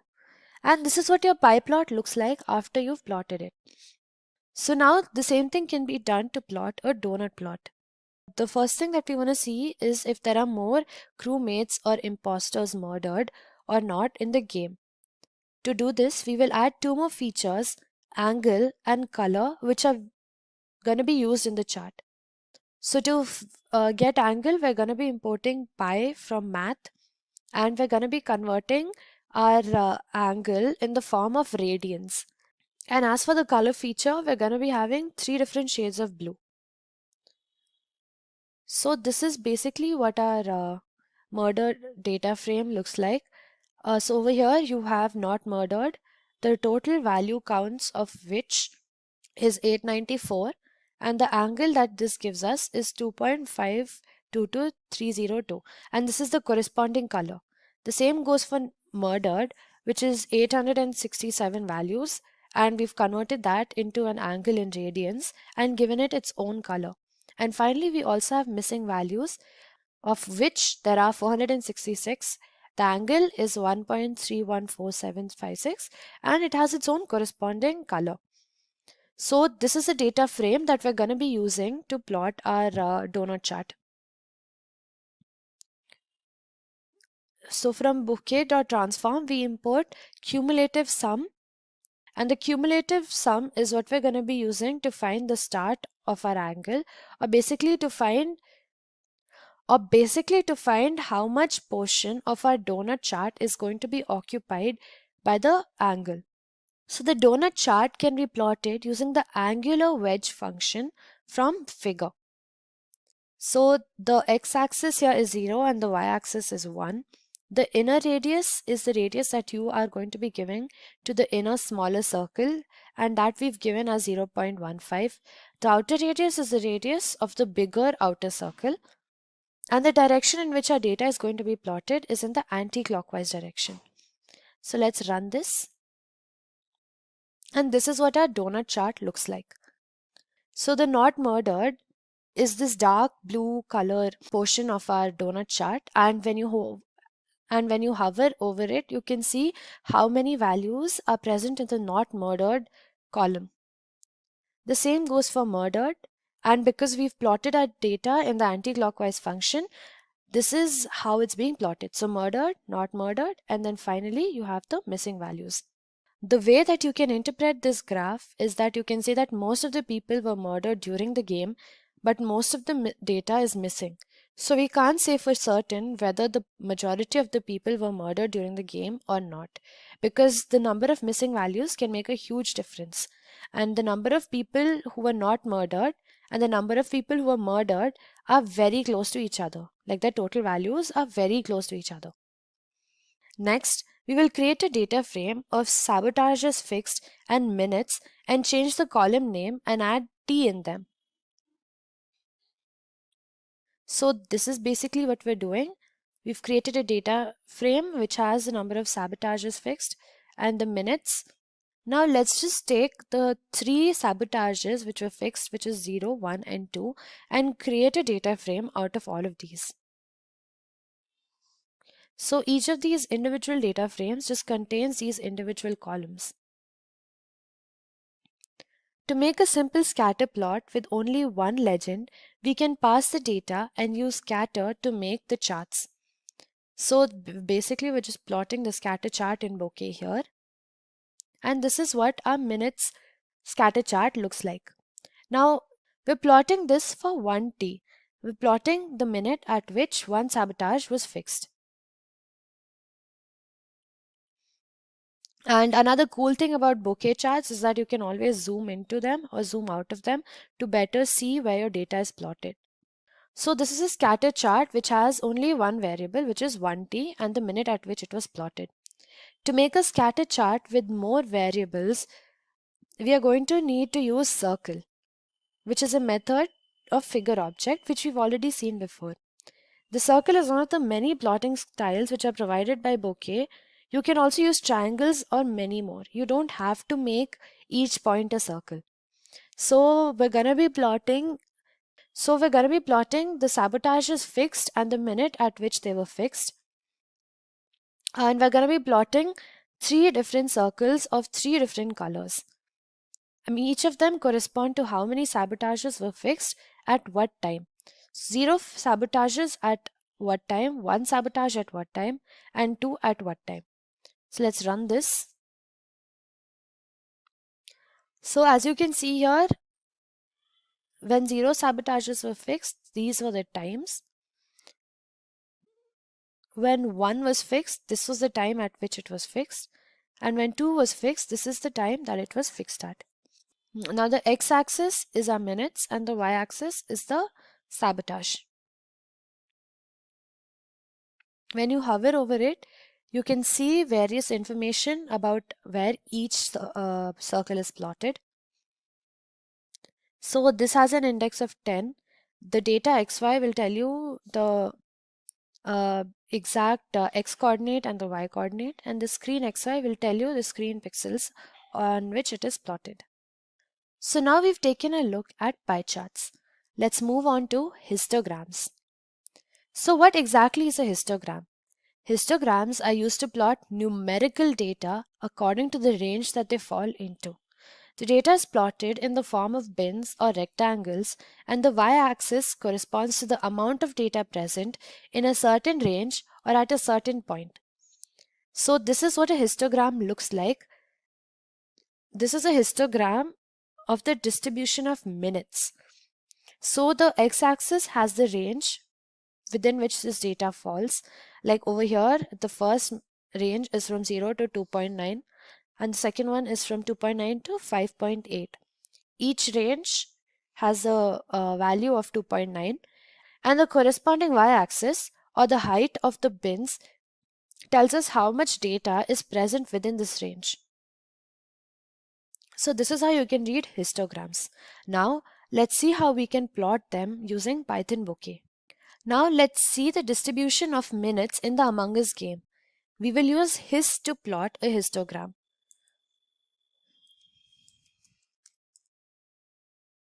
So basically just going to be plotting the minutes of our game. We're going to be using the df min column for this, and we're going to be converting it into an integer. So this is the column that we're going to be plotting. Let's plot this.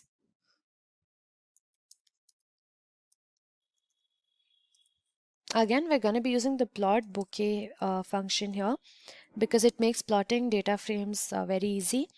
The kind of data frame that we're going to be using is the histogram or hist, and the title of our graph is going to be distribution of minutes. So let's run this.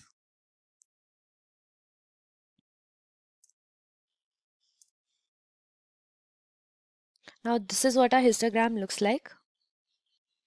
Now this is when we've only plotted one variable, which is minutes. Yeah, so another thing that you can plot is a stacked histogram. A stacked histogram is when you plot various histograms on top of each other. So let's see how this works. For a stacked histogram, we want to see if the game length has a correlation with the amount of imposters and crewmates in our game. So to do this, we're going to be creating a small data frame which has the game length and the team columns combined. So let's do that.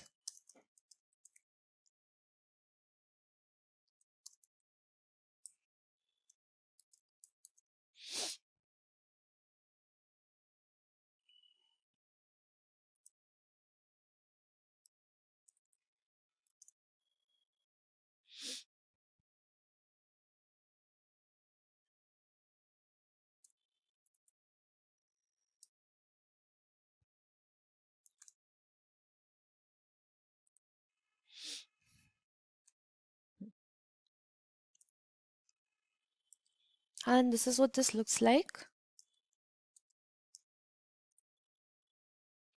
So all you have to do to plot this in the form of a stacked histogram is use the hist function again. So let's see how that is done.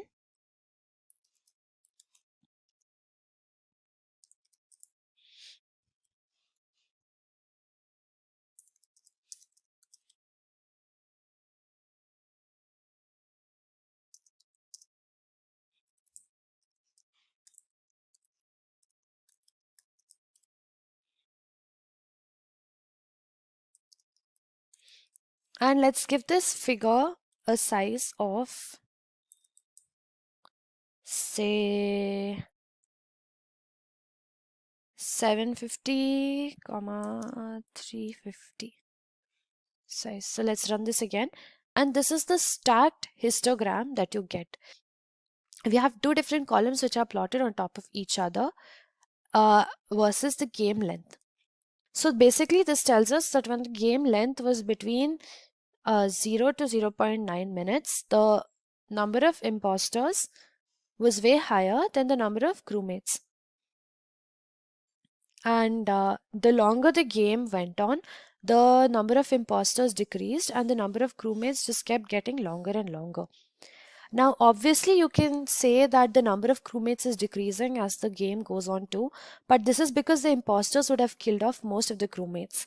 As you can see here, towards the end, there are no imposters, which means that most of the imposters were rejected and the crewmates won.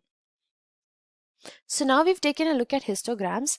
Let's move on to bar plots and understand how exactly they're different from histograms.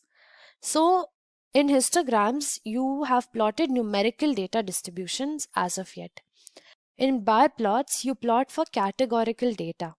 It also uses bins to plot the amount of data. When the bins are stacked on top of each other, it's called a stacked bar chart. This is basically what a bar chart looks like. The difference is this does not have its own range. Each bar is used to represent a categorical data, and the height is used to tell us how much of that categorical data is present. So now let's see how we can plot a bar plot. So again, we're going to be making a small data frame of the task completed and the value counts of how many tasks have been completed. To plot a bar plot, we're going to be using plot bokeh again, and the kind of plot that we want to plot is bar. So let's run this and see what we get. So here is your bar plot. The task completed in this case is categorical data, and the counts basically tells us how many value counts fall into each category. So 0 tasks completed are 69, 1 task completed is 117, 2 tasks completed is 10, and so on.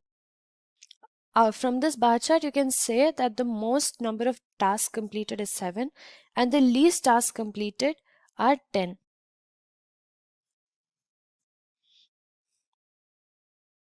Now let's create a stacked bar chart and let's see who wins, imposters or crewmates. To create a stacked bar chart, what we're going to be doing is that we're going to be creating a different smaller data frame of team and outcome. To make sure that the bar chart is stacked, all you have to do is include a stacked attribute in your bar function and change its value to true. So let's run this and see. And here you can see that we have a stacked bar chart. So you can see that crewmates who have a lot more data have won 981 times and lost 780 times, while imposters have lost 205 times and won 216 times. So the crewmates have won significantly far more than the number of times imposters have won. Now let's take a look at stacked vertical bar charts. So far the bar charts that we've been looking at have been horizontal, which means that the data goes upwards. For a vertical bar chart, we're going to be seeing if all tasks have been completed or not. So in the data frame column, all tasks completed, we're going to be replacing the values of yes and no with tasks completed and tasks not completed. We're also going to be creating a smaller data frame of the outcome column and the task completed column. To plot a stacked vertical bar chart, you are going to be using Python bokeh.barh function, and you're going to be changing the stacked attribute to true. This is what a stacked horizontal bar chart looks like. So over here we can see that the missing values is represented by blue, task completed by orange, and task not completed by green. Here you can see the total outcome. You can see how many wins, how many tasks are completed, and how many tasks are not yet completed. And the same goes for losses. You can see how many losses have occurred, how many tasks are completed, and how many tasks were not completed. This is a very good way of representing a lot of data in a relatively smaller area. Now, the way we can interpret this graph is that we can say that finishing the task will automatically ensure that the crewmates have won. So there's a higher number of people who need to complete the task to win the game. Another very unique type of bar chart that you can have is a bidirectional bar chart. So let's plot a bidirectional bar chart in which the bars will be going both ways, to the left and to the right. We're going to be plotting a horizontal bar chart over here to make it easier for you to see. To have a bidirectional bar chart, you need positive values and negative values. The center is going to be at 0. So here we're going to be making the loss feature as negative by multiplying the loss feature with the -1 value. So here we go, the losses are all negatives and the wins are all positives, right? Now let's run this and see how many losses and wins have occurred for each user. So user 1 has 42 losses and 58 wins, but you can easily see whether they have won more or lost more by comparing the height of the bars for the wins and the losses. So we can easily say that in this scenario, user 1 has won more times than they've lost. The same can be said for user 2, where the wins bar is significantly higher than the losses bar. So this is how you can plot and understand a bidirectional bar chart.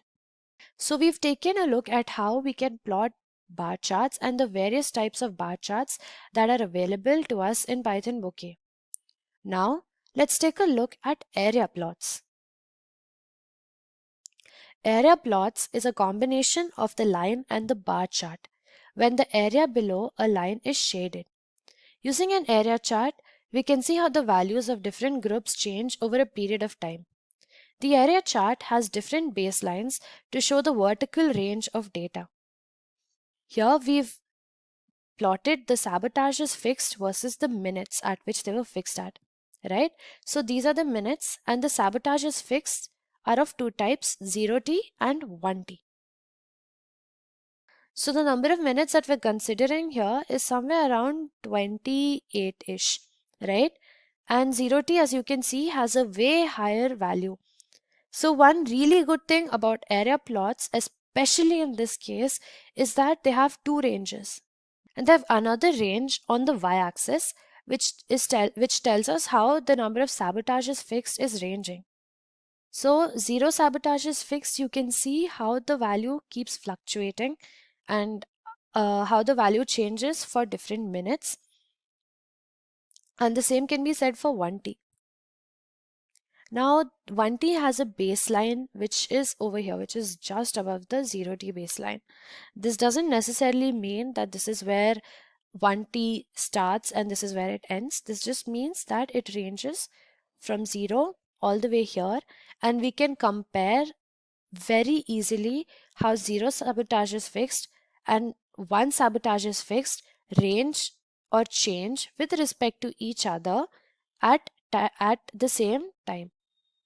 Now the first thing that we're going to be doing to plot our area chart is that we're going to be creating another data frame. This is called df minutes, which is going to be comprising of the minutes column of our data frame and the sabotages fixed column of the same data frame. For df min, we're going to be renaming the columns to 0t and 1t. And the only columns that we're going to be considering out of the 5 different columns that we have are the 0t and the 1t column.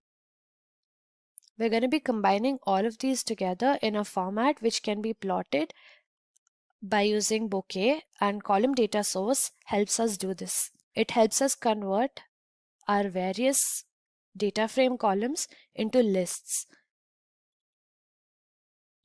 Next, we're going to be using the figure function, and we're going to give our figure a width of 400, a height of 400, and the title of sabotage is fixed versus the minutes at which they were fixed at. To plot a stacked area graph, you're going to be using vArea underscore stack function from the figure module. You're going to be passing in your y parameters, which is y0 and y1, because we have 2 different y parameters here, and the x parameter, which is df minutes. The color that you're going to be using is gray and light gray. The legend labels are the names that you've already put here, which is 0t and 1t, and the source of your data is going to be this column data source. Now let's run this and see how our area chart looks. So this is our area chart. We've gotten 2 different sabotages here and 2 different times at which they occur, which is 0t and 1t. The minutes tells us how many sabotages were fixed at each time, basically how long it took to fix a sabotage, and the minute during the game at which they occurred. Now let's take a look at the layout function of our Bokeh library. The layout function will let us build a grid of plots and widgets. We can have as many rows and columns or grids of plots in one layout. Using the layout function, we can see various graphs at the exact same time. Mainly used for designing dashboards, it lets you build grids of plots. So this is basically what your layout function will help you do. This is going to look very good in a website because it's going to arrange our plots in a way that we can easily see all of them and understand all of them without any loss of data. This is also arranged very neatly, which is exactly what the layout functions allow us to do. So now let's take a look at how the layout function can be implemented in Python Bokeh. Now of the layout functions, there are many different layout options which are available. You have the column function which allows you to display plots vertically. And you have the grid function which lets you display plots in the form of grids. Now, for example, let's say that we want to make a dashboard layout in Bokeh. We are going to be considering 3 different charts. The first one that we're going to be considering is a lollipop chart, which is done here. The next one that we're going to be considering are 2 pie charts. So this is how you plot a lollipop chart, and I'll show you what exactly a lollipop chart is in just a minute. The first thing that you need to know is that the first graph that we're going to be plotting is going to be a graph which has the user ID versus the outcome of the games plotted on it.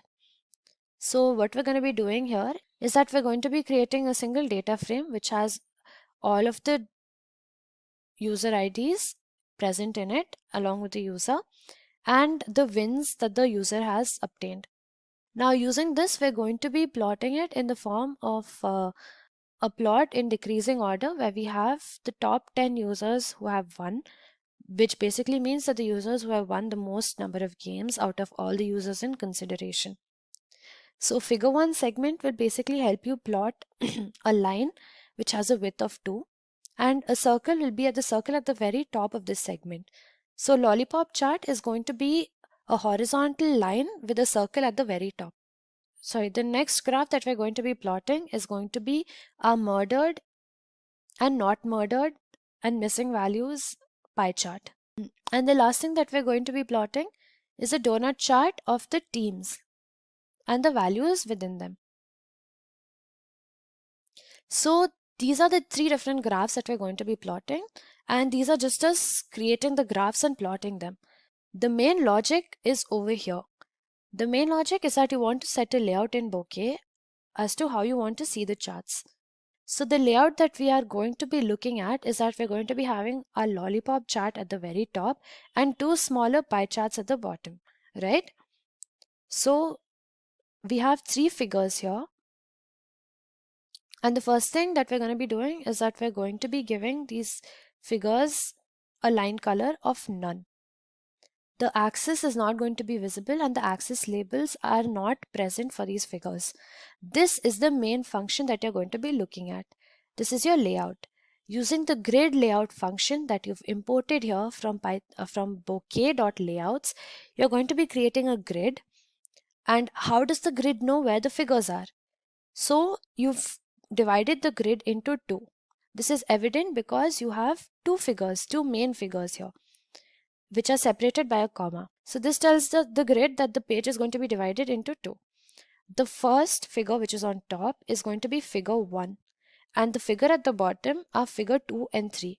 This means that the bottom half is going to be further split into vertically. Let's run this and see what our layout looks like. So here you have it. Your entire page is divided into two. The first one has the figure 1, which is the lollipop chart, and the bottom half of our page has two figures, which are the two donut charts. The bottom half is divided exactly into two, as you can see here. This is because that is the grid layout that we wanted. So this is how you can use the layout function in Python Bokeh. It is extremely easy. All you have to do is create a layout by using the grid function, or you can also use the column function. The column function will plot it in the form of a single column vertically. Using the grid function, you can plot figures vertically as shown here. So when you separate them by commas with respect to each other, they will be plotted vertically, and when you group them together and separate them with commas internally, they will be plotted horizontally. So now we've taken a look at how we can use a layout function. Now let's see how we can make interactive graphs with the help of Bokeh. Over here, we're going to be using Bokeh to design a dashboard which is used to represent the horsepower in cars. We are also going to make our graphs interactive and see how maximum information can be conveyed with the help of a single graph. So here we have multiple different cars, and along with the cars we're also going to be given their horsepowers, a little bit of other information about them, and their images. And over here, as you can see, we have a very simple vertical bar chart. But let's see how we can make it interactive and convey all the information that we have in our single data set on this one bar graph. So the first thing that we're going to be doing is importing all of our important necessary modules. We're obviously going to have the Pandas modules, which is going to be imported to work with the data frame that we've given. Apart from this, we're also going to be importing figures, output file, show, save, and column data source from bokeh.plotting. We already know that the figure function is used to plot different types of graphs which are given. Output file is just used to see our file. The show is used to display our graphs, and save will help you save your graph. Now, the column data source is the core of most Bokeh plots. It provides the data to the glyph of your plot. When you pass sequences like Python lists or NumPy arrays to a Bokeh render, Bokeh automatically creates a column data source with this data for you. So this is basically what you're going to be using to pass data onto your Bokeh glyphs. Apart from this, we're also going to be using a hover tool function, and from the transform function, we're going to be importing factor CMap. We're going to be importing a palette color, which is going to be various shades of blue. And we're going to be importing components from the embedded function of Bokeh. Let's just see how we can use all of these and the different things that they do. the first thing that you're going to be doing is reading in your car's data frame and creating a column data source so that you can easily parse this data onto your bokeh glyphs. So let's run and import all of our various required functionalities and import the data as well.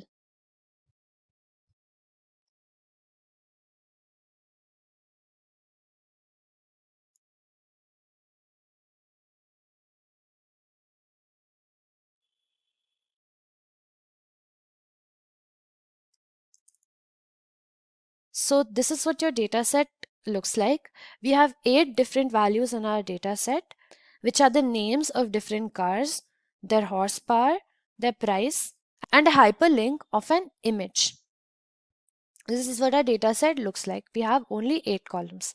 So using this data set, we're going to be plotting a horizontal bar graph. Again, we're going to be calling our figure function and we're going to be giving y range to our car list. The y range is basically just going to have the different values which are going to be present on the y-axis. We've given the plot a width of 800 and a height of 600. The title of the plot is Cars with Top Horsepower and the x-axis label is horsepower. The tools that we're using here is pan, box select, zoom in, zoom out, save and reset. So these are tools that you're going to be getting on the right side of your plot. Now let's render our glyph or render our graph. The graph that we're going to be using here is the horizontal bar graph. So the y-axis is going to have cars and the right, or basically the height of the entire bar, is going to depend on the horsepower. The left is going to start from 0 and the height of each bar is going to be 0.4. The color that we're going to be giving is going to be a palette of blue. So each different car will have a different color of blue associated with it, and the color of blue which is associated with it will depend on the car list. Now fill alpha 0.9. The source is your source data that you have over here, which is the column data source of our data frame. And the legend is going to be car, which basically means that your entire plot is going to have the legend of car. Now we're going to be adding the legend. This is us giving the legend its orientation. So the legend is going to be vertically oriented. The location is going to be on the top right, and the font size of the text car of our legend is going to be 10 px or 10 pixels. We're also going to be adding a hover tool. Inside this hover tool tips will basically tell you what you're going to be seeing in the hover tool box. So we're going to be creating this with the help of an HTML format. The first thing that you're going to be seeing is the name of the car. The next column will have the price of the car, the horsepower of the car, and the image. Now the image is in the form of a hyperlink, and this is going to be auto-populated in your hover tool. The width of the image is going to be 800. So we are going to add all of these hover tools to our P image, and we're finally going to be showing you the graph and what it looks like. So this is your bokeh plot. Here the title of the plot is Cars with Top Horsepower. This is your legend, which is cars. The name of each car is given here along with the color which is associated with it. Here are the different tools that we have. You can save this, you can reset it, you can zoom out, you can zoom in, you can select the boxes, and you can pan your image.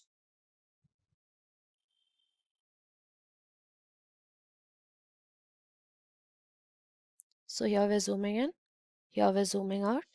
If we save this, the plot automatically gets downloaded in your system, and if you reset it, the image goes back to exactly what it looked like when it was first opened. Now here you have the names of the different cars on the y-axis, and you have the various horsepowers on the x-axis. Let's take a look at our hover tool. So here you have the name of the car which is on top, you have the price, and you have the horsepower, and as you can see, you have the image which is populated instantly from the hyperlink that was available to us. Now the color palette associated with each car gets darker the more the horsepower of the car increases. So here we have cars with top horsepowers which are arranged in an ascending order from the top and a descending order from the bottom. So this is another way that you can use Bokeh to create extremely interactive and informational graphs. Here in just half a page, and this is us making a huge plot, right? We can also decrease the size of the plot if you want to. But basically in half a page, we've conveyed all the information ranging from the name of the car to its model to the horsepower that it has, its price, and also its image. And this is also a very good way to compare it. So these are just some functionalities which are provided in Bokeh itself. No other data visualization library will let you work so well with graphs and will let you customize your graphs to this extent. Thank you all for watching this video tutorial on Python data analysis. I hope this video was useful and informative. If you have any queries, please feel free to put them in the comment section below. Thank you for watching. Hi there, if you like this video, subscribe to the Simplilearn YouTube channel and click here to watch similar videos. To nerd up and get certified, click here.